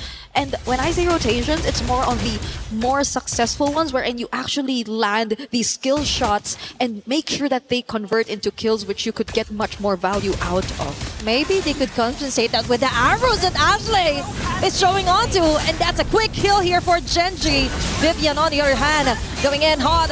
Fumi Echo left defenseless here. Traps is there. Vival and Fumi Echo combination here, hitting on the right marks here. Double kill. Vitality with an immediate answer. Panda 1 and Shell 1v1 on top lane. But let's go back to that pickup for Vitality. Yeah, they did not even need to rotate to find that pickup, but it seems like Vitality still got the better of them at that moment. They got 2 for 1, and it's still the mid duo that's constantly being shut down. Now Rui. Oh, it's making it harder for her to farm up. As you've mentioned, it's not even the complete word rotation. It's like, okay, and that's it. They're always being tracked down here by Vitality, continuously hunted down. Yep, it's tough. Genji is a team with a lineup that we kind of expected to activate a bit more early on because of the threat of the arrows, the gourd as well with the supplementary burst damage. But it's taking a while for them to actually find these targets, and now they might have to rely on some of the mistakes that can come in from Vitality. This is a very reliable comp in terms of objectives, and now they're trying to go for another contest with most of their teammates ready and nearby. Another way to look at it is if Ashley can be able to land those arrows on the perfect target. That is a hard thing to do, knowing that Vitality has the mobility as well.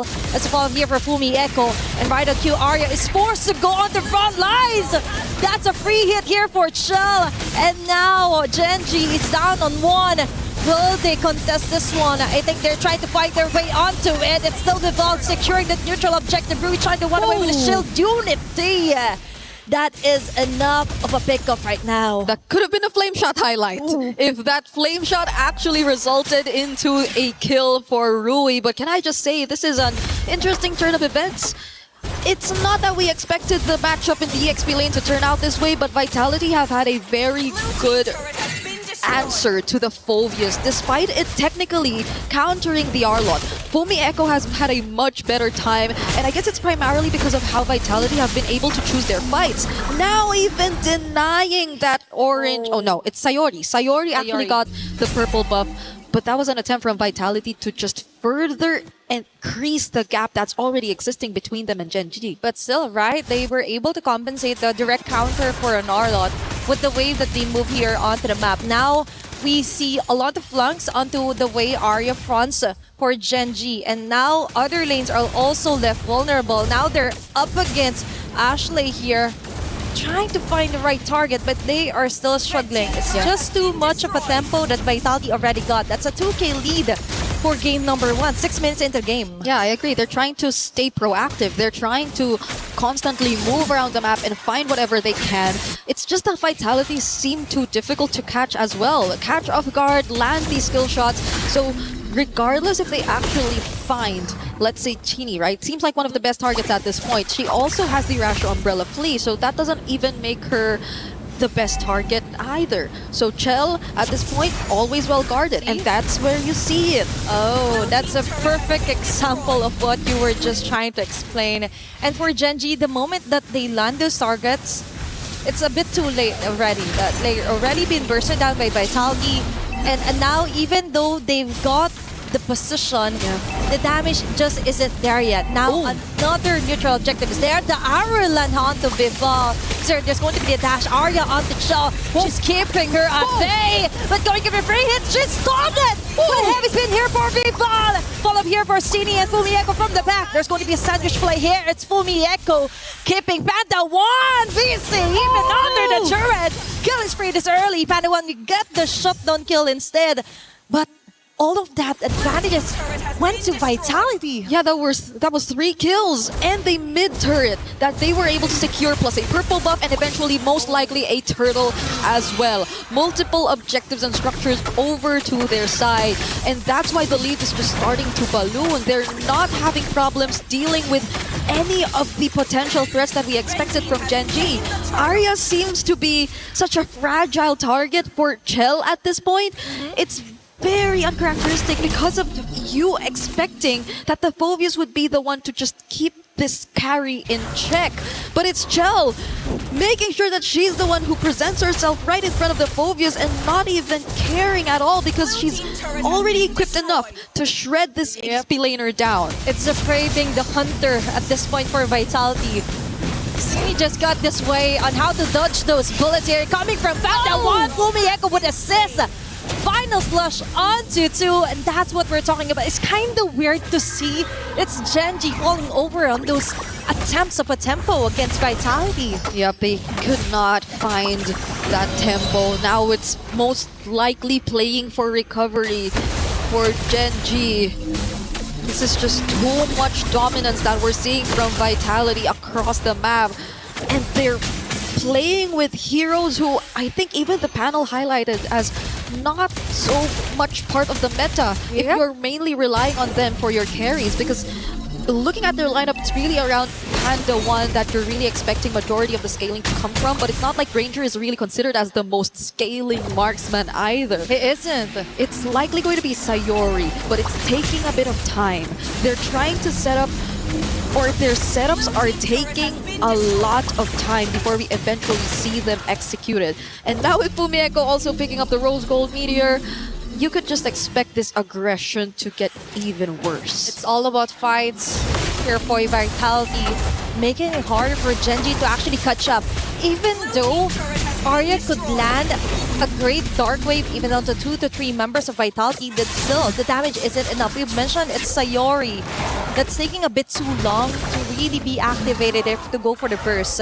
And for Vitality, on the other hand, another way to totally compromise the jungler pattern here for Gen G is to try and take it all over. Especially even onto the jungle creeps. Gen G couldn't even touch that one. Arya still got a perfect play on the Shell. But still, the rest will just isn't there yet, Vivian. On a tight spot, but still, she will be able to back away. Instead, it's Jewelry and Arya falling down just before a Lord take even eventually comes in. Gen G definitely wanted to take on that fight. That was the pursuit that Arya risked, expecting the follow-up as well to come in. But the pin down with the heavy spin just made it difficult for Gen G to even push forward because they already lost Arya. And it's a tough task for her and Rui at the same time. They're the ones who have to get in first. They're the ones who have to set up. Yep. But every single time they attempt to, it seems that Vitality are not even afraid. They're not rattled by the least because they already have Chell, who's currently 8.9k in gold, already completed the Trinity and is on the verge of completing her items. Whereas if you take a look at Panda, yes, she already has the Hunter Strike and the Malefic Roar, but this Sky Piercer, you have to wait until you actually get the value out of it. There's so much catching up that Gen G actually need to do, and we're approaching the 12-minute mark. Fortunately, still have some of their holy shields intact, but they're on the verge of losing a bunch of their base turrets too. Yep. Time definitely is not on their side here for Gen G. You have to keep those stacks rolling in for Panda if you want to survive this task, this tedious task that Vitality is trying to do. Both inhibitor turrets here onto the mid and onto the bottom side is being targeted here by Vitality. Befall yet again with heavy spin. It's Arya falling down. The front runner for Gen G is easily picked off, and now it's left for Ashley to land those arrows. But a flame shot kill here from Zini will seal the deal. Down 2 women here for Gen G. All their base turrets have been totally destroyed here by Vitality. And that is a flame shot highlight right there if you've ever seen one. It's been so long since we've seen a flame shot here in competitive play, but oh no, Rui gets caught. And this is it. Vitality just exerts their dominance here onto game number 1. What cracks? There are no more cracks onto their formation, onto their domination. as they slowly choke out the life of Genji here for game number 1 alone. I am starting to understand why the Phobius was baited out of Genji and why they were just willing to let it go. Just look at how difficult of a time Arya is actually having on this hero. And it's just really something difficult to digest because it's a matchup that you really would expect to go her way. But it seems like Vitality have completely read out the kind of approach that Genji actually want to play into. They pretty much let them play the early that they want in terms of speeding up the farm, but other than that, they are not landing any of these skill shots. They are not able to maximize the early threat and presence of a double mage mid duo that they actually decided to field here in this game. And they're just taking it step by step because we're 12 seconds away until the next objective spawns, and with an 11k gold lead, this was mentioned by our panel earlier, it's very difficult to find a way around this kind of situation. That is just too much to handle for Genji. Plus, considering that 3 of their supposedly damage leaders is linear. They're on a straight arrow, they hit or they miss. But most of the time, it's a miss. Because for Vitality, all they need to do is juggle around who will be getting the arrow, who will be getting all the skill shots here from Panda 1, and the rest could just go for the free hits. Now, Sini is still untouchable, by the way, with their Kagura pick.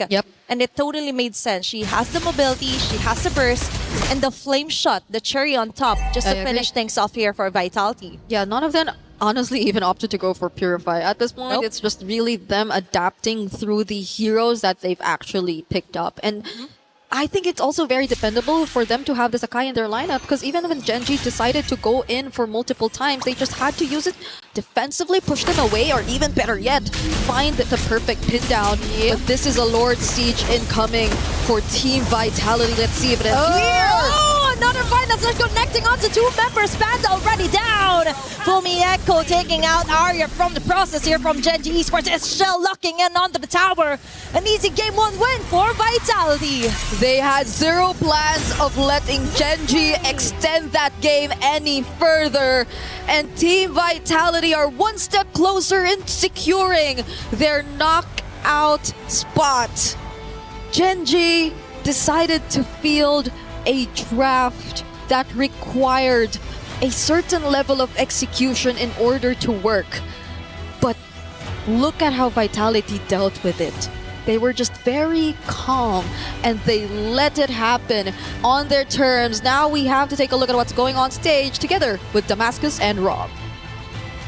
Absolute insanity. Team Vitality showing why they're last year's champions. This is the match that we've been looking forward to this entire time, but apparently Vitality was looking forward to it more than anyone else. Hey, listen, if there is one that needs to establish dominance, it's Vitality. Yesterday, got scared a bit. That is a statement, man. Absolute statement made in that first match. Genji back to the drawing board, but these Vitality fans, they're getting louder and louder. I wish that we had a camera behind the scenes to hear exactly what's being said in the Genji locker room. Like, I just feel like Ashley right now might be getting a little hyped up. You know what I mean, Damascus? At some point, you might have to tell them, you can't let them do that to us right now. You know what I mean? There's a whole lot of pride on the line. It's supposed to be the big run back. It's supposed to be the big moment when you show that from one year to the other. You're like, I can win this time. I'm so back. Unfortunately, not yet, but there is still a chance for Genji to bring it back. So let's wait for Genji to bring it back and take a look at the highlights.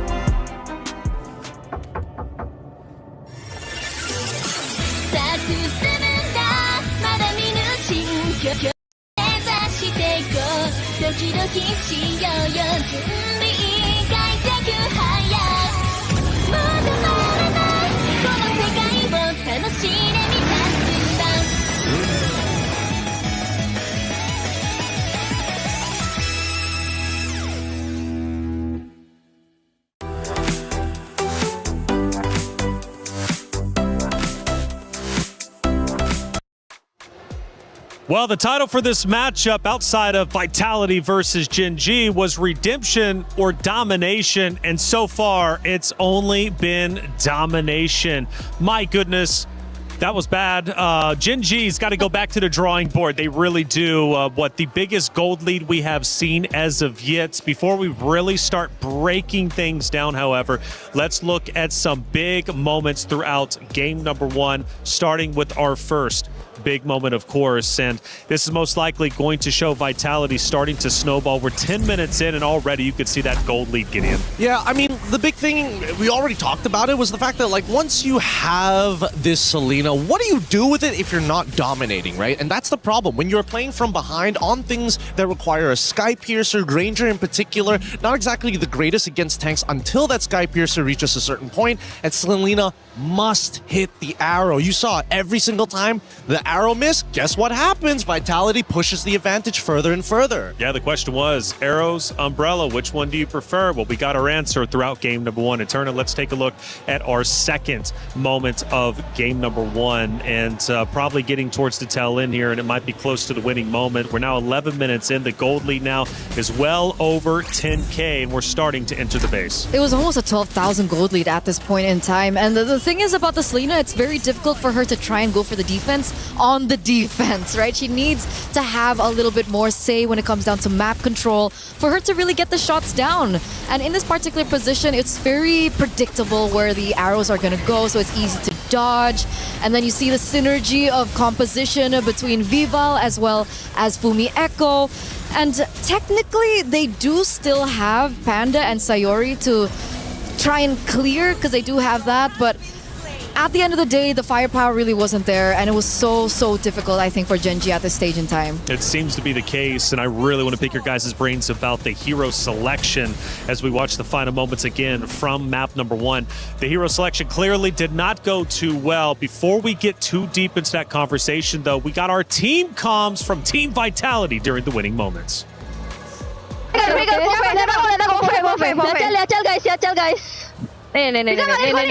guys.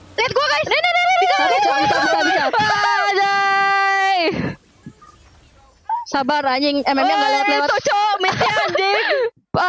Guardnya flicker. 920 guard. MM-nya nggak lewat-lewat anjing. Flicker cowok itu mereka berdua anjing.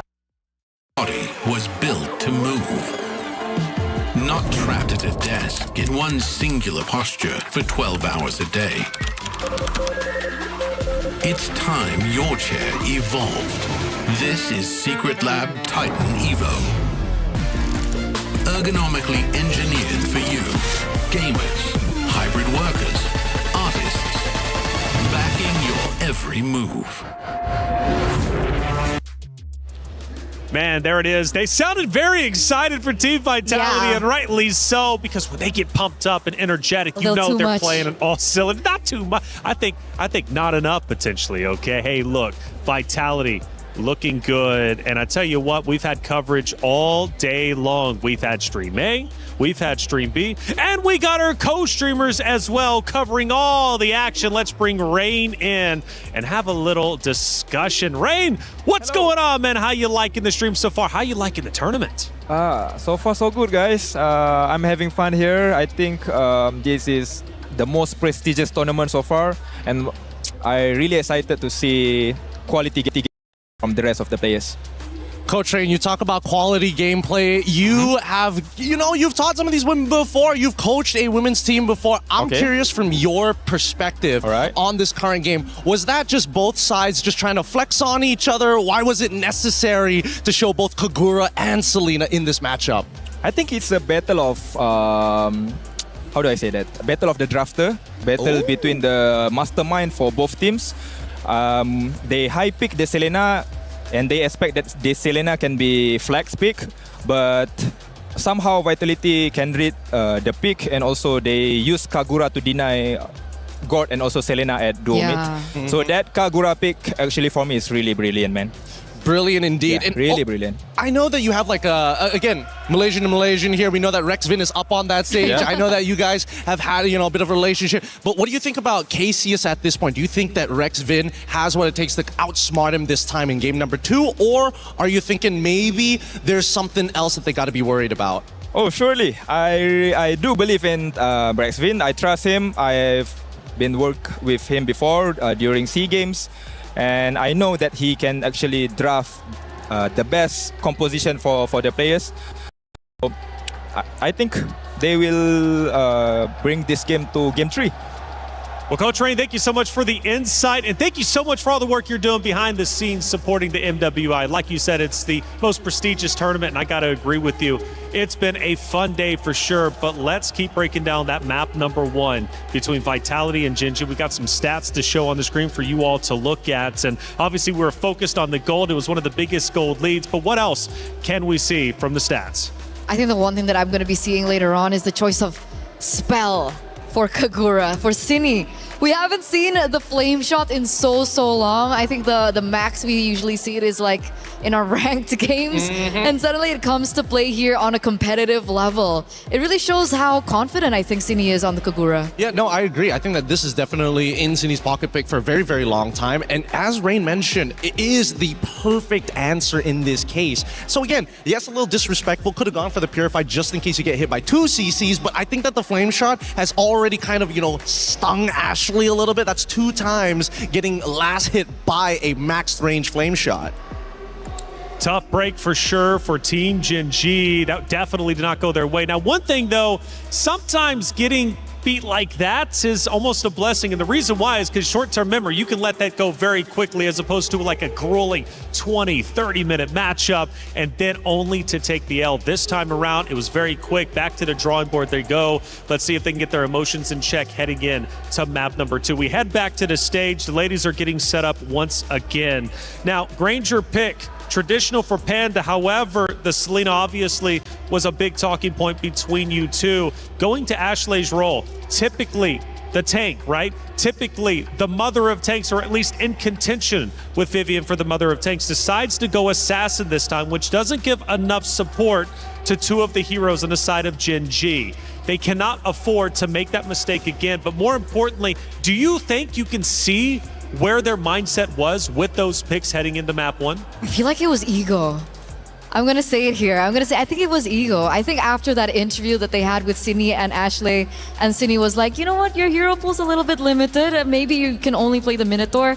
And Ashley was like, no, I think I have something else. And that's why it was prioritized so early. But Coach Rain did mention that I think it should have been a flex pick as well, but they were forced into a position to take the gamble. They took the gamble, it didn't work out, it's okay, go back to the drawing board and maybe go back to what made them strong in the first place.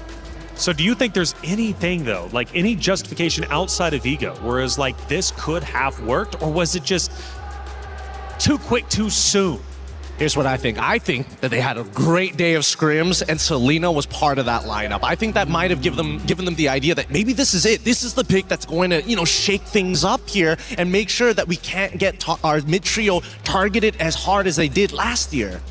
I'm of an opinion that it could have worked had the gold lane been different, or had the mid laner have been different, because Gordon Granger, I feel, alongside the Selena, was a little bit too greedy for my taste. Obviously, there are certain scenarios where it would work, but in that particular moment, the Granger really needed to snowball. It was very difficult for him to get to that point, and I feel like the Selena just really wasn't the pick to help accentuate it, because they were going for like a front to back kind of comp. Yeah, they were, but at the same time, you got to give it a Vitality, right? They played the laning phase really, really well, and just before Genji were about to kind of like get over the top of the mountain, on top of the peak, unfortunately, there was already a rotation to reinforce those weak points of the map. So I think that at least from Vitality side, really great adaptation, and I think that's what really coined them the game on top of the draft. And going right back to you, Gideon, one of the things you said during the hero draft was that Vitality didn't have a true answer for the gold lane. I was waiting at least to be a little bit worried for that, but based off of game number 1, clearly they did. Yep, it seems overall, I would have said that at least with that many tanks and with that many frontliners, initially Granger should be able to get something done in the carry lane. However, what I didn't expect was the way that the team comp actually plays once we get past closer towards the 7th to 8th minute of the game. When mid-tier 1 broke, I think that's when the game completely was over for Gen G, right? You have no way to kind of control the side lanes, no way to kind of rotate safely, and that's when Selena loses a lot of her value. That River of No Man Land, Selena wants to be all over there, invade even into enemy territory. How much do you think the history of this roster between Gen G and Vitality is playing in the mindset specifically of Gen G in this matchup? Because you mentioned ego, and it very well could have been. Cindy might have went into that interview looking to play mind games, and it might have paid off. So Eterna, I'm right there with you in your ballpark. But how much do you think Gen G right now is thinking, man, Vitality, they beat us last year. A lot of history here. We've yet to take them down. In fact, Vitality didn't drop a series, from last year's MWI. How much do you think that is affecting Gen G in this moment? I think it's a lot, but I think it's more so for Team Vitality. Because now they're the ones who have the target on their backs. If, let's say, Gen G lose this, it's an expected loss. Everyone will be like, yeah, okay, try next time. It happened last time as well. But let's say Team Vitality lose this. Now that is going to hurt Team Vitality a lot. And Sure. I think that is what's making them put in a position where they're the ones that has something to lose. Which would make map number 3 very interesting if Gen G does answer back and ties it up. But until then, it seems like Vitality, regardless of the target on their back, are selling through the competitors in the competition, and they remain as confident as they've ever been, not only in the interviews, but also on stage and even in our team comms. We start our pick and bans, and again, the story will once again be told, and this time around, I hope Gen G did their homework. I hope they did. At the same time, I agree with you, Eterna. If Vitality somehow drop this, especially when they are currently on match point, that's definitely going to hurt the mentality coming in. But it's always harder to defend the title than it is to chase for it. And I still think that Gen G have something up their sleeves. However, come down to the picks and bans, we're already seeing good adjustments here. Vitality is taking whatever they learned from the previous game and now applying it on the blue side. Yeah, they have the carry band out, they have the Phobias band out, they have the Jushin even band out. And it's signaling, what is it signaling? Do they want to go for an early pick assassin now that the Hirara is available? Do they want to take that risk? Well, let's give it a moment here, right? Because it's kind of up to Gen G. And Vitality's asking the question, oh, please give me the Hirara. That would be really fun to play. And if Gen G allows it, then sure. But if not, I still think that there are better openers right now so far in the pool. Okay. It goes back down to this final one. And I mean, it goes and brings me back to Vivian's interview. Oh. When she was like, everyone please do your best because I don't want to get sleepy. What is that attitude? Honestly, I did a little bit of content with Vivian for the club championships. I can't wait for that to start coming out because, man, she's putting people to sleep, dude. I'm telling you, she's got some banger lines in there. But now that we have the first half of the bands already done, Atlas immediately gone out of the question at this point of time. It seems a little strange. Most people like to hold the Atlas up, especially if Zushin is already banned out. But I think they just don't want to let it go. Are they contesting a different pick, perhaps? If we take a look at the first game, I think the Esmeralda and the Glue were heroes that were also banned out. Do the defending champions want to go and prioritize the Esmeralda here instead? Well, I think if they don't pick it up, it's probably going to fall into the hands of Gen G. And so far, Hirara is going to be the first pick here by Team Vitality. I like it. It already tells you, hey, we've got a quote-unquote setter, a dodger, an assassin, but most importantly, somebody who can progress the game and accelerate it at a ridiculous rate. Absolutely. Hirara pick, it's quite exciting to see because I don't think we've seen Vival go on her signature assassins for so long. I think the last time we saw it was maybe a couple years ago. Too long. It's been too long. It's been too long. And her being on the hands of a Hirara, she has such a high ceiling as a player, and I really want to see that come into play. GG though, how do they respond to this? I'm thinking, the traditional stuff, right? You're already looking for, maybe hold your mid laner until the very end, get the Esmeralda for Arya at this point of time, because so far we haven't really seen any team say, you know what, I am willing to sacrifice a little bit of team fight power to win this lane against the Esme. They also pick up the Boxia, great pickup from Gen G, making sure they're covering their bases in terms of counter picks. I like how we're seeing Esmeralda and the Baxia on the same side. Because usually when we see the Esmeralda, we do see that the Baxia is kind of a counterpick towards it. But they're really, strengthening what they didn't really have in that first game is they have a really good front guard. Now, I'm expecting some really heavy hitters later on, perhaps, the Gourd again if they want to go for that type of thing, despite it being a little bit more risky right now, as we do see the Hirara on the other side. Vitality, do they want to go ahead and pick up their gold laner? Now that the carry's been banned out, they can go ahead and pick up something like the Claude. Very smart. They go for the glue instead. I like that. And they go for the Claude on top of it. I was thinking whether or not they wanted to show Yves within this first phase. If it was not Yves, it was definitely something plus glue.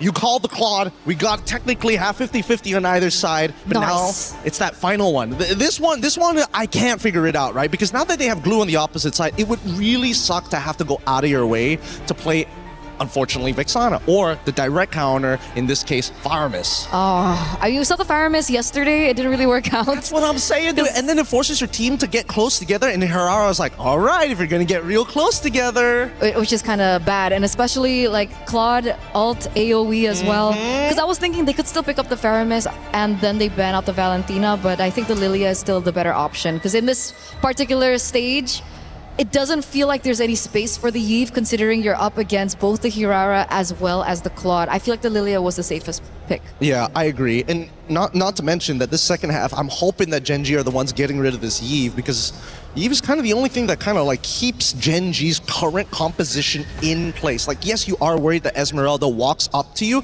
but I'm thinking that maybe Team Vitality, the fact that they left it open, they have to have something in store, right? I agree. I think the Yves would be very detrimental to the success of the Esmeralda as well. I know she has, faster cooldowns and she could rotate a lot quicker, but it's still a very risky play to want to play within the box of the Yves or the real world manipulation. So yeah, the Yves goes out. Yves is down. I'm thinking whether Gen.G is considering leaving the Valentina open, even though we don't see many big ults on the side of Team Vitality. And that's the thing, those last two picks I think has to be the either big initiator alongside with the glue, because glue can technically be flexed into the EXP. Not the greatest matchup into the Esmeralda, but at least you won't die. That's true. I feel like Fumi Echo would like something a little bit more flashy though. Give me the Lapu. Yeah, she's been so, flashy with her Lapu Lapu. There's so much attitude as well in her gameplay. I do want to see that maybe come to light once again. I think the hero that I was really thinking about for Gen.G to kind of ban out in the second phase alongside the Yves would also be the Valier. Valier up against the Esmeralda. I think it would be a problem for the Esmeralda alongside the Baxia, but I don't know if they want to go full both bans onto Cine. I would like to agree with you if I knew for sure that Glue was going as a support. And that's the thing, right? No matter what, even if you have terrible mid lane matchups, your support makes such a difference in the 2v2 dynamic that it helps you say, you know what? If you take Concussive Blast, we clear this wave, let's just minimize how much damage we take. That's the way. It's Valier. Called it. It's just I'm in disbelief. You don't very often get these correct, but when you do, it's so accurate that there's no argument to it. It feels good. I feel like an analyst today. You get it now, right? You get why Wolf does this all the time. It's so satisfying. It's great. Wolf, clip that while you're at it. Now, Bruno, I think this is a little strange. Why go and look to get rid of a marksman bully in the Bruno? Because I have no logic to this. This just feels like either Cassius knows for a fact that Panda just does not want to get back onto the Granger again. Or, oh man, what could they possibly do? Irithel already out. Man, no more crit style marksmans. So what do we have left? We've seen Clint as well a few times here and there. Technically, the Clint is a lane bully as well if you want to play the early game. You're right. Unless GG really want to go back onto the Granger. I don't think Granger is going to be used, especially since you already see Glue who can just absorb. Oh, never mind. Take it back. Never mind. They're going straight for Comfort here. Now, hey, I have nothing wrong with Comfort, because if they win that game, nobody's going to question them about the logic. But this means that they really need a very, very reliable roamer. Yeah. Okay, she needs to be able to clear fast, rotate fast as well, in order to help facilitate the snowball potential for the Granger. Or not, game one will happen all over again. Yeah, or maybe Panda just somehow dumps their shell in the lane, which seems a little difficult because it was like Carry v Granger at that point of time. So technically it would be Granger favored in those matchups unless you messed up at like level 1 or level 2. Either way, I think that Vitality at this point,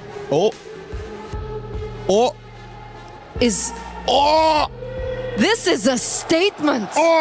This is a statement. Are we expecting Glue then now to go to the EXP lane?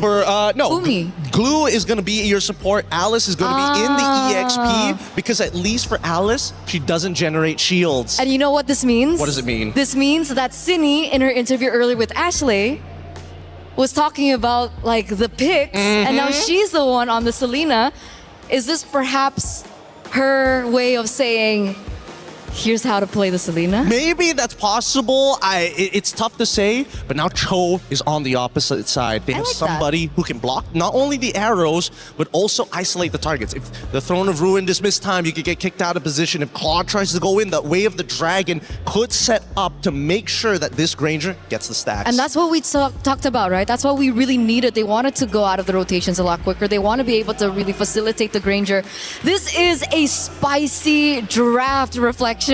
We have Selena on the other side, and this time it's not Ashley, it's Cindy. That's right, and maybe we'll hear in a post-interview if Cindy did it to specifically call out Ashley. It's getting deep in here, but the question is, will Gen G stay alive? Will they be able to finally take down their boogeyman of Vitality? Let's find out. Brigitte, Athena, take it away. Match point is underway for Team Vitality up against Gen G as we are moments away from heading into game number 2. What a statement! I agree. What better way to close it out if not by winning through a pick that was unsuccessful for Gen G in game number 1. The Selena now in Cindy's hands. That is a lot of confidence here for Vitality. And as you mentioned though, it's kind of a bit of a question mark still here for Vitality, right? But let's see, if there is a team that could make it work, it's going to be one of the strongest team or the defending champion. Now for Gen G, they go in for early aggression as well on the mid lane. Yeah, Rui actually stole away a green cap from Vitality's side, whereas Vival just decided to get a green cap of their own. So basically both level 2, but that was a stolen jungle cap, and we're seeing a skirmish in as early as less than a minute into this game.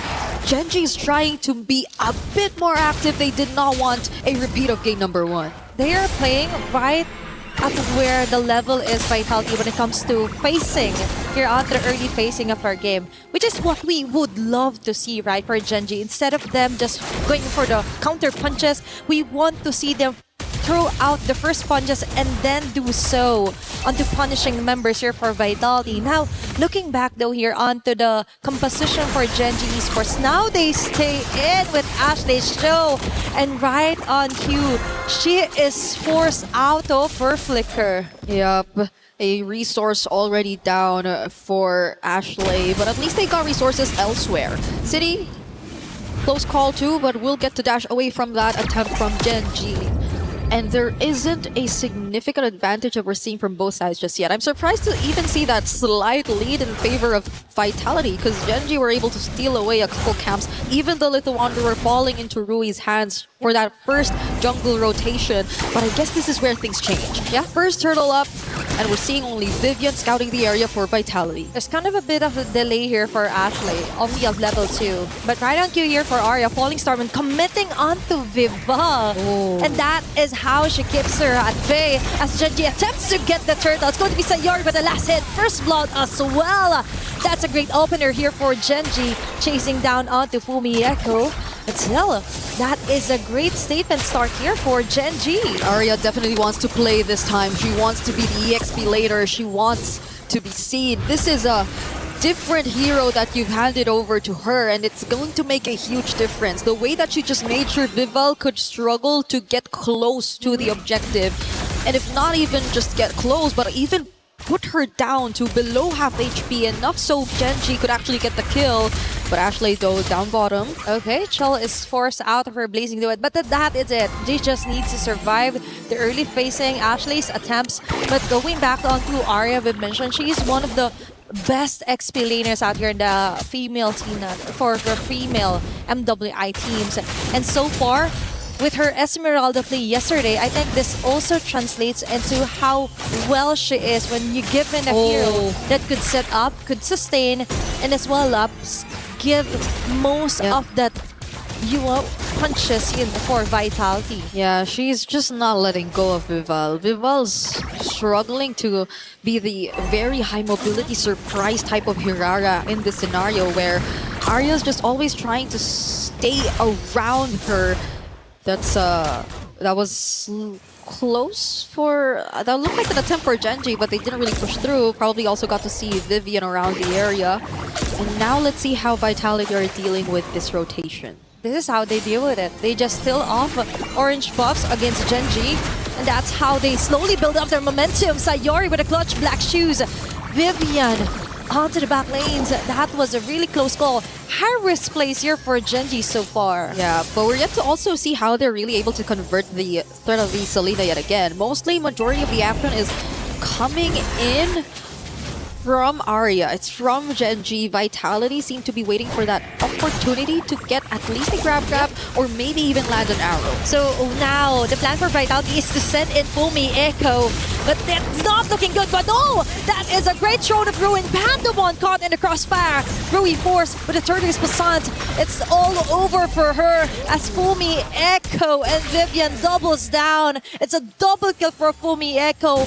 The turtle is left untouched. Now there's an action here coming from Vitality. A 2-0 for an Alice early on. Arya still trying to be an annoying Esmeralda in her face, but this is Vival most probably still getting to secure the objective. No! She didn't have her retribution at the time. Okay, it paid off for Arya. Yes, it was very worth it. Now they do have the retribution, but the turtle is up. Genji and Vitality could both make their way to this objective if they wanted to, but things seem to be different for Vival. They might not risk it, not unless they find an opening. But it's so far just really Arya and Fumi Echo zoning them all out. They're really considering onto giving up the turtle altogether. They just want to interrupt the whole process here for Genji. If we could get the turtle, so can you. Right? And for Genji, they're attempting to somehow zone out the members of Vitality here. But Fumi Echo and Vivian is just not having any of it. Now it's Ashley targeting up Vival. She's just zoning them out. Cine onto the side. Arrow and traps are there, but the damage just isn't enough to get a kill. Fumi Echo with a Crimson Glean going in. Vival clutches to get the turtle alongside Vivian here. Sayori forces out onto her black shoes. Fumi Echo buying enough time to just delay things up here for Genji. That was quite the messy of initiation here for Genji. Yeah, Fumi Echo. That was Fumi Echo just making sure that it was a better scenario for Vitality to just commit to the objective. The way that they again forced Rui out, put her down to very low HP, and all just by being an Alice that's standing in the way. This is a 2-0 Alice that you're talking about, just picking up the Radiant Armor too, so that adds to an additional layer of sustainability that you will have trouble dealing with if you're Genji. At this point, I feel like they might not have enough resources to deal with it head on, as we could take a look at the items eventually. But Vitality, there you go. At least they have a glowing wand in Sayori. And that's it. That is the kit that she needs to actually punish onto Vitality. Bought a kick here for Ashley, but Vivian and Fumi Echo tries to get away. Damage just isn't giving it here for Genji. And you just mentioned the Vitality. All they needed to do is force out Genji out of mispositions here. And there are numerous health resources here exhausted, such as the Flicker for Ashley and for Vitality.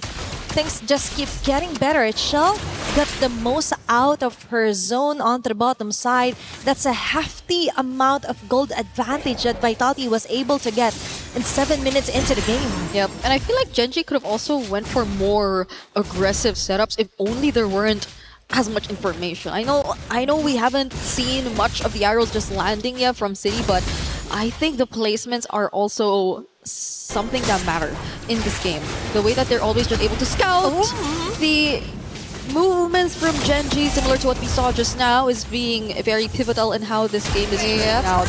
Oh, the arrow now lands onto Rui. Okay, that's a very crucial take here for Cine. Ashley commits onto the wave of Dragon. Cine immediately taken out here by Arya. Shell finds a great opening with a blazing duet, but Sayor with a single black shoes will be able to survive that. Panda 1 being cornered, of all people, taken down. The goal laner for Genji is down. Now they don't have enough damage to actually tore down the defenses here for Vitality. The Lord is left alone.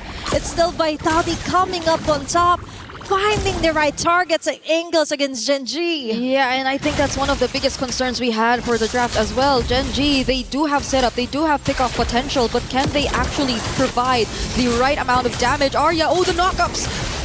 She might not make it. Fumieko hot on her tails. Ashley in an instant taken down. This is just too much to handle. They're coming in one by one here from Genji. Yep, now it's Vitality. Oh, with the control over this objective. Rui has some information, can potentially catch up to. This is a factor that we're talking about after all, but will they let them through? Vivian blocking the way as much as they can, as well as Fumieko. Oh, it's still people getting on to the Lord. Arya finds her way in, but won't find her way out.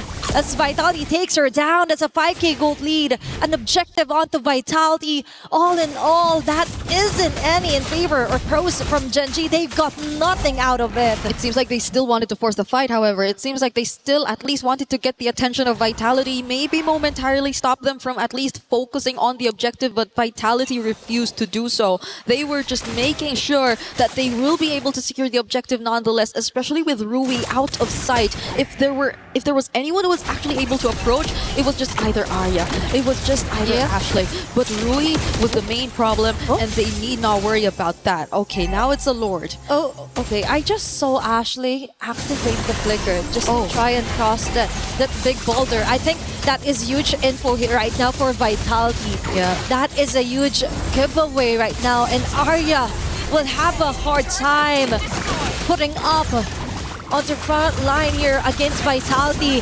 Yet again, they're down to the last bits of their base turret. It might even explode with the next bit of minion waves that Vitality was able to control. To BH, the macro isn't really that giving here for Genji. It's all about the map awareness, map control, all onto the side of Vitality. Ashley gets a kick onto Vivian. There's going to be a follow from Arya with a falling star, but not the damage. The Respo, it's just isn't there yet. Vivol goes in with a clutch play. Shaw with a free hit. The two women down here for Genji. They go at it again. Double kill yet again here for Vivol. What a way to scout out the members from Genji! The coordination from Vitality, a single failed attempt from Genji is what cost them these 3 kills and possibly even a base turret that will go over to Vitality. The moment that they saw the Way of the Dragon already down and that multiple members of Genji were out of their base, they took that opening, that beautiful Throne of Ruin, that entry from Vivol and the arrows from City, but Arya wants to fight again. Okay, that is quite a successful play here for Genji. They're just forcing their way in. It's Fumieko being cornered out. There's going to be a dashing out. Okay, the bullets will hit from Panda 1, but an immediate response here for Genji. They're still alive and kicking. And they've got 2 core damage here from Vitality. I think that is fruitful enough. The risk was worth it for them. But still, for Vitality, they're trying to survive. Ashley from the back! With a great way to dragon onto Cine. But still, they weren't able to burst her down. Survival at its finest here for Vitality. The question remains, do they have enough to burst down whoever Ashley eventually finds? Because they burned the flicker for that kick. You would assume they could, because that was Cine who they were actually able to find. But even with the bullets landing, even with Panda actually providing the follow-up, it didn't seem like they had enough. What more if things get a bit messier in the team fights. And we're just talking about a 5k gold lead currently in the hands of Team Vitality. More so, once we actually scale into the latter portions of the game, once Gen.G actually gets to prolong it to that point, do we expect that the Granger could actually deal with everything? The Skypiercer stacks aren't even handed over to him. It's not like he could just put herself forward. It's Arya who's actually just trying to force their way through, open up a bit more of the map, and try to create space when there are actually team fights going on. But other than that, this is going to be a tough task for Gen.G. That is the reality. And to answer the question on whether Panda will be enough, I don't think it will be. Because for now, Vitality still has most of the gold, most of the damages, plus they're really having a hard time committing onto getting the right targets. And now there's also Lord in the mix. They're burning it down as fast as possible, but Vitality is just waiting for those arrows to hit. And that might be it. Now Gen.G needs to be really careful on where and when they should commit Ashley's flicker, even the Way of the Dragon. 5 seconds next before they go in with a Blink Clutch play. It's Vival trying to run away. Arya getting caught in the crossfire. But Fumi Echo does it again. She forces out Panda out of position. Vitality brute forces their way in. Fumi Echo yet again on the front lines. Panda will be the knife down. Vivian Shell with a blazing no way. Panda and Ashley in a very hefty position. But they will do it. They will still survive. Defend their fervor base, and Vitality won't be able to end game number 2. Vivian was brought back to the fountain, and Panda looked like it was about to really get bad for her, but even then, she was also able to just regain her HP back, and that was a successful attempt from Gen.G to defend and prolong this game. That's what we're talking about. Finally, they also get to pick up a stack for themselves for the Skypiercer. We take a look at that replay where it did feel like they were just trying to intercept and make sure that Gen.G weren't the ones who were actually going to start things up. And that was a beautiful way of just forcing Sayori and Panda out of position, as you mentioned. But Sayori was quick to also re-engage, get back, zone them out, and Ashley with the mobility too. But Vitality are not letting go of this. Okay, for Gen.G, they don't care how expensive it will be just to get a kill.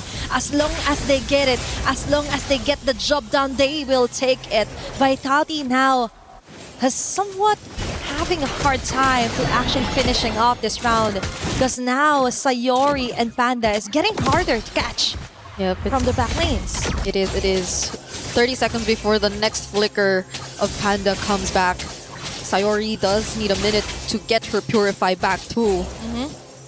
And there's only 10 seconds before we actually see the next objective. Gen.G want to get out of their base. Gen.G actually want to make something happen.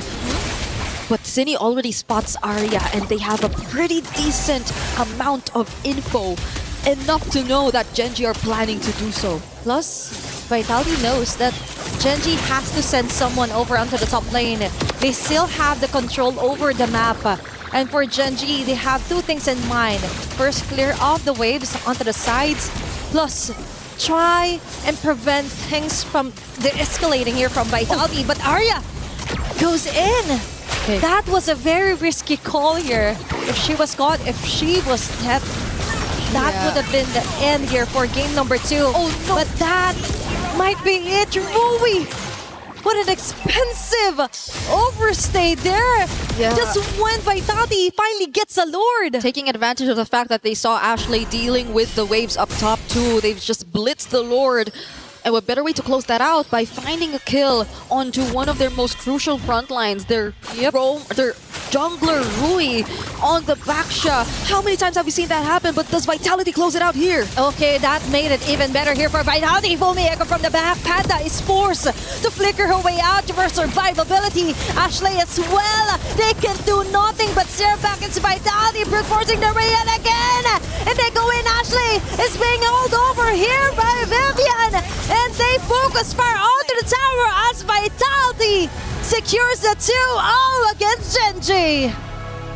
And the results of the rematch remain the same. Team Vitality sweep Gen G to punch their ticket to the knockouts. And they do it in a very dominant fashion. You expect nothing less from the Queens of MLBB. But the way they had to do it with a Selena, I feel like I'm still going to be thinking about that until I get to bed. Imagine finishing off last year's grand finalist opponent with a hero that didn't work onto their favor from game number 1. And Vitality still is very dominant. They're just showing that yesterday, yeah, there were a little bit of cracks here and there, but today, they've all cemented each and every weakness that they found and found strength onto that. We have the winner's interview coming our way, so let's throw it over the stage to hear what they have to say.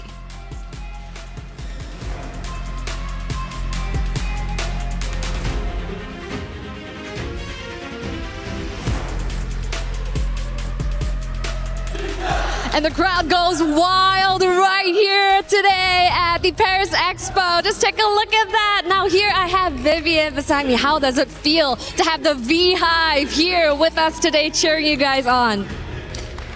I'm feeling proud. Happy and proud. Thank you guys. Viviane qui tient à remercier tous les fans de Vita. Merci à tous, fiers de pouvoir faire cette performance devant vous tous. Wow.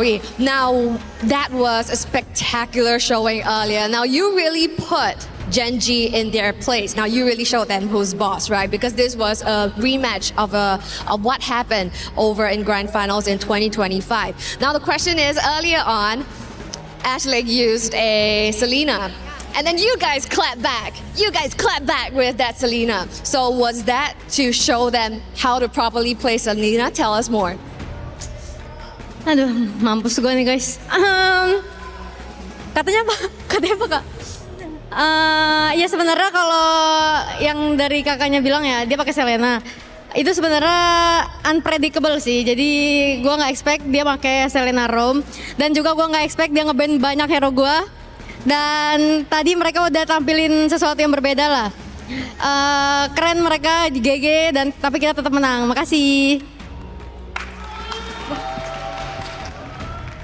I would need our friends who are very well versed in Bahasa to help me out with that. But of course, who do you think you would meet next? Actually, earlier, Vivian, I saw that you had a post on Instagram and then you want to meet in MWI and you actually wrote Kiowe. Why? Why Kiowe? Like, are you a fan of her or she's someone that you're looking to defeat?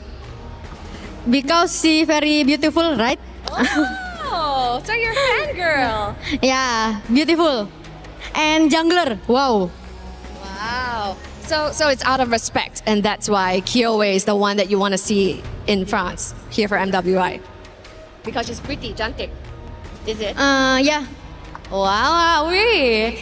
So yes, congratulations right here. You guys stamped that pass straight onto the knockout stage. The Vasquez, let our friends know right there on the sidelines that they have secured their ticket to the knockout stage. Of course, straight to the knockout stage. Vita qui sera de retour demain pour la phase 2, pour la phase knockout. Ça sera important, ça passe en BO5 demain. Et demain, c'est du single. Et on compte sur vous pour faire un max de bruit pour la team Vita, s'il vous plaît. Est-ce que je peux avoir un max? C'est ça qu'on veut. Merci à tous, vous êtes les meilleurs. Back to the studio for our next match. Is in our DNA.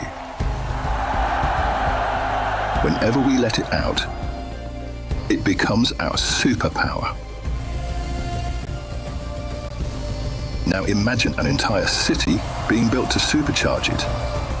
Kadir City, powered by play. Well, it was, in fact, domination instead of redemption, as it's Vitality getting a big 2-0 win over Gen G, who now has to fight through the lower bracket in order to protect their key. Love the interview with Vivian right after that, though. That was incredible, especially because we get some insight. Kyoe, she wants to face off against her in the finals, which is Geltec, who happened to beat Twisted Mind. So that matchup could be a reality. And we finally found the weakness for Team Vitality.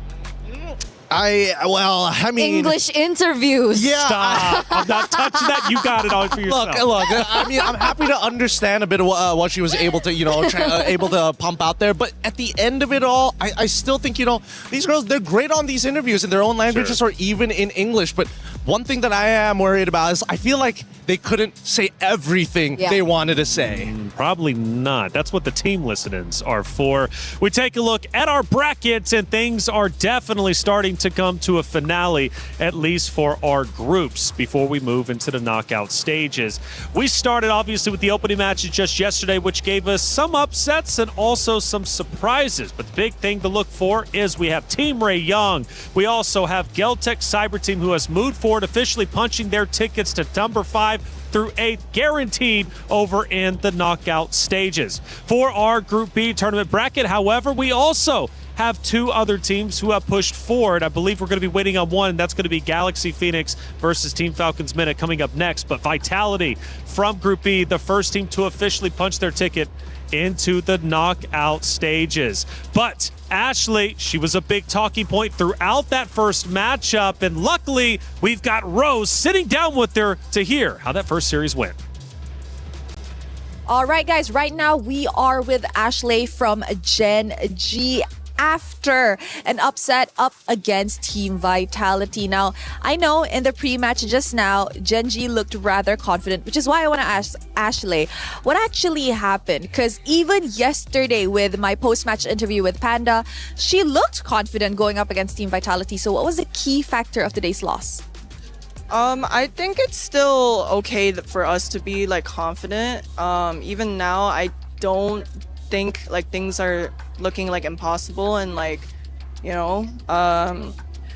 knew that this could be a possibility, the results and the way we played, it could be a possibility of happening. There was also a possibility of us winning at the same time, but all in all, I still think we could meet them in the finals and switch things around. Yeah, I agree. Nothing is definitely impossible. And hey, you guys might even rematch again in the finals. But let's talk about the present right now. Tonight, how does Gen G plan to recoup after this loss, especially since you guys are heading to an elimination match tomorrow?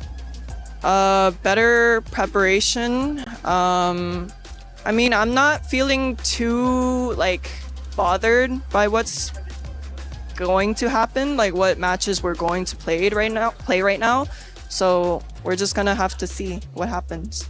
Okay, is there any words for the fans that are always rooting for Gen G and you? Thank you guys for supporting us. Please continue to support us, and the dream is still alive. I think we can turn things around. The dream is definitely still very alive. Thank you very much, Ashley. I will see you tomorrow. And with that, throwing it back to you guys at the studio.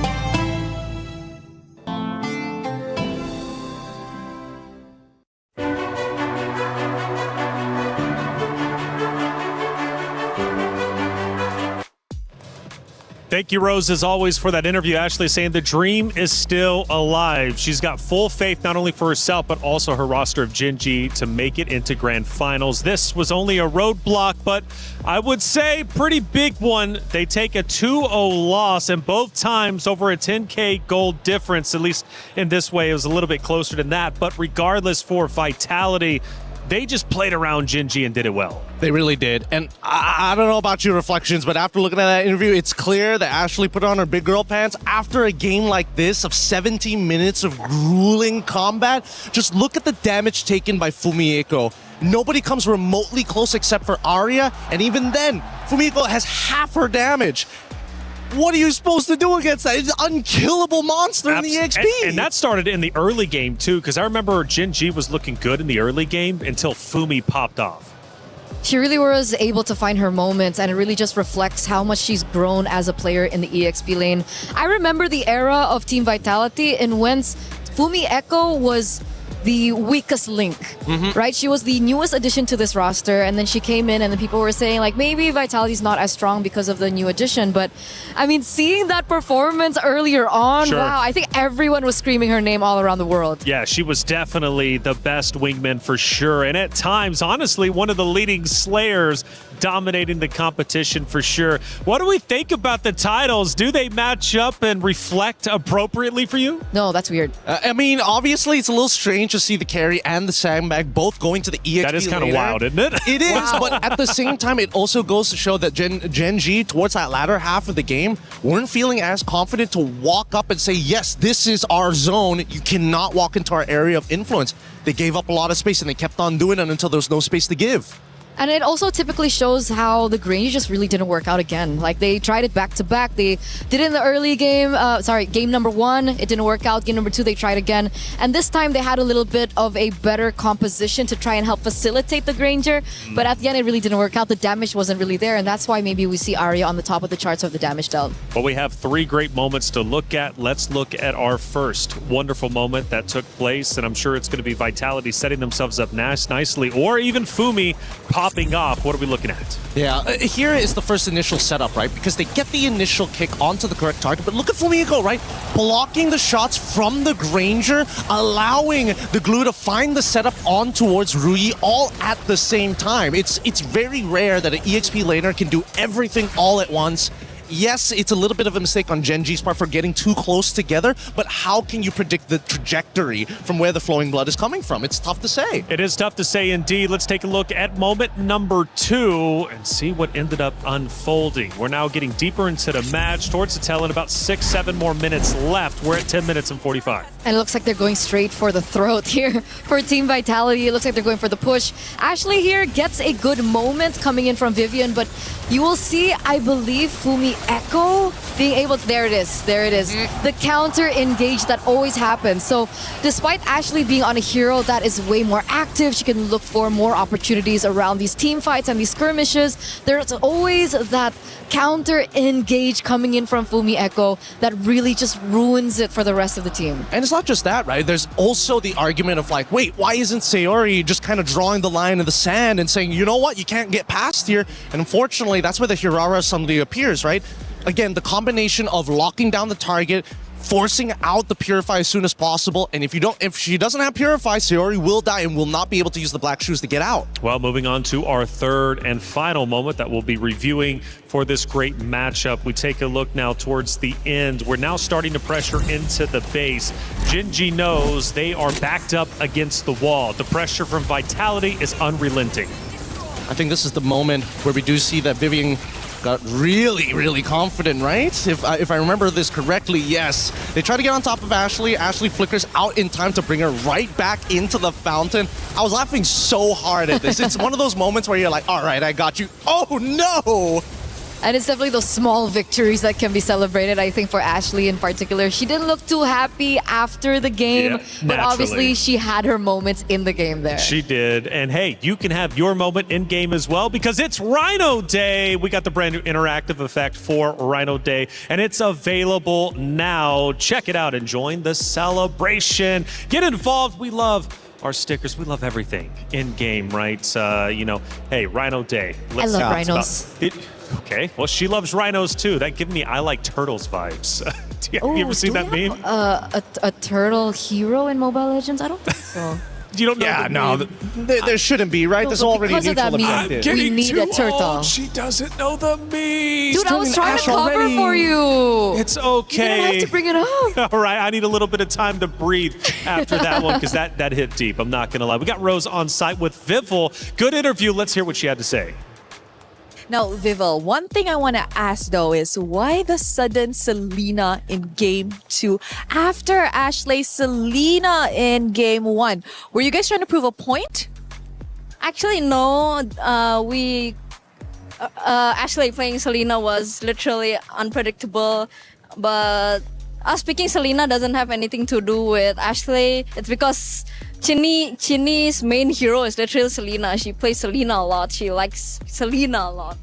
So yeah. I see. Now that you guys are officially in the knockout stages, is there perhaps a team that if you were to meet, you think that Team Vitality will have a hard time facing? I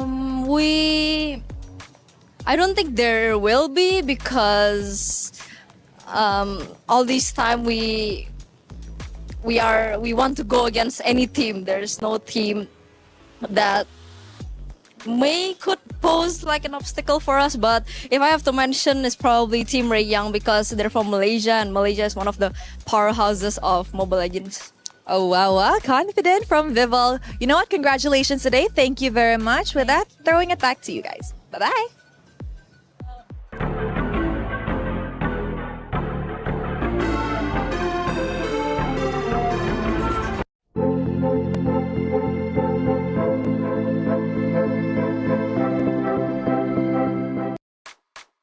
Good interview with Vival as always, Rose. Thank you so much for getting the coverage with the players as soon as they're off that stage, and before going up, of course, to hear what their mindset is like as they head in to yet another series.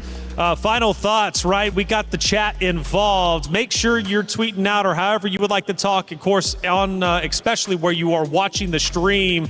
Famiko, MVP for sure. Honestly, after that performance, I would say so. Real. Yep. No, it's hard. It's hard to argue against it. Man, my guesses are really gets me to. Yeah. Oh, people are still doing their predictions as well. Very good. We like that. Fearless. Shout out to you. Get those predictions in, and hey, keep it going. Again, Fumiako getting all the love. GOAT EXP. Is that Miracle? Sadness, I just want to say I hope you're happy. Seems about right. Feels like Mirko. Yeah, seems about right. I think Fearless is Mirko. It's his alt account or something. Is that right? Probably. Probably Mirko. Well, we did hear earlier that he was looking at chat for just a little bit during that Phil section. Maybe he is Sadness, but why are you calling yourself Sadness, Mirko, if that is you? We're going to have and hash that out and figure that out. We need to make him happy. Another series is about to be underway, and this next one is going to be the final one for today, but an important one nonetheless, because it moves one team forward into the knockout stage. It's Galaxy Phoenix versus Team Falcons MENA. Both of them take that stage, and I tell you what, this is going to be a big one for sure, because there's several storylines to get through. First off, history is within reach for both of these rosters. For their regional battle, the highest regional placing they've got in MWI is 5th through 8th. Okay, you get that just going to the knockout stages, but they go a little bit further, they could make history. They're my GOATs. They're your GOATs? Team Falcons MENA are my GOATs. This is the first time I'm hearing about it. Because, Dave, when did this happen? Yeah, I don't know, because I'm looking at Galaxy Phoenix and like the names that they've beaten just to get here. How can you not? That's the keyword. That's the What did keyword? you say? Beat? He said a said sentence, names. though. Names? Names is the key word? Names is the key word. She is the gold laner. She is my GOAT. Okay, Names is the GOAT. Okay, fair enough. You guys must be a duo or something, actually. You guys go way back, actually, if I'm not mistaken, right? 10 years at MLBB, of course, 6 for you. Yeah. Veterans up on this stage. A long time to hate each other. Oh, why do you got to go that way? She was natural. Sadness. She was the Sadness comment out there in the Wait chat. until the next IGN of hatred. Falcons MENA, okay, has a big fan up here. But realistically, do they have what it takes to take down Galaxy Phoenix? Oh man, that's the brutal question, because they've been to so many international female tournaments and they always just fall short. And I gotta say, this matchup is really heartbreaking, because I think Galaxy Phoenix are so strong. They are the team that has actually played in MPL Cambodia. And that's not a simple task to do. There is technically no restriction on it for what kind of gender going into these MPLs. Sure. But the fact that they are playing on the same stage as some of the best in Cambodia, who's been around for at least 5 to 6 years, and they're the one region that everybody in Southeast Asia agrees upon that they are big stonks. Big stonks indeed. And talking about stonks, apparently we've got the Queens posing themselves. Where were they at? I'm hearing the Eiffel Tower. Let's check it out.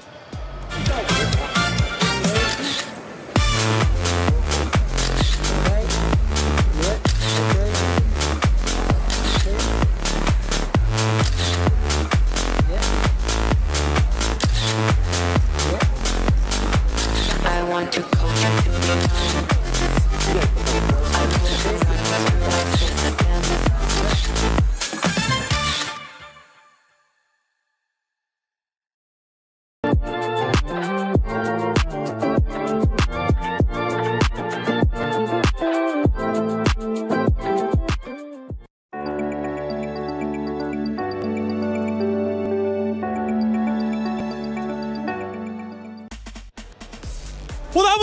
I couldn't have done it any better than Kiyoe in that moment. Well done. Hopefully we get more of those videos. Super unique. Hey, it's about time to send it to the stage, though. I'm ready to get this matchup started. It's Galaxy Phoenix versus Team Falcons Mena. Cheryl Damascus, take it away. Thank you, Taylor. It's time to kick off our fourth and last match of the day here on the Stream A. On one side is Galaxy Phoenix, fresh off a great performance, sending Navi into the lower bracket, taking on Falcons Mena for a spot on tomorrow's knockout stages. What are we saying about this match, Sharon? Yes, that was absolutely amazing. And as we speak, these two teams that are about to take center stage right here on Stream A are teams that has flown under the radar. Now, Galaxy Phoenix is someone that you don't want to underestimate. Why? Because they have played in the open circuit. Now, they have been competing in MPL Cambodia. And of course, we have over on the other side, Team Falcons Mena, where they see their open circuit counterparts winning wildcard. Are they able to rise above right here in this match and secure their knockout ticket? Let's find out from you guys at the studio. Let's go. Thank you, Cheryl and Damascus. As always, the stage is set. Galaxy Phoenix versus Team Falcons Mena. We've got at least one big supporter on the desk.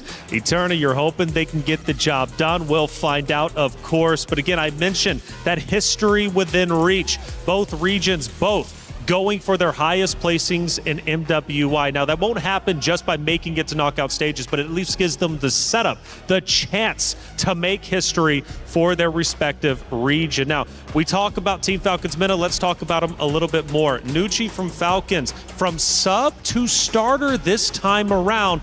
This year, she's looking to make a big impact. And I love that about her, right? Like the first time I met her, I think was back in the African qualifiers. I actually went to Africa to see her, and she was so nervous when she was able to make it to the international stage alongside names. There are other few members that are no longer there, which is what makes this lineup so special, because technically this is a new roster. They've rebuilt it completely around names, and names is such a household name at this point now if we're thinking Mena, if we're thinking Africa, because she's been the prominent gold laner for so long in that region. And she clearly is getting a lot of love here on the desk, but I'm sure from the supporters in the chat as well. Make sure you're getting loud for Team Falcons Mena. But let's also show some love to the opponents of Galaxy Phoenix. What makes this roster a true contender? What makes this roster so special, Gideon? Because they made it here for a reason. Clearly, they're doing a lot right. Well, I mean, they beat the defending champion of their own personal region. Again, in most of these situations, you're expecting those champions to always reoccur here at MWI. But let's not also forget, they were the ones who beat Navi PH 2-0 in that sweeping motion. And let me tell you, I was 2-1. That would make a lot more sense. 2-0? No way. Everyone was stunned with that victory, and everyone thinks that that's the momentum that they need to make it through to the next stages here in the knockouts. So let's take a look at the drafting phase now as we get to game number 1. We're seeing the Guinevere being banned out. We're seeing Freya. Yves gets eliminated, and as well as the Paquito. Okay, I'm liking it so far because that only leaves for the EXP the big generals of the Phoveus alongside with the Esmeralda. Again, both situational. Now that the nerfs have started to come through, but Esme has been in a pretty interesting spot. I would like to see whether somebody has come up with an answer to the Esme in lane and not in team fights. We all know how to deal with her in team fights. Just gotta keep on kiting her, gotta space her out. What was the counter to Esmeralda back in the day? Oh, so many, like the Dyroth, you had the Alpha. Dyroth! Yeah, there's so many lane bullies. Do you think there's space for a Dyroth? Okay, you know what? Sometimes when it's a good counter in lane, it is not worth to go for. And that's something we learned between Leslie and Claude yesterday. Yeah.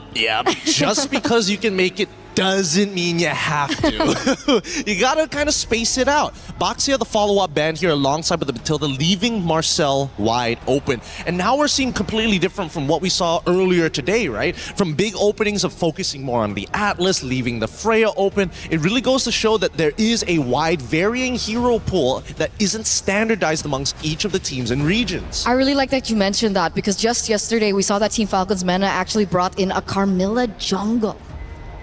Yeah. Okay. Yeah, we've seen a lot of bans yesterday against the Carmilla, and I was like, why did they go for Carmilla bans? And then I hop over to Stream B and I see a Carmilla in the jungle, and I was like, is this what they're scrimming with right now? Who's giving them these ideas and who's letting them think that this is right? But yet, they still are able to find these games. Hilda, an early call is an easy answer to Marcel. Marcel wants to go in and out. Hilda says, I'm gonna stick to you like glue and I'm gonna hurt you while you do it. Also a very strong showing with the Claude early pick as well. We do usually see the carry being picked up after, but we do see that Falcons MENA want to secure a strong lane of their own, right? They have the Esmeralda, very quick in.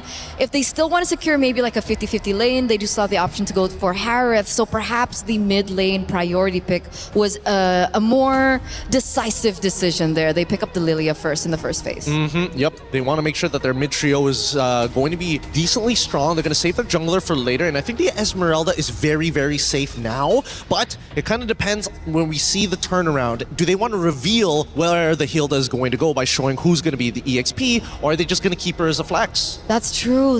Hilda can be flexed into the EXP lane. I thought it would be like a sure answer. I mean, technically we aren't on dangerous grass, so also it true. Doesn't really warrant that it has to go into the roaming position. Expanding rivers would also allow the Hilda to rotate a lot quicker around the map, so that's definitely something that we should still keep an eye out for. But insta-pick there, the Valier goes in 50-50 against the Lilia. Valier is not the best hero for clear. Yeah, it's not the best hero for clear, but he is the greatest hero at ruining a support's day. Try and engage. Try it again. Oh no, you're stunned. Oh no, you're trying to engage. I'm gonna push you away and then we're gonna do this all over again. It's a really frustrating hero, especially if you have no easy way to gap close against your opponent. And even then, you better have two options of gap closing, because that searing torrent is ridiculous. I could have sworn you were gonna say gaslighting. I thought about it for a moment, but hey, look, maybe that... Did I say it? It's happening! Are you Mirko? You like that? All right, now, second half of it is where it gets a little tough, because I feel like Galaxy... Whoa! Getting rid of some of the favorites here. Yeah, Carmilla instantly banned out there in the second phase. Galaxy have done their homework, but I thought that perhaps because they picked up something like the Valier, they wouldn't mind a Carmilla in the jungle. Well, then it would mean that taking quote-unquote having a Purify, inbuilt Purify, is useful, but I guess this also means like Galaxy Phoenix want a team fight to some degree. I don't know to what degree. I don't know whether or not it's a full dive composition and that Valier is going to be the dedicated anchor. But since Yuzong is already banned as well, I'm not 100% sure. Yeah, how would they go about it if they don't have the Yuzong? Do they have to go for like a Uranus of the worlds? Ooh, I mean, yeah, the Uranus isn't the worst option, but at the same time, that means that the unfortunate truth would be that their jungler would need a scale. So in terms of just raw scaling, they need a secondary win condition. And I don't see it just yet. They can just play for one win condition, but we've seen how that turns out in these games. Too many eggs in one basket. It's tricky, very 50-50. They need to be able to execute it precisely if that's the exact game plan that they're going for. Taking a look at the history of Galaxy Phoenix, we've only seen Fa on the Guinevere. So it's also homework being done by Falcons, as they have actually already banned her out. And Hirara goes out the window as well, so it's starting to really push down into the hero pool of Fa. Yeah, so what do they need here? They need... It's either they say, you know what, we're only going to play for the earlier stages of the game, or we're going to look to contest, or we're going to team fight. And it looks like they're leaning into the direction of team fighting because they haven't still yet shown who's going to go into that jungle. And they pick up the Sora to boot. We've seen what the Sora has been able to do so far today, especially now that we do see the Esmeralda has already been secured by Team Falcons MENA. So there's no room for like a sneaky Valentina pick in the EXP lane. So they're really just going to have to battle that out. And I feel like Sora in these particular team fights sometimes has an advantage depending on the timings of the skill usage. I totally agree with that, especially when you're facing off a Lilia. When you see these strong engage tools, you have to take the right battle spells. Flickers could be good, but at the same time, can you react fast enough compared to a Purify? I don't think so. That's a big problem. So now we're waiting on the last two picks here for Team Falcons MENA. They need a jungle as well. They go for the Clint. This is a signature pick for names, by the way. And the Fanny! Oh, this is... This is dirty. This is really, really dirty. Number one, there's not much of an answer to the Fanny at this point of time. The Cloud Shift is good at catching her, but if you can time it perfectly. The Searing Torrents is something that Fanny can force out of Sophia very early on, and there's no real running away. This Hilda has a lot of work to do in front of her. Show jungle. Show jungle? Show jungle. I think it might just have to be a tank jungle, unfortunately, but then that means all the damage would be on one guy, so they go for Ling to scale! They're fighting fire with fire. This is such an exciting matchup, a matchup that we haven't seen in so long. What is it? How long has it been? Like years. It's been years, Gideon. It's been 3 years, exactly. Wow. Well, not only was our hero pick historic, bringing old memories back, but both teams again are going for history themselves, trying to reach the knockout stage, trying to better their region than 5th through 8th. Can they do it? This is just one of those very steps. It's Galaxy Phoenix versus Team Falcons Mena. Mirko, Athena, take it away. A big thank you to the panel, but also to both the teams. Galaxy Phoenix, Falcons Mena, thank you for bringing us out of that tank meta. Yes, the Fanny and the Ling. Yo, I'm excited, Athena. Look at that. Our wishes have finally been answered and on our upper bracket semifinals matchup. Now I'm excited to see what Falcons Mena has to offer with Nana's Fanny. Nana's Fanny or Fuzz Ling. Fuzz Ling, yeah. Vice versa, right? And it's interesting to see it in a world full of jungler when it comes to the utility, but early skirmish here on the mid lane, forcing out the flicker out of Syrinx. Yeah, we've just been seeing this so much, man. Bargain Hunters on a lot of the mid laners. This time, even on the Valir. Sophia's gone over for the... That's interesting. Wait a second. Winnie's gone for the Festival of Blood and Vitality as well. Talk about playing it extra safe against already a lane bully in names and the Fanny in the enemy lineup. It makes a lot of sense. This is some good emblem choices from GXP. Yep, sometimes you just have to get that extra layer of protection just so you could ensure that you would not be bullied here, especially on the gold laners for GXP. Now, talking of Falcons Mena right now, we see some potential great simultaneous connections here, especially with the Marcel being picked up for the roam. Although there were some changes when it comes to the first and second skill as all. But now Nucci and Cyrex being forced on a corner, but still Nana getting a clutch first blood out of Sophia. Something you're going to have to take into account every time you go for any 2v2s or 1v1s across these lanes. The fact that Nana can just walk up. Oh, that is exactly what she's doing. Then Vice forced out of her Tempest of Blades, going for the direct answer. Strix immediately falls down. What a show match of our junglers right now. 1-1, but the junglers picking up kills. Nana. Okay, it's Lemma falling down hard, but still ensures safe escape right now for GXP. Now Nana safely transitions on to taking the neutral objective. She decides here for Ling. Nocturne trying to find a way out to protect Nana from impending danger. Fa finds Nana following closely behind. It's Sophia getting the last bits of that hit. Nocturne with an answer right back. Syrinx with multiple gloops on the way will ensure another double. And Syrinx onto Lemma following closely behind. This might be another kill on the hands of Falcon Mena. Yes, indeed, they're committing. Even the Falling Star Moon was actually activated, but now, okay, plan B, focus on the neutral objective. Falcons Mena, after a crazy skirmish where they got both Lings, they went for the turtle straight up. Objective conversion on the board. That's turtle number 1. I thought with a Ling and a Fanny in our game, we wouldn't be seeing a lot of neutral objective control. More on the battle for purple buffs. I thought that was the real neutral objective in this game, but so far it's been brawls across the map. Gonna have to say though, even though it's a Fanny versus Ling, it's the others who've stepped up massively. Syrinx, great rotation. Sophia as well to start things off, pushing Nana away from the first turtle attempt from Falcons Mena. But now it goes back to the slow game. I think for Falcons Mena, they gotta look at the other side of the map. Yes, they can play around those neutral objectives, but there's a big winning lane down below. A winning lane so dominant that it forced Winnie to go for Vitality and Festival of Blood. And you can already see how much respect Winnie has placed on names here down below. The whole team rotating down. They're really trying to choke Winnie out of this gold lane. And that's the thing, you have to capitalize on where you're good at, especially onto lane-to-lane comparison to the gold lanes. Hey. But now they focus onto the roamer still. It's Lemma having the hardest time of her life ever. Game number 1, immediate takedown onto Sophia with that assist here. They want to go for the trade-off. Even the red V was activated to ensure a kill immediately. Nana and Nucci hot on their tails. What a great answer right back. Now focusing onto the bottom side. It's just Winnie trying to survive the first few minutes of this game and falling closely behind. There are non-stop MLBB actions right now. Nana's solo kill onto Ling as well. Wow. Lil up top. So much action. 6-3. We got 9 kills in the first 4 minutes of the game. And it's only as expected for an assassin versus assassin matchup. Nana now playing around the purple buff. Fuck! Now is the time that we see kind of a neutral objective take here onto the purple buff. Okay, there's going to be golden R, but they do not commit at all to ensuring a kill. But Names on the other hand, that is quite the hefty advantage that she got there solo. And now it's a turtle take.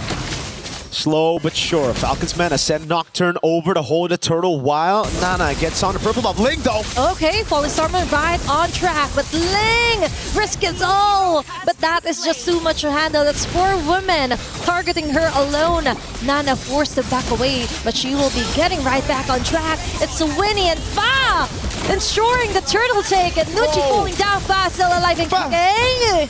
And it's Syrinx with a clutch black shoes, trying to force her way onto a kill. Too much things happening at once here. No can do now for numerous objective takes here for GXP. It's just all about distractions, all about who can play the chaotic game better. Galaxy Phoenix, it looked like they were tracking behind, trailing behind in the first few minutes of the game, but here you can already see how that chaotic nature from Ling, holding that side lane, going into Names, forcing the flicker out and the whole team to peel for her. Got the space for the rest of the team for Fa, Sophia, and Lemma to control the neutral objective now. Gold Crab still taken by Names, and look at the trade up top. Both Lings rotating towards the top side of the map. Nana versus Fa. Okay, one-on-one. Will she be committing onto that? But before all of that, it's Nocturne caught on a very great vantage point on to win it. She will be backing away. Lemma taking it safely. Sophia. Disengaging. Sophia, on the other hand, just goes in with a Cyclone Eye. Clear advantage on to Falcons Mana right now. This is the moment, I'd say, for Galaxy Phoenix to try to look for those purple buff takes away from Falcons Mana, but it just seems like Foz is taking a safe route. Doesn't want to go over to enemy purple buff despite the Fanny already seen up top. Nana's getting the job done. Ling! Okay, Fa with a blades here. Going with a double.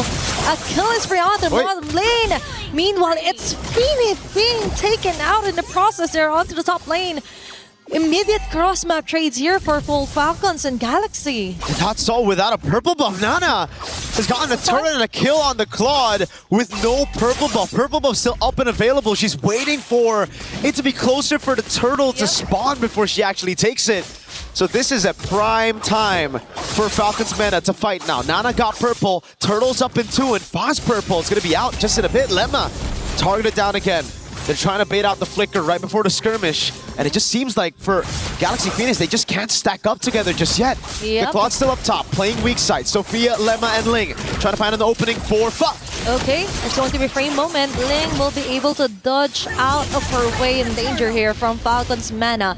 Nana will still be successfully taking down the neutral objective. Surprisingly so, she can do a lot even without the purple that you mentioned.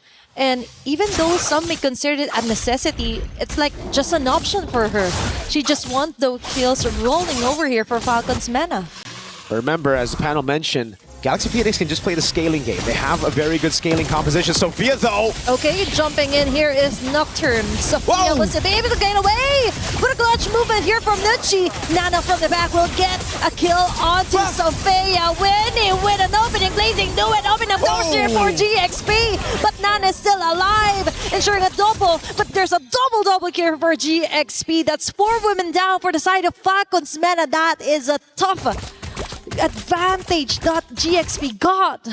Look at the instant objective conversion. Nana trying to defend. Okay, it's Lemma saying bye here to Nana. But still, it's all about prevention, preventing the mid lane turret from being destroyed by GXP. But Fa will be able to get another turret down onto the bottom side. The instant objective conversion, another fight in the mid lane, and this time they play it perfectly. Nana on the Fanny has been the one to initiate a lot of these fights, going in first, trying to deal damage to the rest of the team to follow it through. But Fa playing like a true assassin, coming in late. Okay, this is the tricky thing. She has the skills to actually go out of her way to get a kill of all people. And Suring's falling down. GXP, what a great move, ensuring the most crucial take-off. In fact, got a very assassin moves right there. That's exactly what you want from your assassin. Foss just moving across the map, taking Syrinx down, and then instantly getting away. I thought Nana had the cutthroat to take her down, but no. Foss been clinical on this Ling after that first death. Never again. She's learned from that moment. Now the purple buff up again for both of the junglers. Nana has it already. Faz a level ahead of Nana, and they're gonna go for the far lane first. They're gonna have that control over this lane. Let's see how they play it. Is it the Lord Dance or is it a straight blitz to a team fight? Okay, it's all about the macro and micro movement here. Nana risking it all. Sophia still survives. It's Leva shutting down Nana. Golden are on the mid lane. Winning gets the opening with a blazing duet. Fa with a godlike kill. Numerous members down, making it a triple kill for Fa. And GXP taking the 4 members yet again from Falcons Mena. If there were people who didn't catch Stream B and were asking the question, how did Na'Vi get sent down to the lower brackets? Now you know, Galaxy Phoenix are here, and they're here to conquer it all. Falcons Mena down by 4,000 gold. Galaxy Phoenix are taking away the purple buff for the first time now. Nana won't have her purple buff. Tier 2 up top, falling down. Tier 1 in the mid lane. It's all the map control already given over to Galaxy Phoenix as now they continue to push on the pace. Yep. Jungle is now compromised for the whole Falcons Mena. Now, Lemma is also a menace when it comes to the life here for Nana. The first concern was that maybe no one from GXP could keep a Fanny at bay, but now it's all possible. They've got an advantage, they've got the numbers, and now they also got turrets falling down against Falcons Mena. Now 5,000 gold lead for Galaxy Phoenix. The orange buff take, the purple buff was already stolen away, and now it's Fa with the purple buff in her own jungle. Let's see what they can do with this. They played the Lord really well. They delayed the push up top, waited for a build-up on the waves. Now they have 3 to play with. Fa's gonna go in onto Nana. Final tier 2 in the mid lane falling. They still have a Lord, but Holy Shields should delay this push by quite a bit. Okay. Fa is ready to rumble if ever Nana commits to it. Nana falls down here hard. She has to back away. That's a great disadvantage. Without any purple buff, she can do longer team fights onto GXP, and now that is the next course of action. They have to level it out against GXP. But Fa right now targeting Nocturne, half an HP left. Purple is up, but they're risking it all. Golden R will hit or miss some of the members here for GXP. Fa on their back lanes. The Impulse of Blaze activated as well. Series falling down as well in the process. Fa has this wonderful way onto actually taking down Series over and over again without missing a bit. And there's just not enough damage from Falcons Mena to get the respect out of Galaxy Phoenix. They can do whatever they want. They can walk up, they can just dive in, especially with Ling on this Sora. Winnie is taking a ton of damage in the mid lane, but it doesn't even matter. Just walks away as Fa sieges down this turret down below. And with the first Lord, they've gone both mid and bot to a quarter of HP. That'll make things a heck of a lot easier as they wait for Lord number 2. Nana's doing a good job. Notice everybody on this other side of the map, so she goes for the counter jungle and takes something back for herself.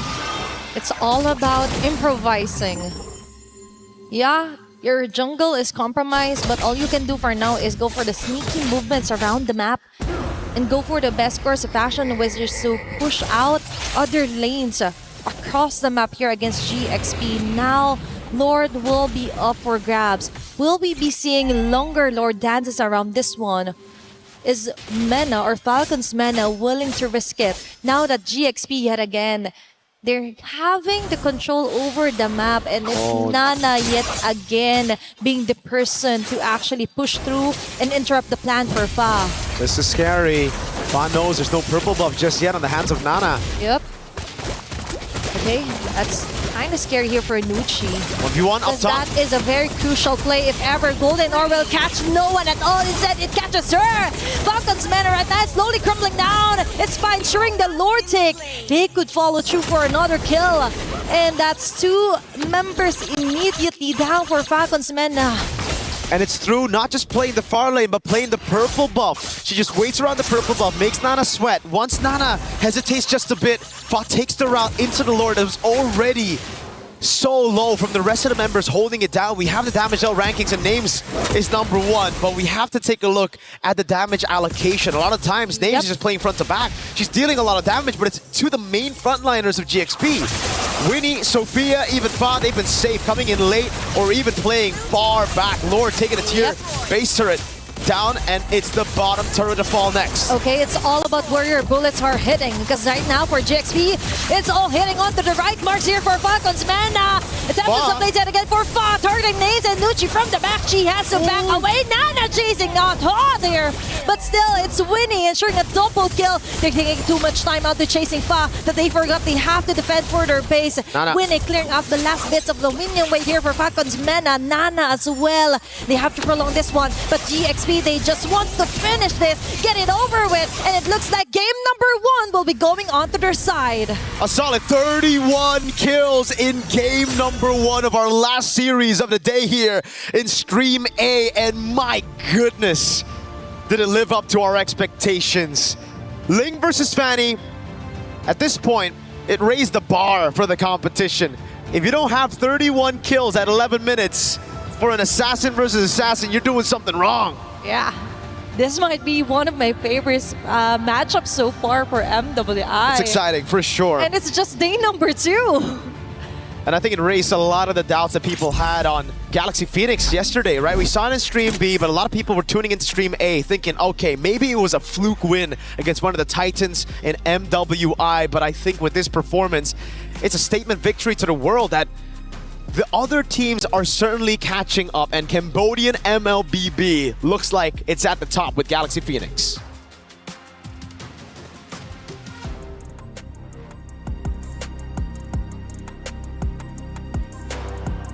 Is in our DNA. Whenever we let it out, it becomes our superpower. Now imagine an entire city being built to supercharge it. Kadir City, powered by Play. Well, based off the pick and bans, we knew it was going to be exciting, and it absolutely was. Galaxy Phoenix takes map number 1. Can they close it out in a 2-0 like everyone has done so far in the past 2 days on our stage? You guys were going crazy watching that matchup, much like the commentators were, for good reason. Tanks, they're out. Assassins are in. Gideon, what does that mean for our tournament? It means that this tournament might be super exciting now, because the day when Assassins come back in and the tanks start washing out, you get games like that. High KDAs, high intensities. Every moment cannot be wasted. Every second counts in moments like these. That's why that game was just so exciting. And becoming a color caster, so much easier. Fair enough. Assassins.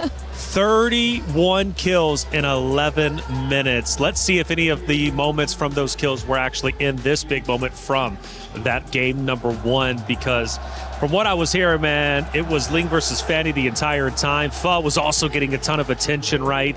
Plenty of just exciting, electric moments from the Assassins. But we knew coming into this, the new meta would bring potentially that conversation. Ladies have been a bit slow in order to develop that, and I understand that coming into this tournament, you want to go with your comfort picks. But getting deeper into the tournament, especially if you want to beat the high-level opponents you have to play against, you've got to risk it all and go for gold. And that's exactly what they're doing. You also shouted out names at the beginning, too. Let's see what, or let's hear from you, I guess, one of biggest supporter of names and how she did. No matter what happens, you guys are still my GOATs. I want to make that very, very clear. But I have to say that when it came down to the in-game execution, it felt like they were kind of outclassed. You can see it from even these highlights. The beginning of the match, oh, the Ling was just so well done. And we were talking about the drafts on how they really set up so well for the Fanny. But on the other side, they were also unprepared if the enemy picked up an assassin. And this Ling was just everywhere around the map. There was no way to shut him down. Yeah, just the mechanical prowess of this team is ridiculous. We saw the hand cam of Fa just now, and she's using the traditional, you know, forefinger and thumbs, not going for the spider 6-finger activations, and still was able to precisely pick up every single one of her swords. Most people can't even get all 4. Yeah, honestly, mobile gamers are just insane to me with how many fingers you're able to put on there. I've seen one player use 8 fingers, which is crazy to say the least. But 4, 6, however you get it done, either way, she was doing it well. We got even a little bit of dancing on stage, of course, as Galaxy Phoenix and Falcons will take over map number 2. But seriously, the Assassins making things exciting overall speeds things up a lot. I mean, again, we mentioned that from the new meta, things would be sped up. I mean, 31 kills in 11 minutes. I mean, how extraordinary is that? It's huge. It's huge. We haven't seen it in a very, very long time. 11 to 20 maybe would warrant maybe a 30-minute game maybe, or like a late 20-minute game, but only a 15-minute game with that many kills on the board. It's already so special. Yeah, and I mean, keep in mind, right, because as many kills as she was able to put on the board, it's a contribution of the entire team. The assassin isn't there to just wipe out every single person. You're specifically wiping out the low targets on the team. You play as cleanup, and if you're lucky, you find a priority target that you could 100-0. Which is what was so differing about the gameplay between Nana and Fa, right? We saw Fa coming in the later portions of the team fights, understanding that everyone else on the team could get them a bit low. But for Nana, it was a lot more trickier because it seems like in her gameplay, she went in for the initiations a lot of the time. And unfortunately, there were moments where she got caught by the Sora. Yeah, unfortunately, that's just the truth of the matchup between the Fanny alongside with the Ling. Ling can clean up, Fanny can clean up, but the difference in scaling, Ling does much better in the later stages of the game with the items that he's able to purchase. Fanny, really, really good in the early stages. Like, under turret, you are not safe. Getting a lot of love in the chat, by the way. The stage is on. We saw you out there, Rico. It's so refreshing to watch, okay? Ling and Fanny. And that echoes the sentiment of what you're saying, right? It's nice to see the Assassins come out, see the high-octane play, see the fast action. This new meta, that's what it brought. Yes, absolutely, absolutely. I think much fun. We've talked about it. The casters were also talking heavily about it, and hopefully coming to this next match, we'll see another assassin be assassin. But usually when we do see the first matchup be an assassin be assassin, game number 2, sometimes they resort back to safety. They resort back to the tank jungle. Well, hey, I tell you what, even though the ladies on stage are vicious, they had a little bit of fun with Don't Touch the Hero. Today we're going to be playing Don't Touch the Hero. Are you girls ready? Yeah. No. Aurora, Sora, Lilia, Freya, Lilia, Aurora. Oh, hell. Freya, Aurora, Sora, Lilia, Lilia. At this point, I'm just copying your moves. Oh my god. It's fine. Okay.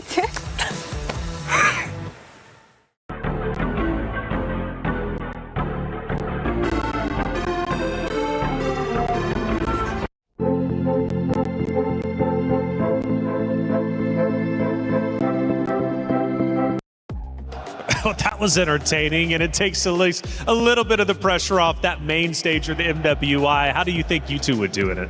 Amazing. I do amazing. Okay, pure confidence. Gideon? I think I would have simulated that handshake as well of like, Hey, that's what I did in Wild Cards. We don't talk about it. Look, it's tough. It's tough, and I have to admit that these girls are doing a very good job because I would have absolutely ruined myself. Sora, okay, Sora. Oh, no, I'm not supposed to do that. I think you would have done well, though, posing for the Eiffel Tower on the green screen. Let's head back to the stage, though, because it's time to get things started once again between these two great teams. Now, going back into game number 2, Do we stick with the fresh meta, right? Do we continue to try it? Obviously, for the side of Galaxy Phoenix, why not? I mean, they were dominant. They ended up winning. For Team Falcon's meta, though, do we go back to the bread and butter? Would that even work against the Assassin comp? Personally, I think yes, it does work very, very well. There was a reason why the meta always revolves around these three things. If tanks are in the jungle, assassins are out, then fighters need to come in to deal with the tanks. Then once the fighters become the main meta, the assassins come back because the fighters can't keep up with the assassins. It's this nasty little trifecta that always happens every single patch. Every patch indeed. And for Falcons meta, how do they deal with Fa? I mean, Fa was on fire the entire time, repping Claude. What's the counter to that? I think that's a really good question because come game number 1, we saw that they actually respected Fa by taking away the Guinevere. And they're going to do the exact same thing actually as we get into the drafts here for game number 2.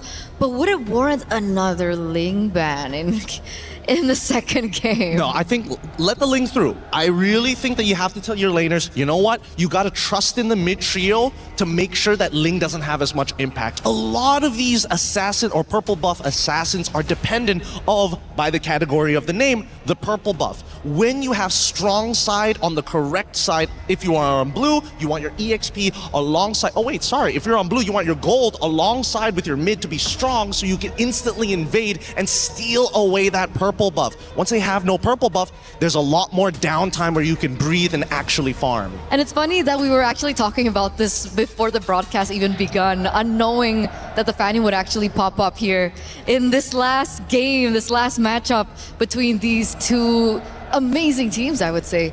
Freya gets banned out, Baxia also gets banned out. It is looking like they might be setting up for yet another assassin jungle matchup. Did they ban Baxia out in game 1? I don't think so, right? It's only like towards the latter half. So they only went onto that third pick to ban it out. The fact that they're banning it out now, I feel like Galaxy Phoenix are already thinking about what Falcons are going to do to adapt. That's possible. That's possible. The Beleric gets banned though. Is that in accordance to what you're saying right now? Not 100% just yet. I want to see this third one just to be sure. Whether or not it's just we're changing up the order. Really, we already know what we want to ban and we know what we want to pick. Okay, but in terms of bans for Teams Falcons, it's the exact same. Hasn't changed at all. Gwyn, Freya, Matilda banned out again. Last time they picked up the Marcel first. I'm wondering if they want to swap things around. I think they can still do it because again, like we saw in the previous game, the mid duo, they were already going to war and they called in both their junglers at the exact same time. So it's moments like that where it's like, can you be a little bit more precise? Could you set up a better scenario? Can you win out that 2v2? And I think that's what GP is thinking about as they get rid of the Carmilla. Once again, just making sure that they cover their bases. If I'm not mistaken, it was Galaxy that banned out the Carmilla in second phase. So the hero that they left open this time around is the Paquito. And I feel like the Paquito does really well against the Assassins, no? It does. Magically, yes, it does. But Esmeralda is still available. So technically, counterplay is in play.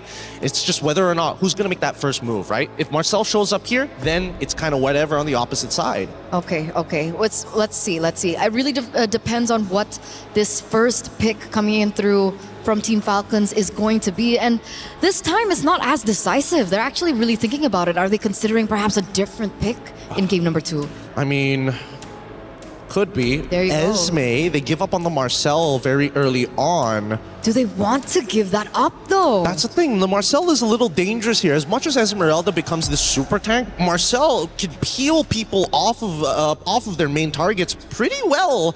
And more importantly, he's just fast. Absolutely.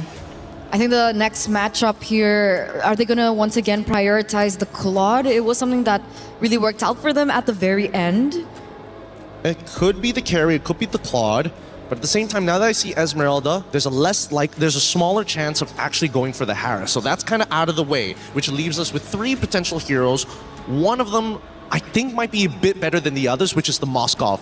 Moskov is particularly good when the junglers are playing assassins. You have a way not only to create distance, but actually push them away from you. It makes sense if you want, more map control as well. But if they're going to be playing assassins, that could be of tremendous value, and you can utilize that to control the far lane. You can split push and then eventually use your ult to join in on the fights. But they don't bite. It works both ways, but now with the Claude already locked in for the side of GP, because again, we know that GP are going to be the ones who are more likely to go for the assassins in comparison to Team Falcons. So what's the setup now for Team Falcons? Oh, I like this. I like the single target lockdowns. I like the high-lows a lot here. So they learned. They learned a little bit. I would have also preferred the Hilda. That would have been an also pretty good option. Moskov, they are thinking ahead. You know what? I should stop. I should stop. I'm here doing checker moves. They're playing chess already. Absolutely, yeah. The Moskov comes through here. It's something that we did discuss earlier on. Hylos as well. Considering now that Galaxy Phoenix are in a position where they might be unprepared when it comes down to an assassin pick. But for some reason, looking at this comp, can Paquito jungle work? Paquito jungle, with the nerfs, I don't think so. I personally don't think so. He doesn't get any extra benefits going into the jungle. Yes, he'll have impact, but he also still is going to be a little slow to hit level 4 because of that clear speed. You're better off in the EXP where you're still going to be relevant, and better yet, I think that right now, it's not very clear what kind of composition either side want to actually play. The Alice, very good option here from GP. Dude, Ririth... His drafting has been crazy. He is calling the shots here. Can they go on the second phase? Do you think that they're actually looking for an option for mid lane that can scale? I'm thinking like Farsa Sicilian type nonsense. Oh man, I mean Renmar did mention the Sicilian, but if we want to go like a lot simpler, we can go for something like the Kimmy. Kimmy? Like Kimmy does also scale, right? All right. If we see here on Red 4 that GP decide to get an assassin, hey, that's not the only assassin, nothing to worry about. There's still the Hayabusas, there's still the Hellcurts, there's still the Hanzos still available. Oh man, you know what? The fun ones got banned out as well. Ling on the opposite side is the response. That's why I saw the Fanny being banned out and then the Ling response. There is still space for, the Hirara, the Nolan as well. It's something that we're more, accustomed to when it came down to MWI. The Yve gets banned. Why Yve? I mean, they're up against the Claude anyway. I would have thought that they would be okay having the Yve on the other side. Yeah, that's what I would have thought too. That's actually kind of interesting. Why get rid of the Yve at this point? Do they want to make sure that maybe they lean into a potential Valentina? And the Yve, is just a really tough lane matchup, and they don't want to lose the early game. Or do you think it's Alice in the jungle? Alice in the jungle? I mean, that's old stuff, but it might not be the worst here. At the same time, we see that Zushin is getting banned out on the opposite end. Yep, very, very intelligent bans here from either side as we now see GP on the most important pick. So perhaps they were just setting up for the Jushin pick. That's what I was thinking of, right? I was like, at some point, Jushin has to be entered in before you even start thinking about Sicilian and Farsa. Yeah, that's why they banned out the Yve. They just wanted to signal that, hey, we might be picking up the Jushin, and of course the Jushin against the Yve in the lane doesn't do as well in terms of range and of course as in terms of clear. So as we get into the second phase of the drafts, this is where things are really going to just span down. Because they basically have a mirror splitting image of the exact roles on either side, right? It's not, hey, I'm going to give you a new question. It is, this is what I'm going to do. And the opposite side said, you know what? We're going to do the same. And Selena gets locked in as the dedicated mid laner. It could go into the jungle, to be fair, but it seems very unlikely. It is. And this means that perhaps we're going to be seeing something less exciting in the jungle. Could we be... is it possible to have Assassin in the jungle and Assassin in mid? Assassin in the jungle, sure. Assassin in mid, I think there's got to be a very clear setup, right? There has to be I need vision so I can do this. And if you have that vision, I think the only one that makes sense would technically be the Hanzo, because he's the only one who can just walk in single-handedly, steal a camp, and then get out. But I want to see what Falcons want to respond, because looking at the Selena, what could be going through their minds? And Yi Shin gets locked in here, alongside with the Gore to deal with a potential secondary tank. Okay, so they have like the bases covered, right? They have a really strong mid laner, heavy burst as well, a lot of high damage. I'm really worried about the front lines coming in from Team Falcons and whether or not Galaxy have enough damage to deal with them right now. What is their choice? Suyo against the Gord and the Esme. Interesting. This is a high-risk comp coming out of GP. They understand, I think we got better mechanics and we're going to out-mechanic them. And I think that Falcons, they got to prove them wrong here. If they play a solid, standardized game, they will inevitably win the longer this game goes. And technically with the Marcel and the Selena, if they can go for heavy invades into the enemy jungle, it could just work out. Well, the team comps matched up before, and it went to the way of Galaxy Phoenix. This time around, Team Falcons tries to play around Galaxy Phoenix. Will it pay off? Well, let's find out. It's game number 2. The two Titans face off once again. Mirko, Athena, take it away. Here we go into the Atlanta Dawn for possibly the final game of the day. At least that's what Galaxy Phoenix wants. For Falcons Mena, they're going to prolong the series all the way to 3 games, 1 each. Now, it's all about speed when we look at the composition coming in from Galaxy Phoenix. The Suyo, clearing fast in the jungle, together with the Season Hunter Selena. We have to take a look at the emblems later on. If it is a Season Hunter Selena, that means it's all about getting tempo, getting to the individual objective first, and then blitzing it before Falcons Mena can even react. Yep, it's all about snowballing here for GXP, and let's see if they will be able to do it. Because it turns out when it comes to our drafts earlier, it was quite surprising. Okay, now we confirm it with Galaxy Phoenix emblem builds here for the Selena. Yep, the Season Hunter on the Selena. This is classic. Usually you would use a Uranus in the XP or even a Paquito. Someone that can cut, someone that can clear really fast. Almost a take there from Lemma. Delays Nana by quite a bit, and this certainly will give Fa a bit more of an advantage to play with. Definitely. So GXP is now playing right to their strengths, making the game faster. It's now all about Nucci being forced out of her Revitalize, but it's okay because now for Falcons Mena, they just have to be really careful into giving those numbers rolling in for Galaxy Phoenix. Yeah. Falcons Mena really want to try to match that speed that Galaxy Phoenix are playing with. Thing is though, they just don't have the composition to do so. They don't. I think at this point they have to just give away some of that pressure. Nocturne's already rotated though. Get out the flicker, Mountain Shocker up. Okay, that's a big resource spent. That is, imagine, just to try and prevent the inevitable here from happening from Lemma. Although the flicker was actually used here. So might as well for Falcons Mena. Small wins do matter, small steps ahead of them before they actually try and contest this neutral objective. Now, talking about the speed of the game for GXP, if they are not able to actually capitalize on their snowballing potential, I think that might be one of the cons of what they wanted to do here for game number 2. So let's see it. Level 4 already. They go for the gank on Nocturne. Nucci. Okay, Nucci trying to hold over onto Fa. Syrinx with a successful first blood and Mystic Gush right on her face. Ling tried to run away. Also, the flicker force out. That is numerous advantages for Falcons Mena. But Sophia and Lemma just goes on ahead of it, eliminating Jungler altogether. Ling falling in with Crimson Gleam. They're keeping it watch here. Neutral objective should be covered now. Fa right on cue will be secured. That one, and Sophia going wild onto the front line, getting just enough of the damage to take down Nucci in the process. Nocturne fighting onto 3 women here from GXP, and she's taking most of the damages, but still not enough to sustain numerous team fights. GXP actually turned the tides into their favor on that one.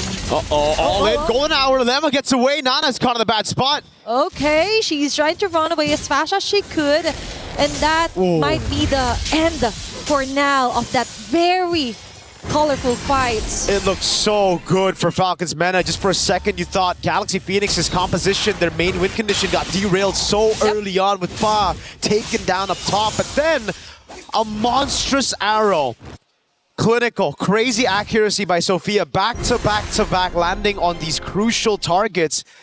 And she becomes the assassin. It almost seems like Fa on the Suyo becomes a bit more of a distraction, just to open up for the real carry, who's the assassin in mid, Sophia. Yeah, Sophia, the first one that we saw a very spectacular Selena play today. Although we've seen that play out onto Simi as well earlier for Team Vitality. But so far, for her accuracy rate, is all over on the roof here for GXP. Now for Falcons Mena, we've mentioned that they also have to kind of derail EXP, but also not just derail, but also have to choke them out and compromise their own jungling pattern, because it looks like they're the ones copying or ones just reacting to what Sophia and Lemma is trying to do.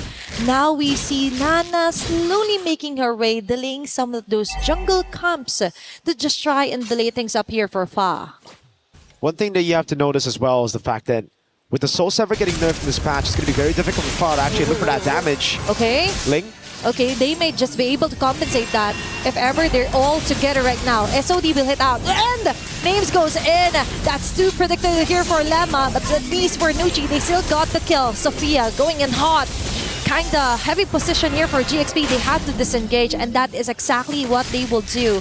Looks like it's going to be a free turtle here for Falcons Mena. It comes through Names and also Syrinx being able to just shred through these frontliners. Link's not nearly tanky enough to deal with all of this damage. Yep. It's a very, very good mix of magic and physical. Winnie, though, was able to get a couple of hits down below and now is starting to go on Names. Wave not in the place for them to dive. Okay. But Fa might just want to go for it. It's all about making it easier for Fa. If Fa isn't able to do it, there are other members that could compensate for the lack of damage so far because of the nerf from Fa. There should be a turret takedown below. It should also be an invade. It does seem like for both junglers, they're just going to trade size of the map right now. Nana going up top to the Beetle. Ling is playing it safe though. Doesn't decide to blink. It will be turret for turret. Abyssal Arrow doesn't land. Fa. Ooh. That's two ultimates onto the middle lane committed without any equal exchange at all from GXP. Although they've got a turtle onto the top lane, I think GXP still got the most out of it. Denial of the buff, turret onto the bottom side, plus they forced out multiple ultis here from Falcons Mena. So now it's back to the slow game. And if you're thinking about the slow game, it really should be beneficial for Falcons Mena. They have a very good composition to scale into the late game. The Moskov, Gord, Yisun, Shin, heck, even the Esmeralda, all will find a lot of value. But then you look at GXP and the fact that they can split things up a lot as well, right? It comes down to delaying these skirmishes with the Marcel, making it awkward, and then landing the crucial arrows to possibly turn things around. It is a very, very difficult lineup to pull off. But if Galaxy Phoenix does it, that's insane momentum and morale boost to take into the knockout stage. They are really used to high mechanical players here, or high mechanical skills as well. And Fa will get that opening. What a wild play here for GXP. And Ling with a Torrent Roman hitting onto two members. Names trying to go for the free hits, but the damage just isn't there yet. Lemma on the other hand will be the sacrifice. Instead, that's two members for one, but GXP still have the chance to overturn that. Winnie right on cue with a PMI, but there is Nocturne just right in the corner, taking advantage of the chaos as well, and Fa onto the front with the evil cooler, and the narrow will just hit or just miss at all here for GXP. And it's the combo of the Marcel and the Selena as well. The Golden Hour locks them in place. The artillery gets locked from the Golden Hour too, and it just auto-connects on the members you see. Ooh. Again, very difficult composition to pull off, but so far they've done a fantastic job at executing it. Up top now, they send the Claude. Winnie trying to go for the siege, as Nocturne has to respect it. Galaxy Phoenix, they have enough damage to deal with the frontliners, and they have enough sustain to deal with Falcons Mena's damage dealers as well. This is actually good for GXP. Although we mentioned that this is something they're really difficult to pull off, they're also were able to pull off the macro side of things as well. Controlling the map, preventing Names with actually annihilating the rest of them, and giving Winnie all the winning lanes here. SOD with miss out here onto Winnie. Very close call there for Galaxy Phoenix. Now they rearrange, they regroup as well. Really taking their time here as Nucci gets falling into the mid lane. Syrinx with the missing gush of Winnie. Going in head-to-head on her with a blazing duet, all connecting. Onto the mid lane here for Falcons Mena. Now onto the mid lane, it's Fa going wild. Ling as well, dodging and sustaining all those damages as well. Sophia still alive and kicking, hitting on those arrow marks. Fa with a double kill. Now that's how they play. That's how hard they go against Falcons Mena. The back and forth is beautiful by Galaxy Phoenix. Falcons Mena, they always are in awe of what's happening, of what's hitting them right now. They're confused, left in confusion every single time. They think it's just going to be a clean front to back, where they've already gotten the sustain, where they already have the CC locked down on some of these members. But then Galaxy Phoenix, they utilize this composition not in a way where it's just arrows coming in, cleanup attempts as well, but also them outmaneuvering Falcon's Mena. You see the all-in happen here with the Glorious Pathway and the Mystic Gush, but then you see just how many of these resources are used to perfection. The Golden Hour to delay, the rest of the team utilizing those mobility skills to get out of harm's way and then to re-engage when it's all safe, when it's okay, when there are layers of frontliners coming in, and you get to see that final Blade Surge. Now Nucci, again getting desperate. Popping the Glorious Pathway early. Up top, it's a good lane. Throw to Ruin! Okay, that's 4 members caught again here. But Lemma and Ling found with a mega kill. Immediate takedown onto the jungler. Now for the double. Wow. Lemma onto Zerx, hot on her tail. Lemma! Even with the flicker as well. Needs for the free hit. Now they go for the trade. But I think that won't be enough of an answer against GXP as Fa secures a triple kill. Now it's Names all alone here on the bottom side. Fa and Ling targeting her. And that is going to be a last hit for Sophia. 4 members are actually a wipeout against Falcon's Mena by GXP. Even when the arrows don't land, it plays such a crucial role in these team fights. Sophia with an arrow that didn't land but forced the step away from Names. She had to take that Blade Surge to the face and then the Purify desperately to try to get away.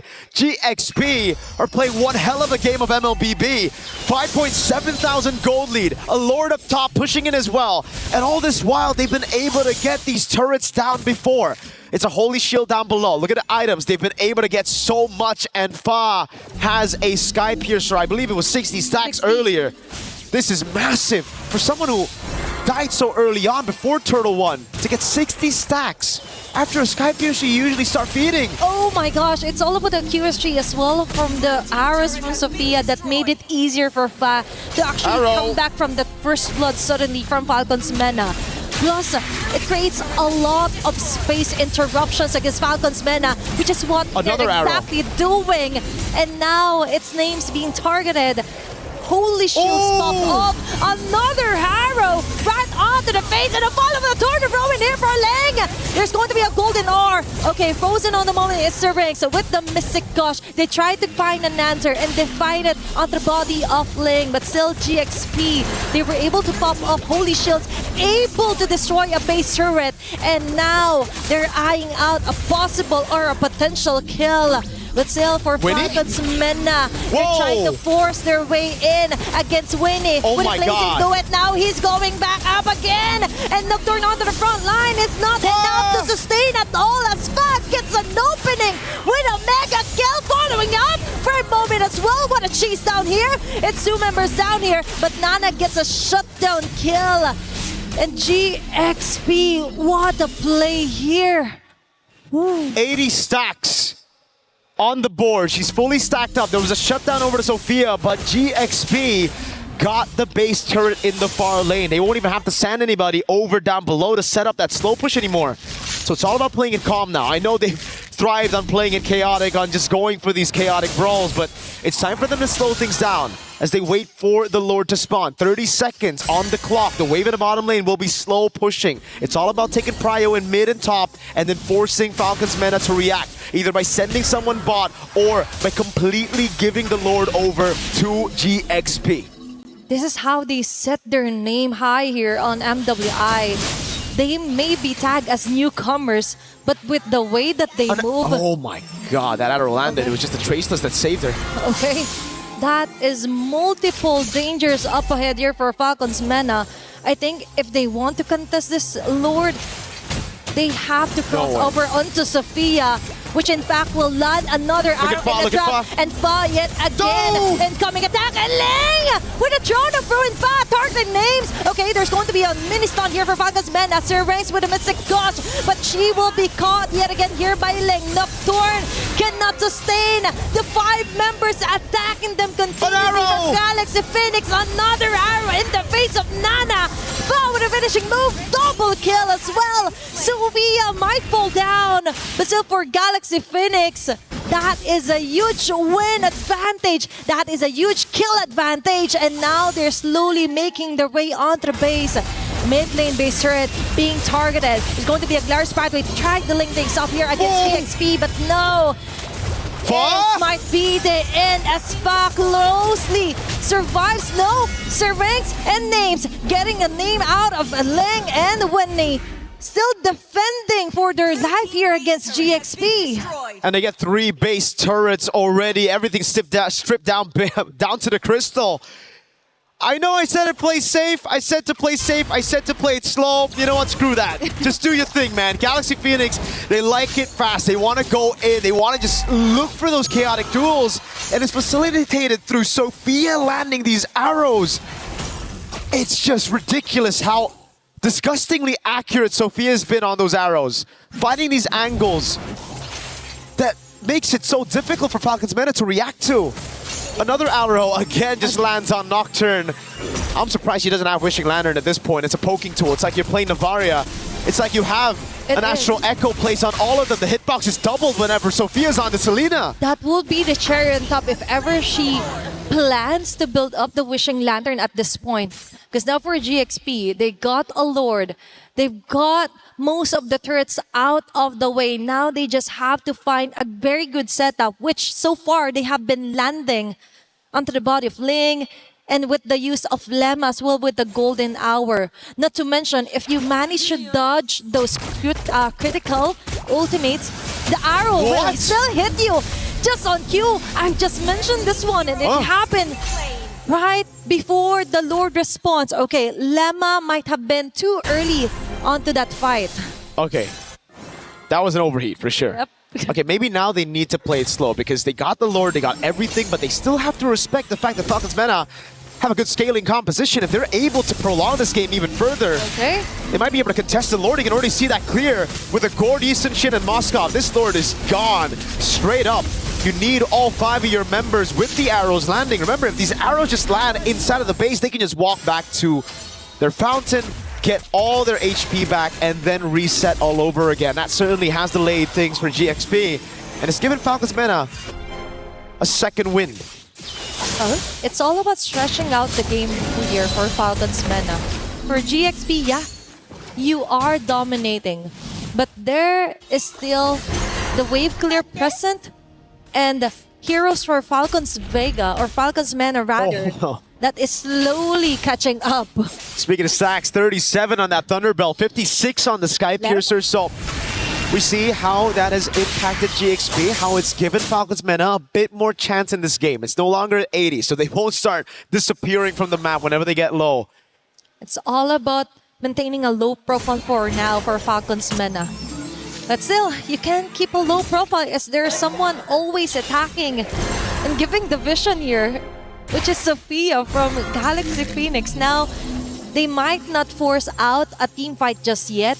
More on the macro side of things is Galaxy Phoenix, Phoenix needs to focus on. Look at Fa. Okay, Fa and Lemma has other things in mind. No, they don't want to wait for the Lord. They want to go in. Okay, Golden R caught all the 3 members here. Syrinx being caught here by Ling, and a follow of Throne of Ruin as well. Fa with the last hit. It's going in with the blazing duet with Winnie, who roams in movement as well. Double kill. That's 2 members down. Now it's 3 members left to defend for their base, but no, they still get it. Fa with a triple kill. Galaxy Phoenix just fucking hit. This might be the winning goal, winning moment that they need. 5 members still up, and it's only Nocturne left, and this is it. Galaxy Phoenix ensures the 2-0. A maniac for Fa, delayed Savage, or rather a denied Savage by Nocturne, but it don't matter. Galaxy Phoenix are able to get the job done with a clean sweep. A statement victory to send them into top 8, and perhaps a declaration of war with this composition. A statement for sure. A win with one of the craziest, one of the toughest compositions to pull off, and they pulled it off all the way. It was crisp, clean, the arrow, the flanks, not waiting for the Lord and just subverting all of our expectations, especially Falcons Meta's. They weren't ready for that play. They thought it was going to be slow. They've expected teams to just play around the Lord after losing, or after winning this hard, after getting defended over and over again.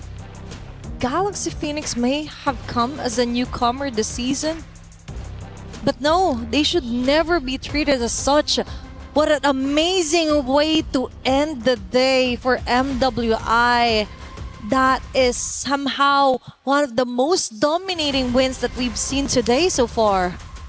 We've seen dominant wins in the form of calculated domination, macro control, no shutdowns given. But now we're going to talk to some of the players with Hollywood, Rob, and Cheryl. Now, heartiest congratulations. You guys just punched your tickets to the knockout stages. Galaxy Phoenix has risen to the occasion. Now, I do have a question for you, Sophia, and that is, this is the first international appearance that you guys have been, and you have dominated the world stage. So how are you feeling? Are you guys like nervous at all? Because this is a spectacular performance. For us, even though this is our first international stage, but we prepare for it for months, so it's okay. We can maybe go to grand final. And even on its own, this is potentially the best showing even, for Cambodia. Are you guys super proud? I believe a lot of our fans back in Cambodia are super proud from where you guys are right now. How are you feeling about that? I feel very proud of us that we we prepare for train for a long time, so it's time for us to show our skills. That's true. It is time for them to shine.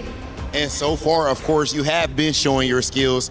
You've already beaten 2 champions, actually have swept 2 champions from 2 different regions. Is there any specific team that you have your eyes on next?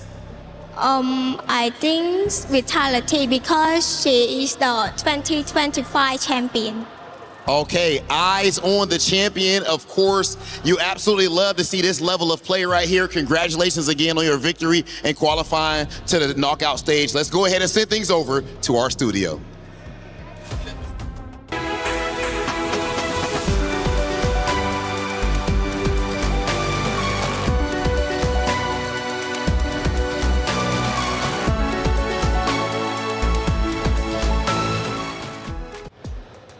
Galaxy Phoenix pulls it off with a 2-0 victory. They did it very well, and they will officially be moving forward into the knockout stage. Congratulations to them.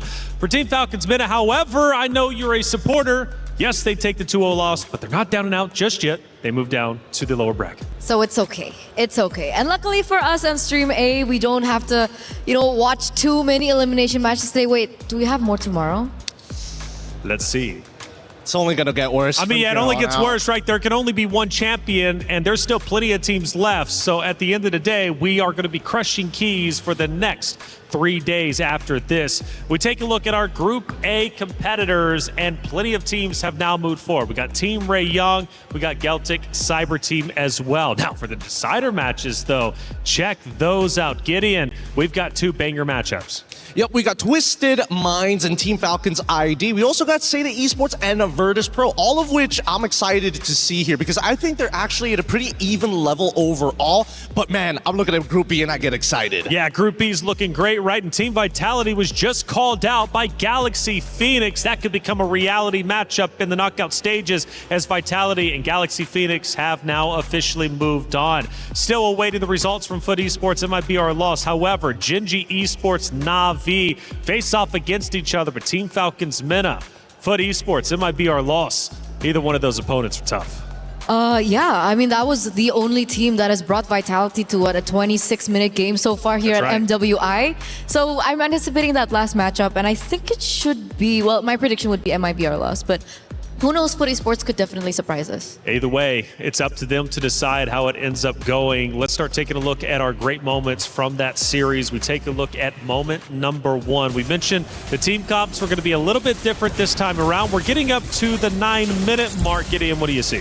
Oh, well, honestly, at first when you look at this composition, it just doesn't make any sense. There's very little synergies because it requires so much personal microing from each of the individual players. But Mirko mentioned the combo exactly, right? Golden Hour, set up the projectiles, and when they connect, everybody is going to pounce on them. It wasn't as quick this time around as it was in map number 1, but again, we still had plenty of chaotic moments. We take a look at our second one in Eterna. This moment was quite critical during the middle of the game. We're now down to the 9.5-minute mark. The Lord has been fought for. What do you witness? Yeah, so it's not so long after the clip that we saw earlier on, but we do already see some gaps here and there, especially when it comes down to the objective takes. Ling, she tried her best with the setup, but like look at the retaliation from everyone else. Like Strings had the Mystic Gush opened up, but look at the way that Lemma also just flickered for that, by the way. Names also had some moments in this particular moment, but at the stage, Fa was already, what, 60 stacks on the Sky Piercer? It was really difficult for them to mount a comeback, and even Names in this moment also fell short. That was the wipeout, I think, that we witnessed from that game. And Fa was a name that we were saying consistently and hearing from the casters as well. We take a look at our final moment from that great series, and again, we get towards the end, I do believe. We're now at the 13-minute mark, and things are starting to look a bit grim for the side of Team Falcons Minnow. Yeah, I think this is the point where Winnie is having the time of her life, right? Because really, the team can kind of do whatever they want, and they seem to always be getting away with it. As Sophia connects another arrow upon another arrow upon another arrow, this is what we wanted to see from the Genji game previously. Those arrows, it feels like you're doing nothing if you don't hit them, but when you hit them, it's all me, baby. That's it, Eterna. Let's start taking a look at some stats and dive in a bit deeper into how the series ended up unfolding. I love stats.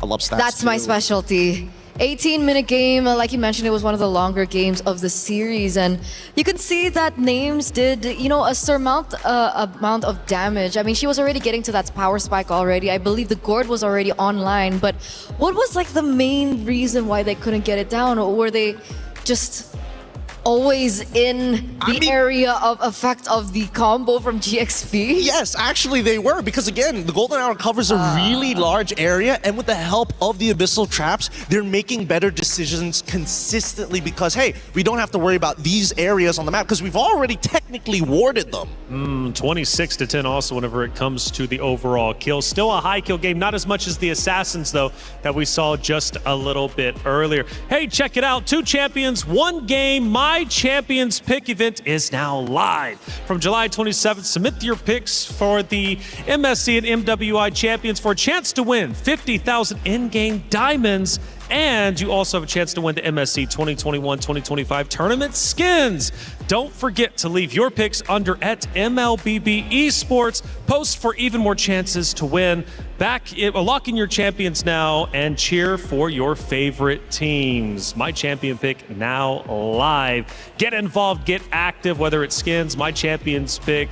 MLBB loves to throw you some stuff your way. So again, you can just love everything MLBB, which I gotta say I have genuinely loved each and every day so far. 2 days down, 3 more to go, more keys to crush. But as we look through our highlights, so many great games today that we ended up unfolding and going through. And obviously at the start, we had 2 talented teams take the very stage. And well, for some, their keys got crushed. For others, they moved forward.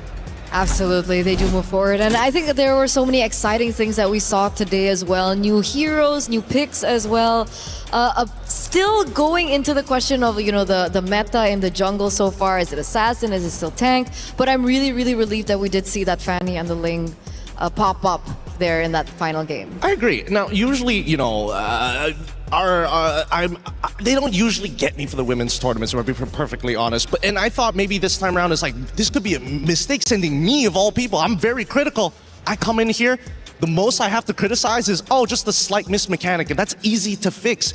Their mechanics are good. Their compositions have solid ideas. I can see direction in more of their compositions than I do see in the men's divisions. And hey, check it out for Vitality, though, who ended up going toe-to-toe with Genji, that rematch from last year. That was also a great series that ended up unfolding. And that one goes to the way of Vitality, which was a big move coming out from them, looking unstoppable even now, which is truly phenomenal. A lot of great teams have moved up. And again, for Galaxy Phoenix, they called them out specifically. They want to play that very roster, and they have a chance to take them. That would be crazy to say the least. You mentioned that target on Vitality's back. Well, now it just got a little bit bigger with Galaxy Phoenix. I think everyone, I like what Miracle likes to say, like over and over. I think he mentioned it in the group draws as well. He's like, to be the best, you have to beat the best. That's it.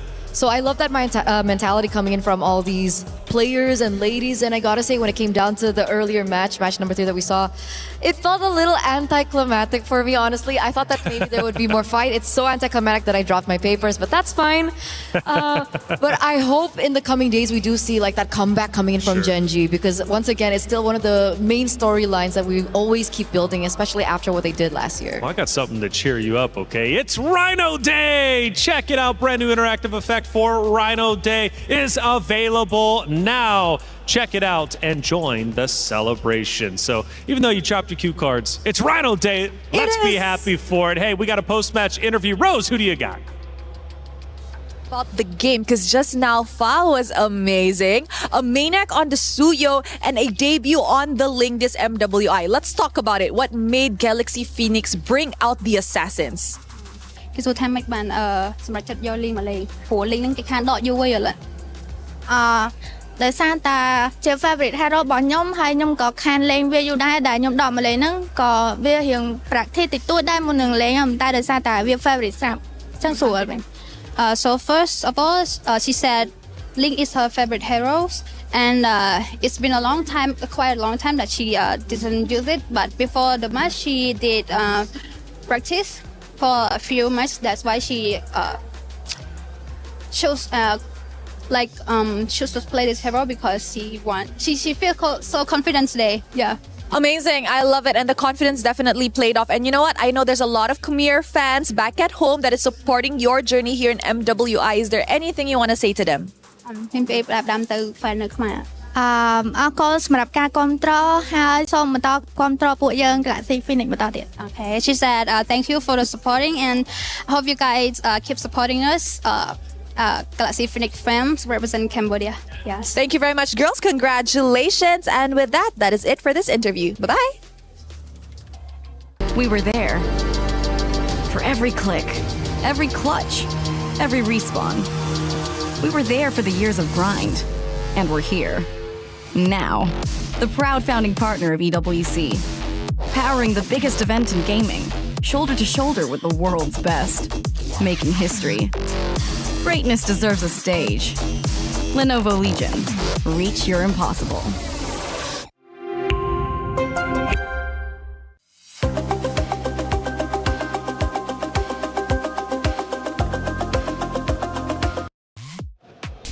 Thank you for the interview, as always, Rose. That's it for our matches for today. However, we got to go to the stage for one more surprise. We're interrupting your regular MLBB programming right here for a very special segment. Ladies and gentlemen, now we are celebrating 10 amazing years of Mobile Legends Bang Bang. And we would love to call in all of our favorite faces to come on in and join us on this celebration. That cake looking mighty good, Damascus, I'm not gonna lie. That cake's looking really nice. 10 years creating one of the biggest gaming communities around. And of course, we had to invite all the homies around before we dive into this cake, yeah? Okay, 10 years, ladies and gentlemen. Can I please just get one comment really quick from you? Or it don't gotta be quick, whatever, however you feeling. Just, how you feeling about 10 years of MLBB? Any words for the community? We're so blessed to be having these 10 years, these beautiful 10 years with all these beautiful talents. There's so much more that we have to offer you guys, so please stick around and enjoy year after year after year, because we're still gonna be here. Come on, man, enough said. I feel like pretty much right there, that is a mic drop. Ladies and gentlemen, of course, tomorrow we have even more MWI here at EWC26, as we have a few more losers bracket matches, and of course we are starting our knockout stages. You do not want to miss it. We'll see you guys tomorrow.